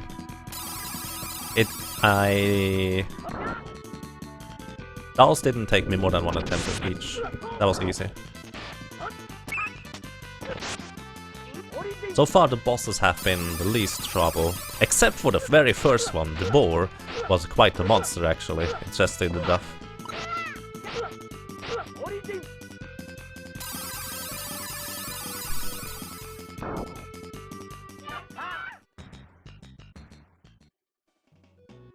It's not too late on Ninja Tune. What do they do? Holy bottles reduce your encounter rate. That is just a general description. But if you know the specific mechanics of the holy bottles, what they allow you to do is just essentially nullify, completely eliminate all random encounters if you time and use them well. I think there was a chest in here that I no longer get normally. Ah, that's why I don't use it. Rune bottles are pointless. But yeah, holy bottles just generally reduce encounter rate. But they nullify it if you use them correctly. And that's what I do in a speedrun. So some people suggested I would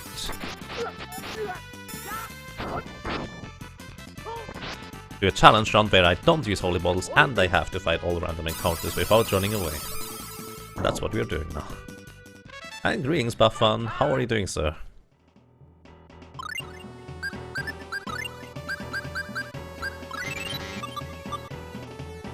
And we're slowly crawling through everything, it seems. Managed to get the switch while it's going on safe. Nice.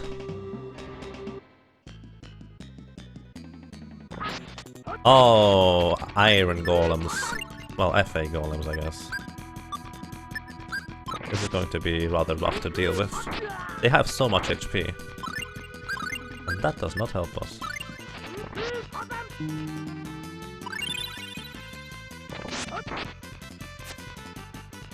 Alright, one golem down. That thing hitting us on the back really is not helping either.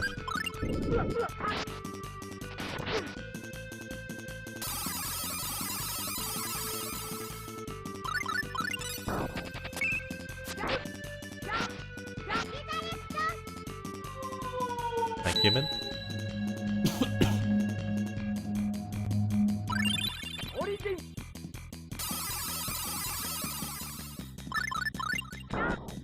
Alrighty. Minda's gained the level, Clarfat gained the level. So, alrighty, Mint, we need you to raise the dead. Antidote. and then resurrection. We could have done this in a different order, which would have been more efficient, but it works. So, we just keep moving on through the dungeon here. We are soon in the third and final portion of the dungeon. Very soon. Roll my toe! Oh. This is going to be a rough encounter.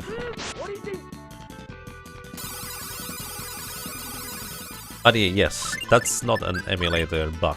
That Origin actually looks like that on console too. It's really strange. I highly doubt this is intentional. One down.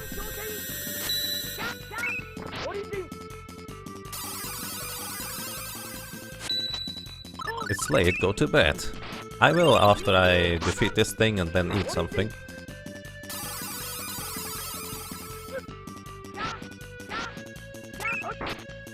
This is more dangerous than I'd like to admit, being this close to this guy. Alright, this worked fine. Nice. Also not good to eat right before bed. I mean, I want to eat, it's better to do it before I sleep and not while I sleep. Usually anyways. But I appreciate that. Nice. I do. Oh, oh, oh, oh, oh, oh, oh, oh, oh, this is not going to be fun.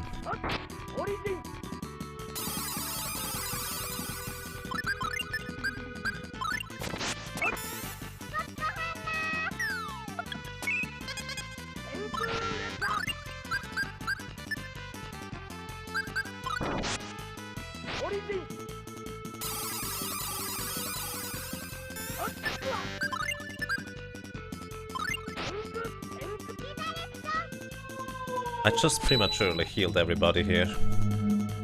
I figured we would need the healing, which was not necessary right now, but maybe later.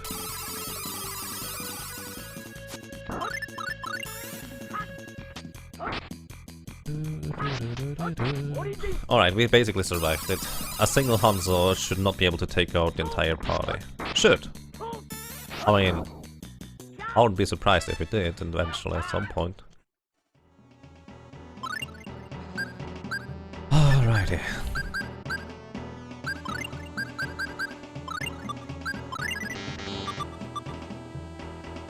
Safe. Actually, that's the third portion, not the fourth one. I'm going to load up on steps here for about 20 seconds. This should allow me to walk rather far. This is the last portion where I can actually load up on steps. As in the last sign. Mashing the A button again to gain one additional step per A button press.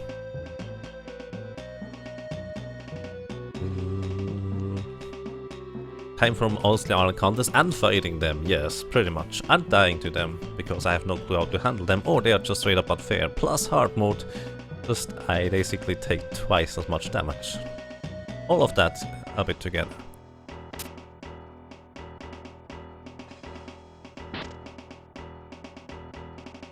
And Yanishatum, to my knowledge, no. It's literally just enemies do more damage. I don't even think they have more health, it's literally they just do more damage. Which... I'm not a fan of this type of difficulty scaling. At all. Where's the... armor? There we go. Gaia armor. Gaia armor is going to be way better than what we have. Actually, not way better, just 22 points better. Actually, that is way better. But the more important portion is this absorbs various elemental damage assets. So this helps tremendously.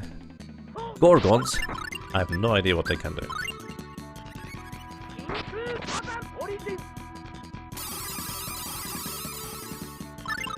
Normally, those kinds of enemies inflict all kinds of status ailments. I'm not sure what these kinds do, because I don't usually fight them. We'll figure it out together. Or we kill them before that. Which would be more desirable.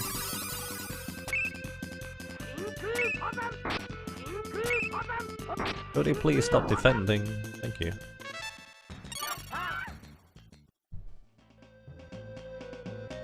Difficulty is figuring out how to kill them efficiently. Not necessarily efficiently, just killing them at all is really tricky. And let me actually use that dragon stick. Whoa. I have 200 food now. Which is nothing, basically. Just wanted to eat the dragon stick.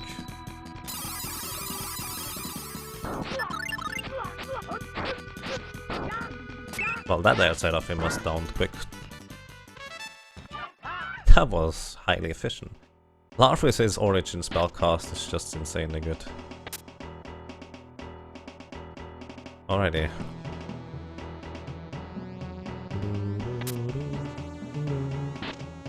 Gaia armor is the last piece of equipment I remember picking up. There is one more thing.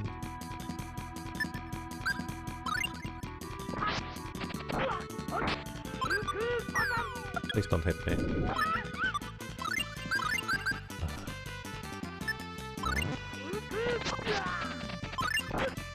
No, no, no, no! Stop it! No!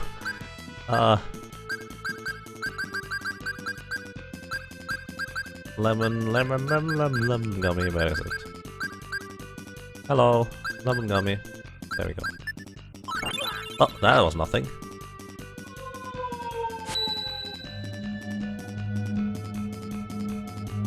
I can't reset, by the way, for different reasons.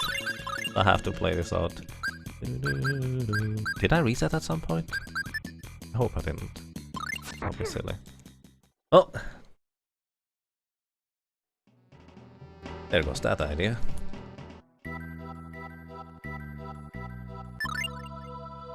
This is really unhealthy if they just kind of ambush us from the backside. Going to mash for another 20 seconds here.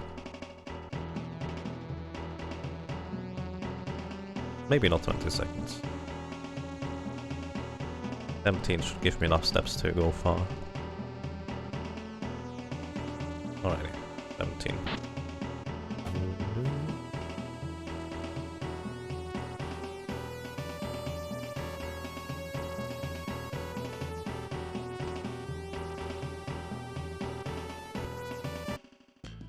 That was less than before.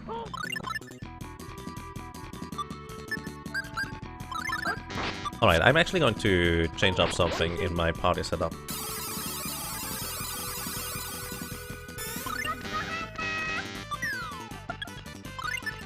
That was perfect timing. Wait. That was perfect timing.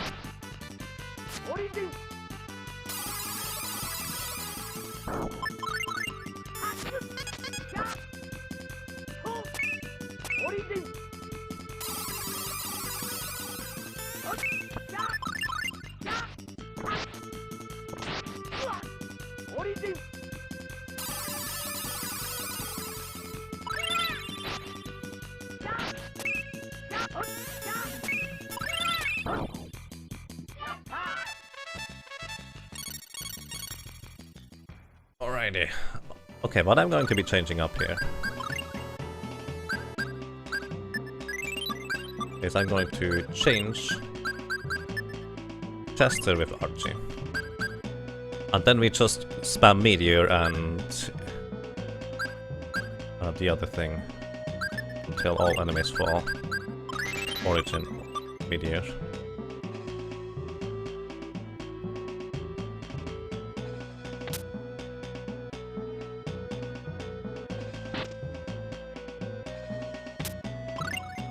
I definitely want this armor again.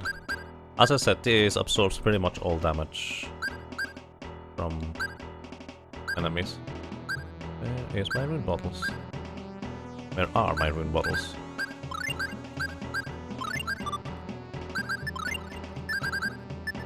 Not that. Wait, what? Spine sheath? It has more stab ability. Wow. Fascinating. I'm level 60! Oh my god. Oh hi. A Romai, a single one. I can deal with that, probably.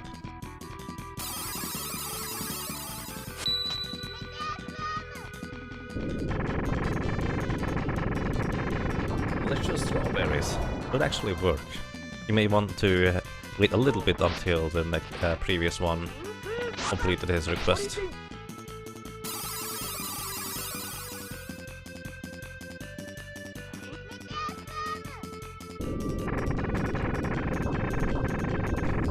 I think just surviving random encounters, even if it's slow because of Meteor Storm, is probably desirable. There is emblem acquired. Thank you, we don't need those anymore. I could have used those earlier. It's actually a pretty rare drop too. Thank you anyways. So, alrighty, orange gummies. One for you, actually two for you.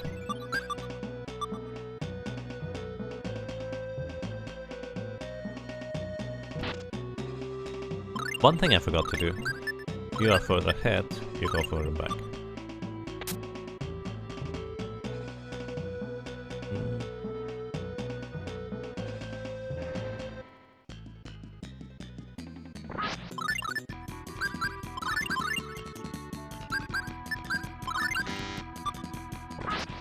As long as there is no little lizard guy behind us, we should be fine.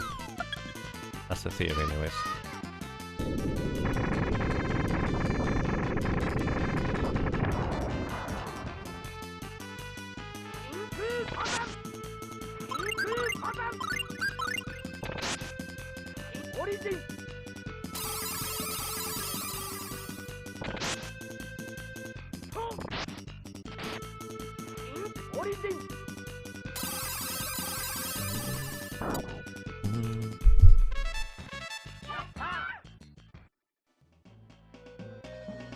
I'll just initiate Meteor Storm manually. It's just, it's really... I don't want to cast it unless I have to.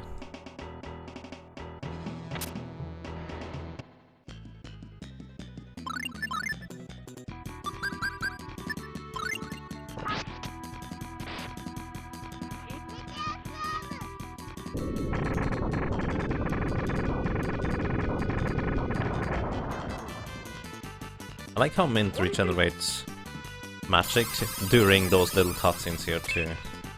Actually, quite interesting. So Valkyrie, please.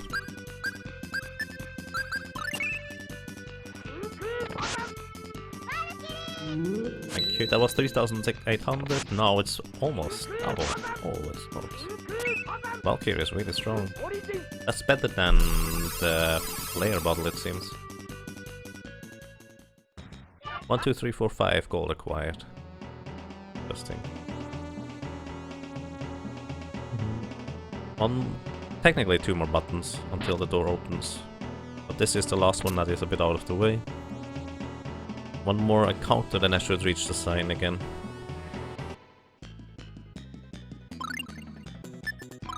Alright.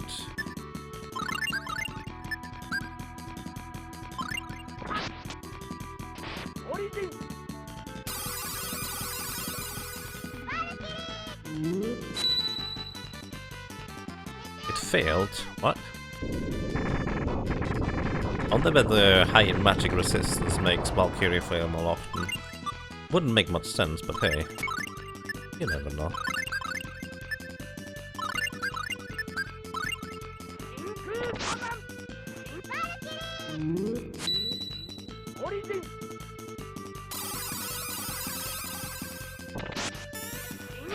Oh, come on.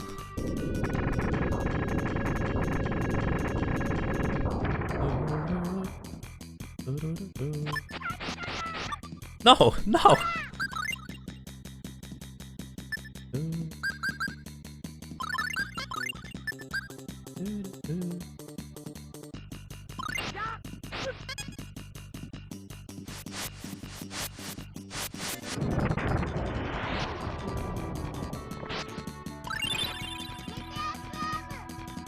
At least I guess I don't care about that indignation spellcast.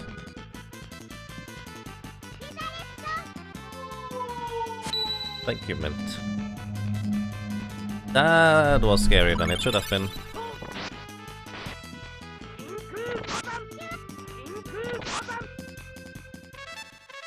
Oh boy.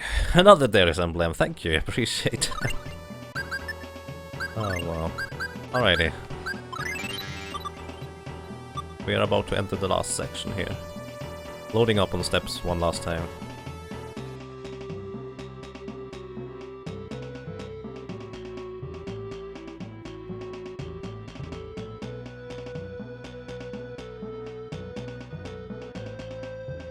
I hope they are overloaded.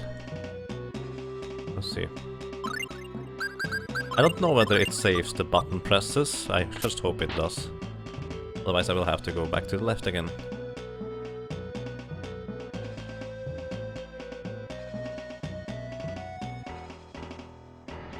That was not too far actually.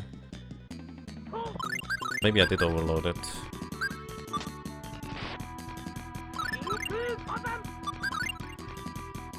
Not you.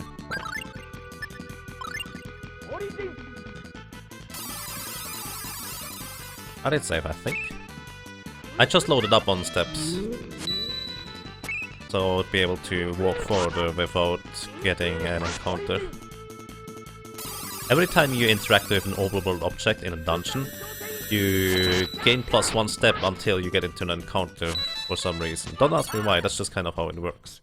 And even if you interact with a sign from the wrong side, that works too. Which doesn't make sense, but hey, that's how it works. Lemon gum it is, I think. No, not HP. I was looking for pine gum, in fact. It does have... There we go. So here is another hourglass. How many hourglasses do I have? Chrono glasses, that is. I have 3 chrono glasses. I need 1 maximum.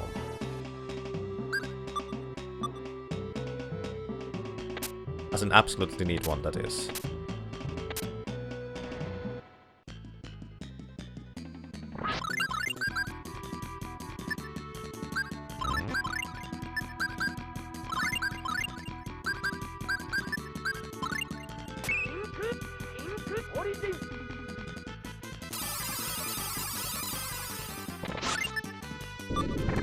Wow, they just got a spell in between there.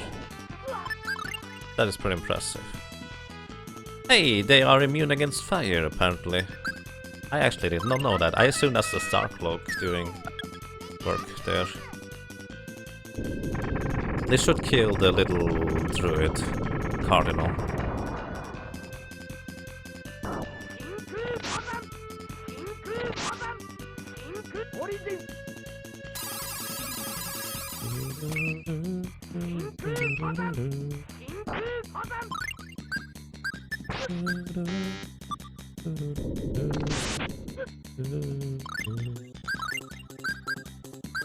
I think the heal in this healing. Heal is minting, sure.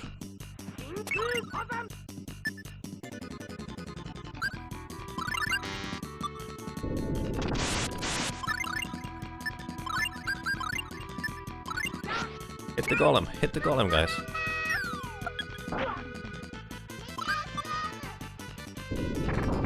This should kill the Seraphim. The golem is way too close for comfort. I don't have a good ability to hit him with in close combat.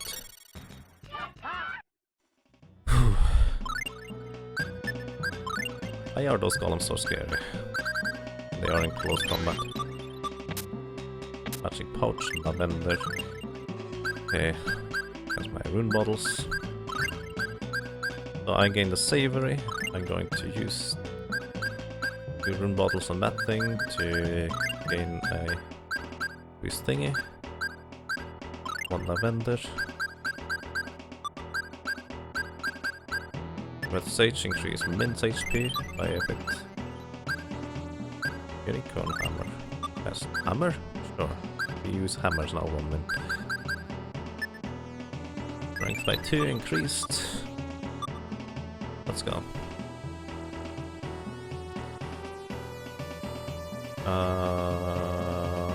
Straight.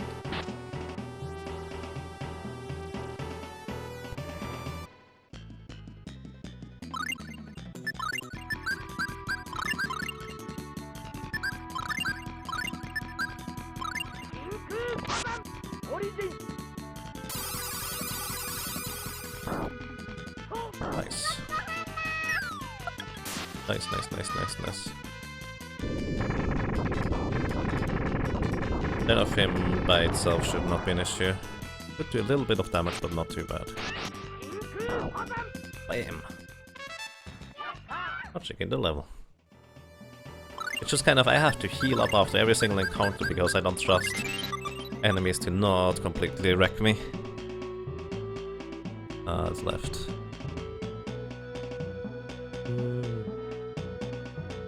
I think it's straight down. Ah, I chose right. I chose right.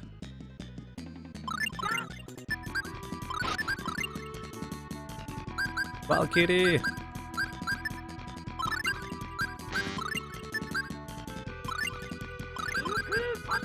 Actually, space. Valkyrie, that doesn't matter. Failed. Rude. I really don't want to deal with those Romais, but I don't have a choice, do I?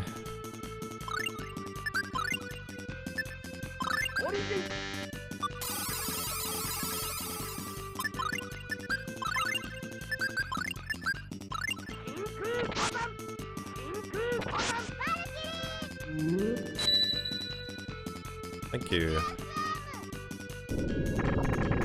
The front eye could be dead already. They don't have as much HP as the bosses, I think. Okay, the front eye is almost guaranteed dead now. Yep. Just cured itself. For about how much I hit it with a physical attack. Might be dead now. Boom. Aye.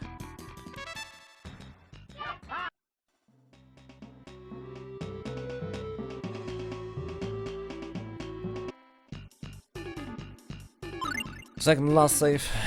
This is essentially just a run to the end. We should have enough resources to just waste everything if necessary. Don't hold back. Actually did not know there are no... Actually did not know there are encounters in here.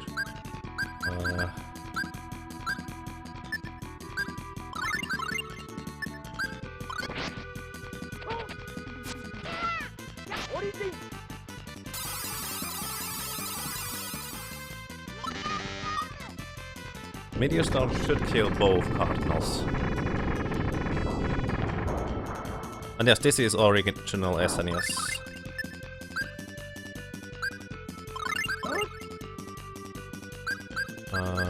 Delay.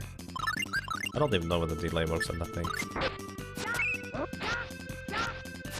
Did he just take 2000 damage from Clark's book attack?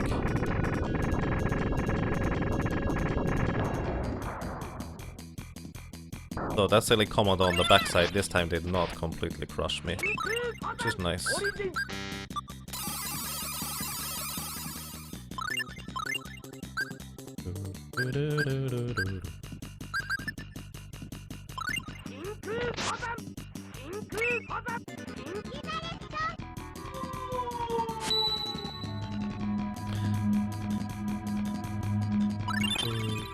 Game Boy Advance version is a port from the PlayStation version.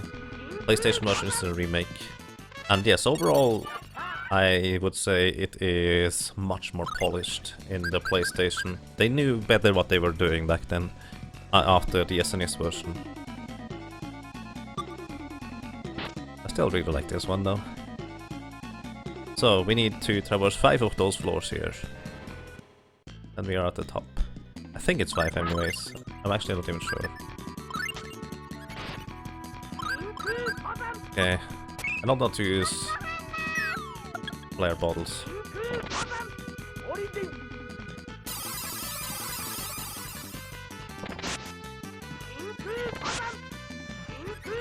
I don't even know what is failing. Might be petrification, but because I actually don't have the Gorgon amulet, do I? Either way, they're failing. Oh.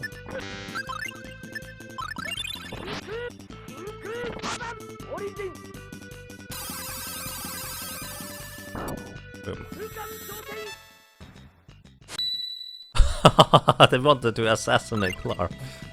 Rude. Let me use a X-Comic here. Dr. Hammer? No, it is... God Hammer, I think. So God or Hammer. Or maybe it is a big form of Pico Hammer, like Poco Hammer, I don't know. I actually do not know.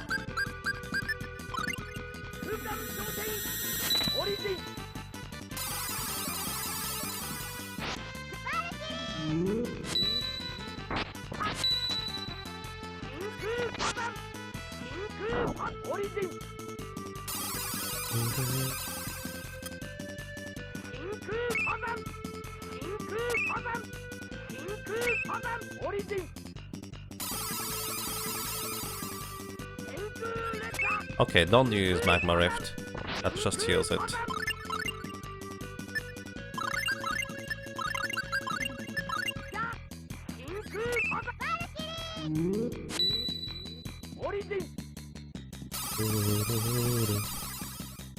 Up the hammer? That could be.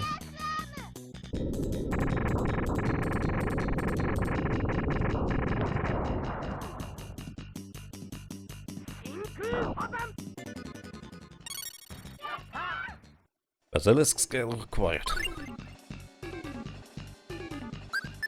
Archie and Chris are annoying optional bosses in Eternia. Wow. Number 2. Number 2 is way shorter. But the staircase is way longer. We are soon there, guys.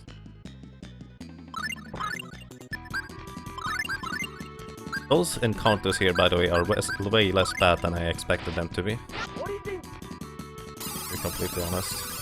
Still not to be underestimated, but I feel like I got the hang of them now.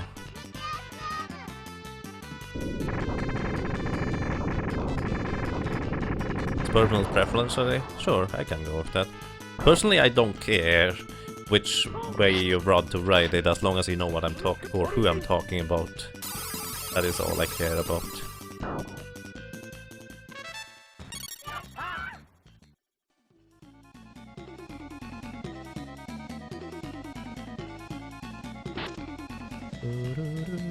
Number 3.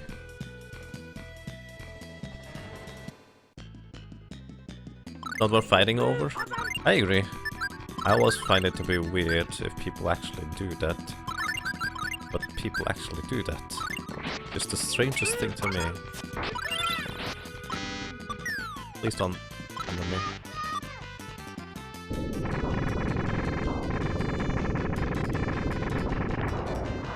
That command in the back is a major issue.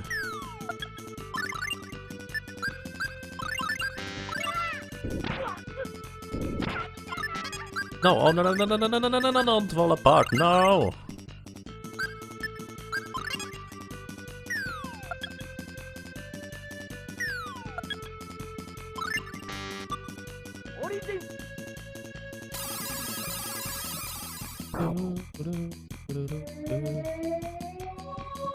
Oh. That's cute. Did she just get killed again?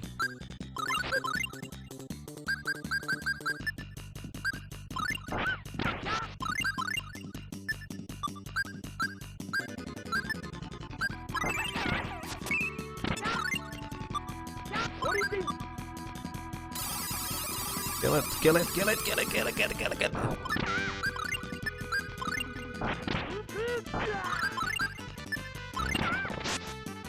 Go Archie, go Archie! Smack him in the neck. Oh, this is... wow. Rough.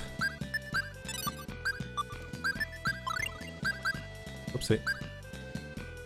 Did not mean to do that. There's that.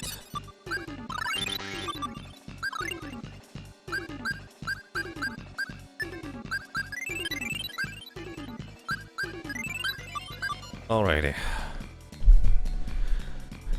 It's part of Attack on Titan is confirmed. What? What? I don't get it. Okay. I know what Attack on Titan is, but why Jäger? Number 4.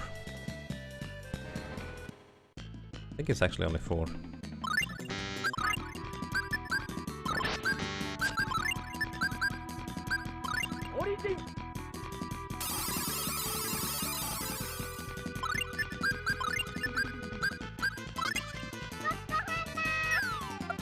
Drop the hammer!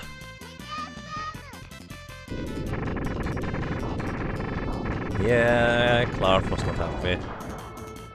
That lizard in the back is a real huge menace, as in it's crazy how much damage that thing deals to us.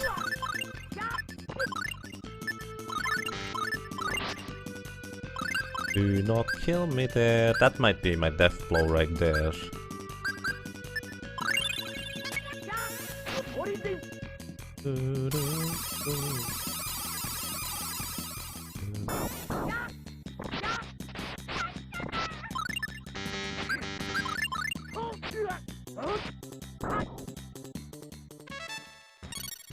Wow.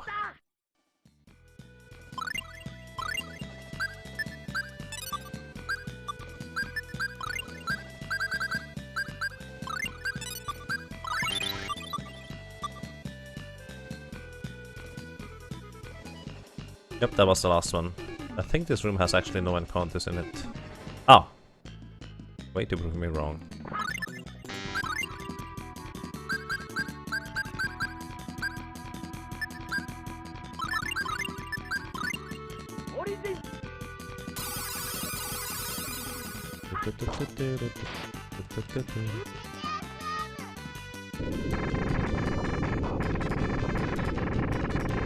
I think it was a good choice to include Archie instead of Tester.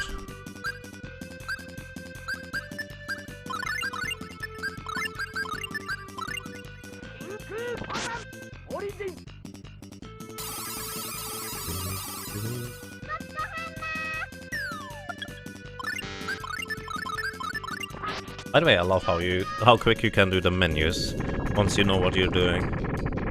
At the beginning I was really slow, but now I've started to warm up a little bit again.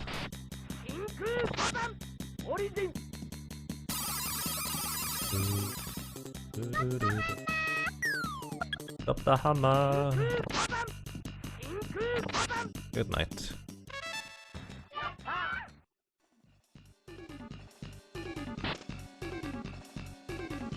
This one has no encounters. Alright, it is actually 5. This is the 5th one. After this, we enter the final section! Final staircase.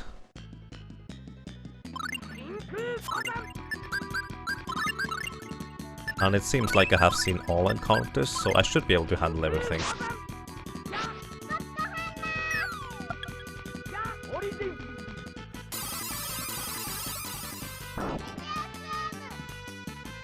This should kill the Cardinal, Seraphim is going to be a pick.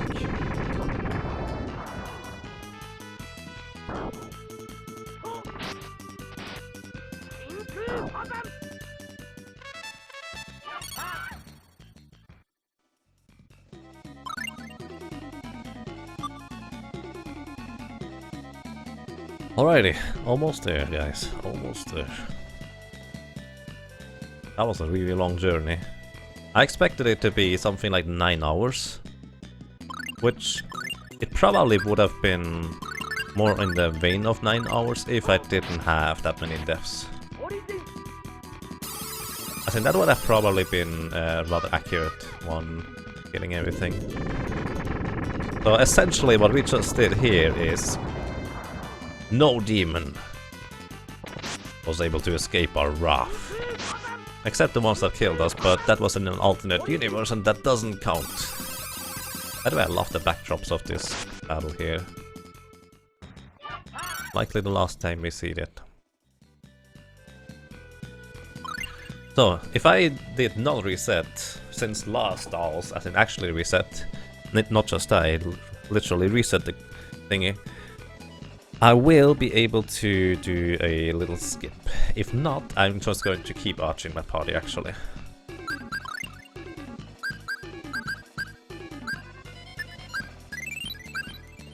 Or heal up everybody with those things.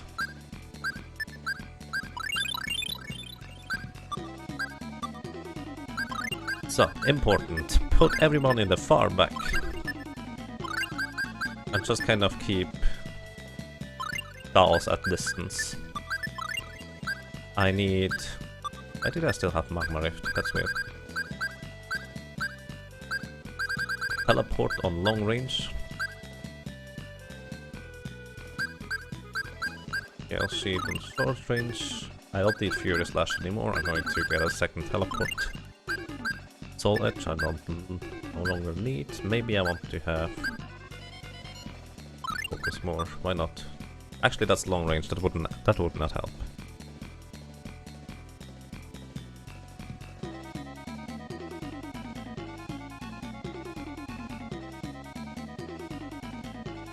Oh, that sounds really ugly, Michael. That sounds really ugly. That's really unfortunate.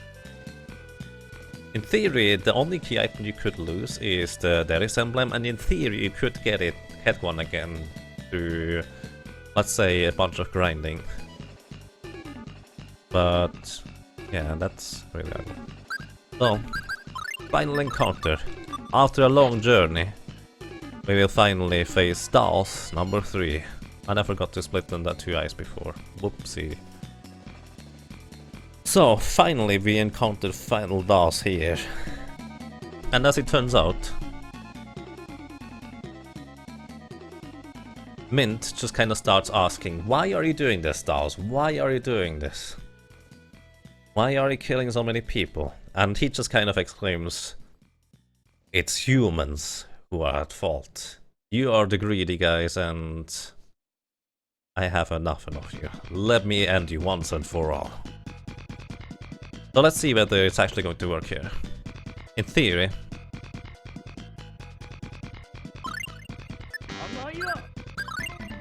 Alright, I think it worked.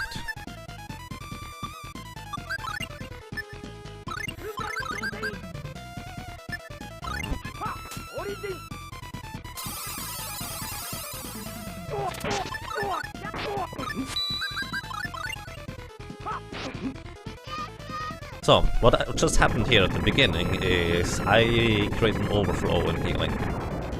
Because I did defeat the previous dolls fight in the single segment section. As in, I did not reset the console, or emulator for that matter, ever since I defeated dolls number 2. I defeated dolls number 2 with complete physical attacks. How dolls is normally programmed in the fight number 1 and 2 is as long as he is above 30,000 HP, he will keep regenerating all physical damage dealt to him. The way it does that is it just kind of keeps track on how much damage he needs to heal, and every time he gets to take an action, he can basically automatically heal that much damage. Below 30,000, above 20,000 HP, he will only heal 50% back, or something like that. Might be above 10,000, below 30, I don't know the exact numbers. And once he drops below a certain threshold, he will not heal anything back anymore. And dolls number 2 is below that threshold where he will not heal. But the game still keeps track in a variable on how much he should heal. So what happened here is that variable was still filled with something like 16,000 health. And he got healed at the beginning of the fight. For 16,000, he has 46,000 HP, which means it overflows his HP. And at the end, he has something like 5,000, 6,000 HP left. So I only needed to deal 5 or 6,000 HP to kill him here. Dolls number 1 dead. It's over, dolls. You've lost. But Dolls is not done yet. He has one final ace up his sleeve. And he reveals he is actually not from the planet Earth. He's not just some weird magician. He is actually an alien, a being from outer space, with the task of acquiring mana from humans.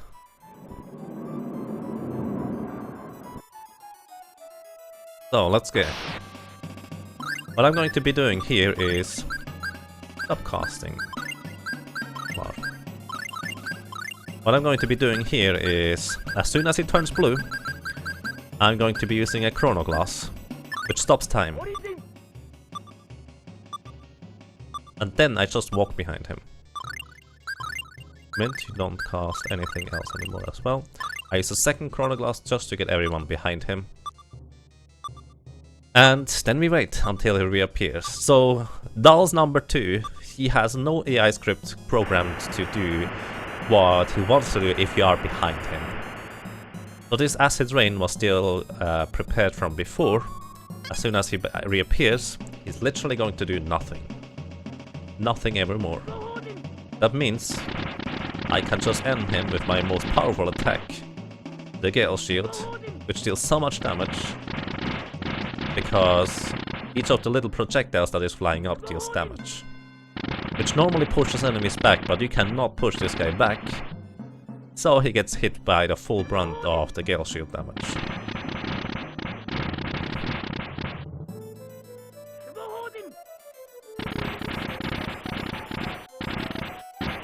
So,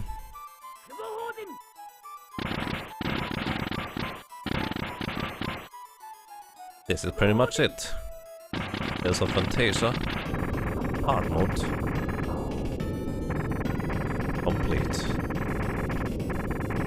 All encounters fought, zero running away.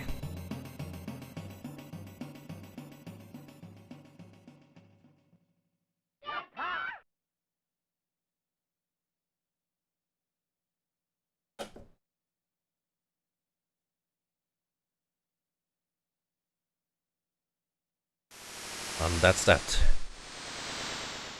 As it is revealed, Dao's intention from the get-go was to just gather mana on planet Earth, so he could send it home back to his home planet, because his home planet is dying. His people need mana to survive. He wanted to create a mana seed he could send back to his home planet, so they would have another source. But when he originally tried to negotiate with humans turned out to be way too greedy. They did not want to listen to Daos, because what the humans were doing at the time, back in Midgard, is they were creating Magitech machines. Magitech used up way too much mana resources, more than the mana she could naturally recreate. Which meant that was the reason why he wanted to have Midgard stop using Magitech, not because he was scared that they would be a threat to him. He wanted to have them stop using Magitech, otherwise the mana tree would be completely drained and wither away. So that was his original intention. That is why the humans didn't want to listen, so he, well, went for more drastic measures and started shutting down all the Magitech laboratories. That is why he attacked the cities he actually did attack.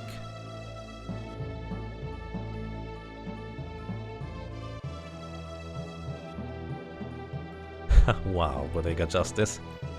Over indeed. The journey has come to an end. Thank you for sticking around, you and anybody else.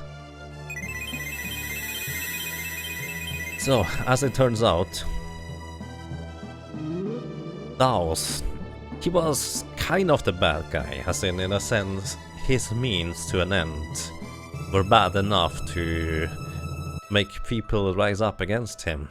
He was painted as the bad guy from the get-go. We kind of assumed he was the big bad evil dude, which, considering his methods, he kind of was. But at the same time, he had reasons for whatever he was doing. He didn't just want power. He literally wanted to just save his home planet.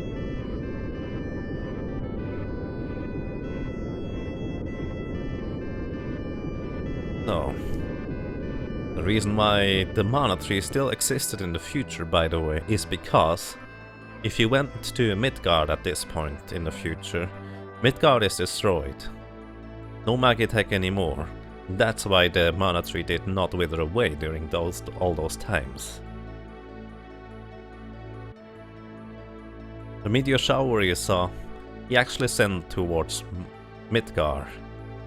Make sure they are no longer using Magitech technology, and that the mana tree is still, well, blossoming and creating mana, so he could create, well, gather enough mana to send back to his home planet. And that's the story. In the end, Daos was the bad guy because he did what he felt like the only thing is what he could do. Also, from what I know, this is also the reason why the elves separated from the humans. The humans were too greedy, they didn't listen to Daos. Daos demanded, and the humans were too greedy to listen. Mint creates a barrier that will shield the mana tree from further harm. Our job here is done. Eternal Sword, return us to my rightful time. Though we were in the future, we return back to Cress and Mint's time zone, and also Chester's, I guess. Where, well, this time for real, it means to say goodbye. To the two people, Archie and Clark, that have been accompanying us in such a long time.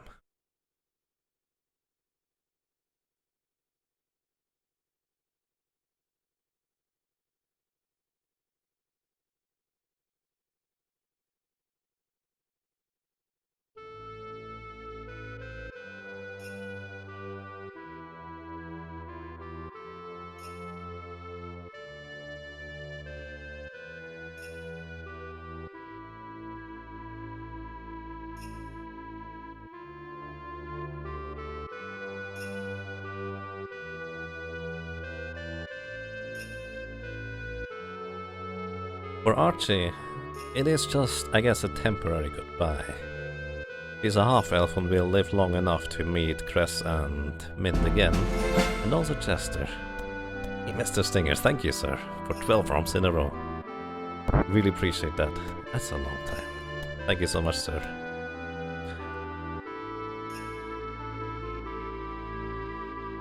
So yeah, and Clark, because he's not half-elf, he will be long dead before the time for Cress and Mint comes back. So we will never see them again. Yep, I just finished. Was a long journey, longer than expected, but we arrived eventually.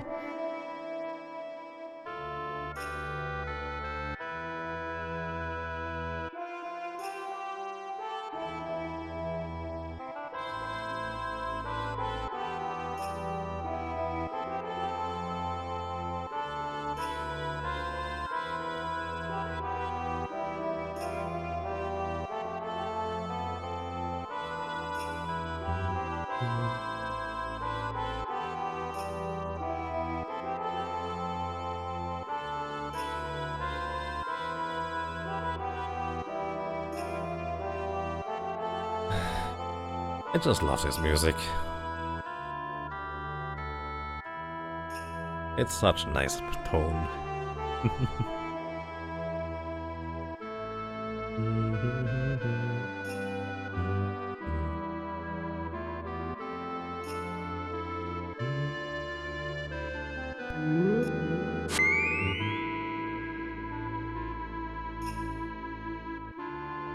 Well then.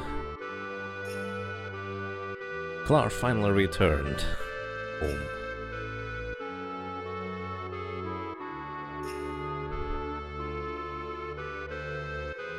After a bittersweet ending. Archie, well, she's powerful enough now that no one could stop her from meeting her mother. And I guess finally be united again. Cress and Chester go back to hunting some boars, probably not getting so easily killed this time around. And Mint's mother gets a proper burial.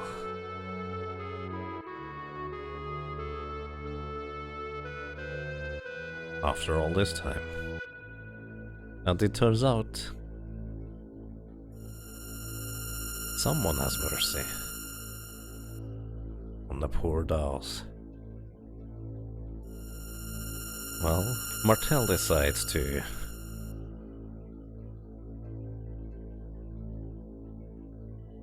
merge her own body with dolls and create a mana seed.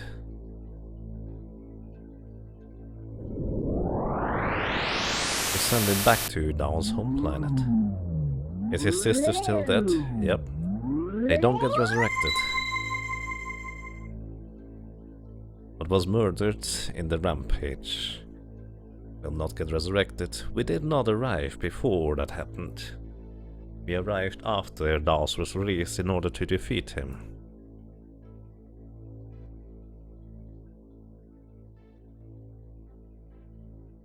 Her mother was not executed. You actually meet her 150 years in the future, well, in the future from the past settings. Also, by the way, I'm holding L and R buttons, which triggers actually a special ending. So here's the thing, this ending you only hear or see if you hold the L and R buttons during the exit sequence there. It has two kind of credit sequences. This special music piece and credit scroll you only get to hear and see if you hold L and R, which I think is an interesting idea. I'm not sure why they hit that.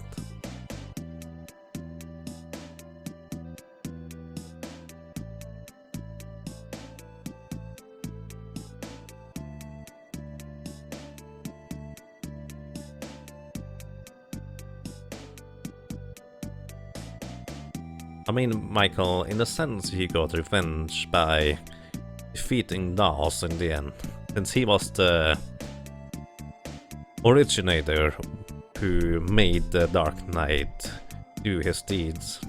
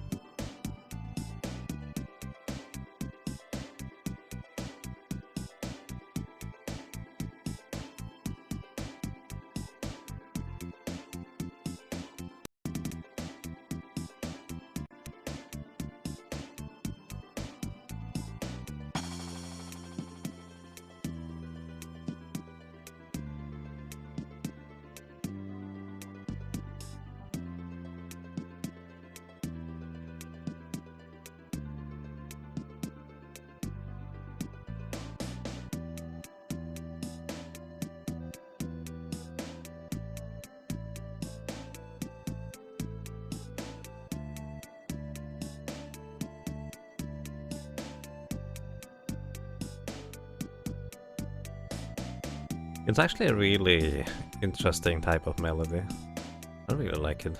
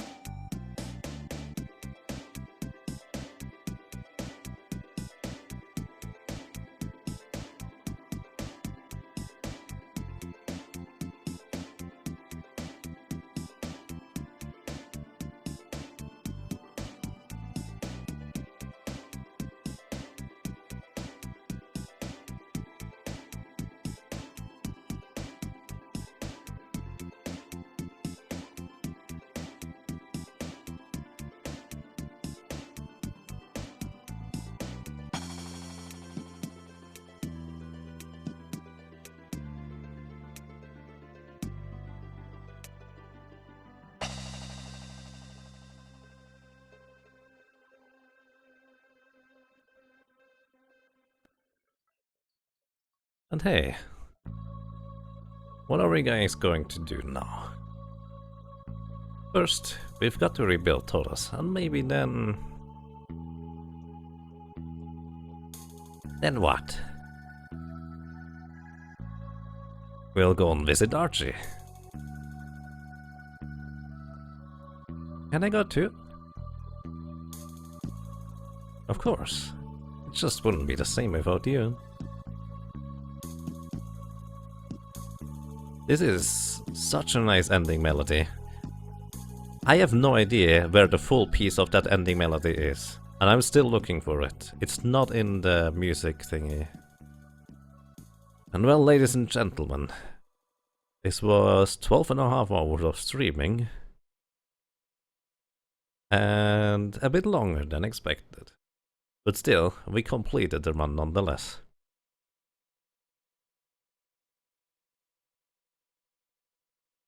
It's based on a book, yeah, apparently so. At least that's what it said in the credits.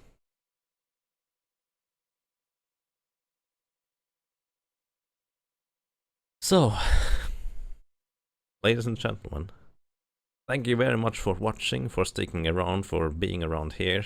I think Fabian it was also one of those who just kind of was here since the get-go and all the way through. That was such a nice journey. I learned a fair bit about the game, and also that this kind of hard mode is just kind of not my thing. On the other hand, there's not much more you can do with this kind of engine. Either way, this was it for me for today. I would like to redirect you to, let's say, another Super Nintendo RPG speedrun, and that seems to be Breath of Fire with Rayquaza. So, there's that.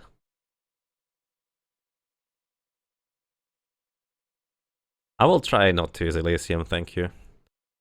So yeah, ladies and gentlemen, please visit Rayquaza. He is currently speedrunning Breath of Fire. I accidentally banned and globaled him earlier, in a sense, which was less than ideal. But there's that. Have a nice evening, everybody. Take care, and maybe until next time.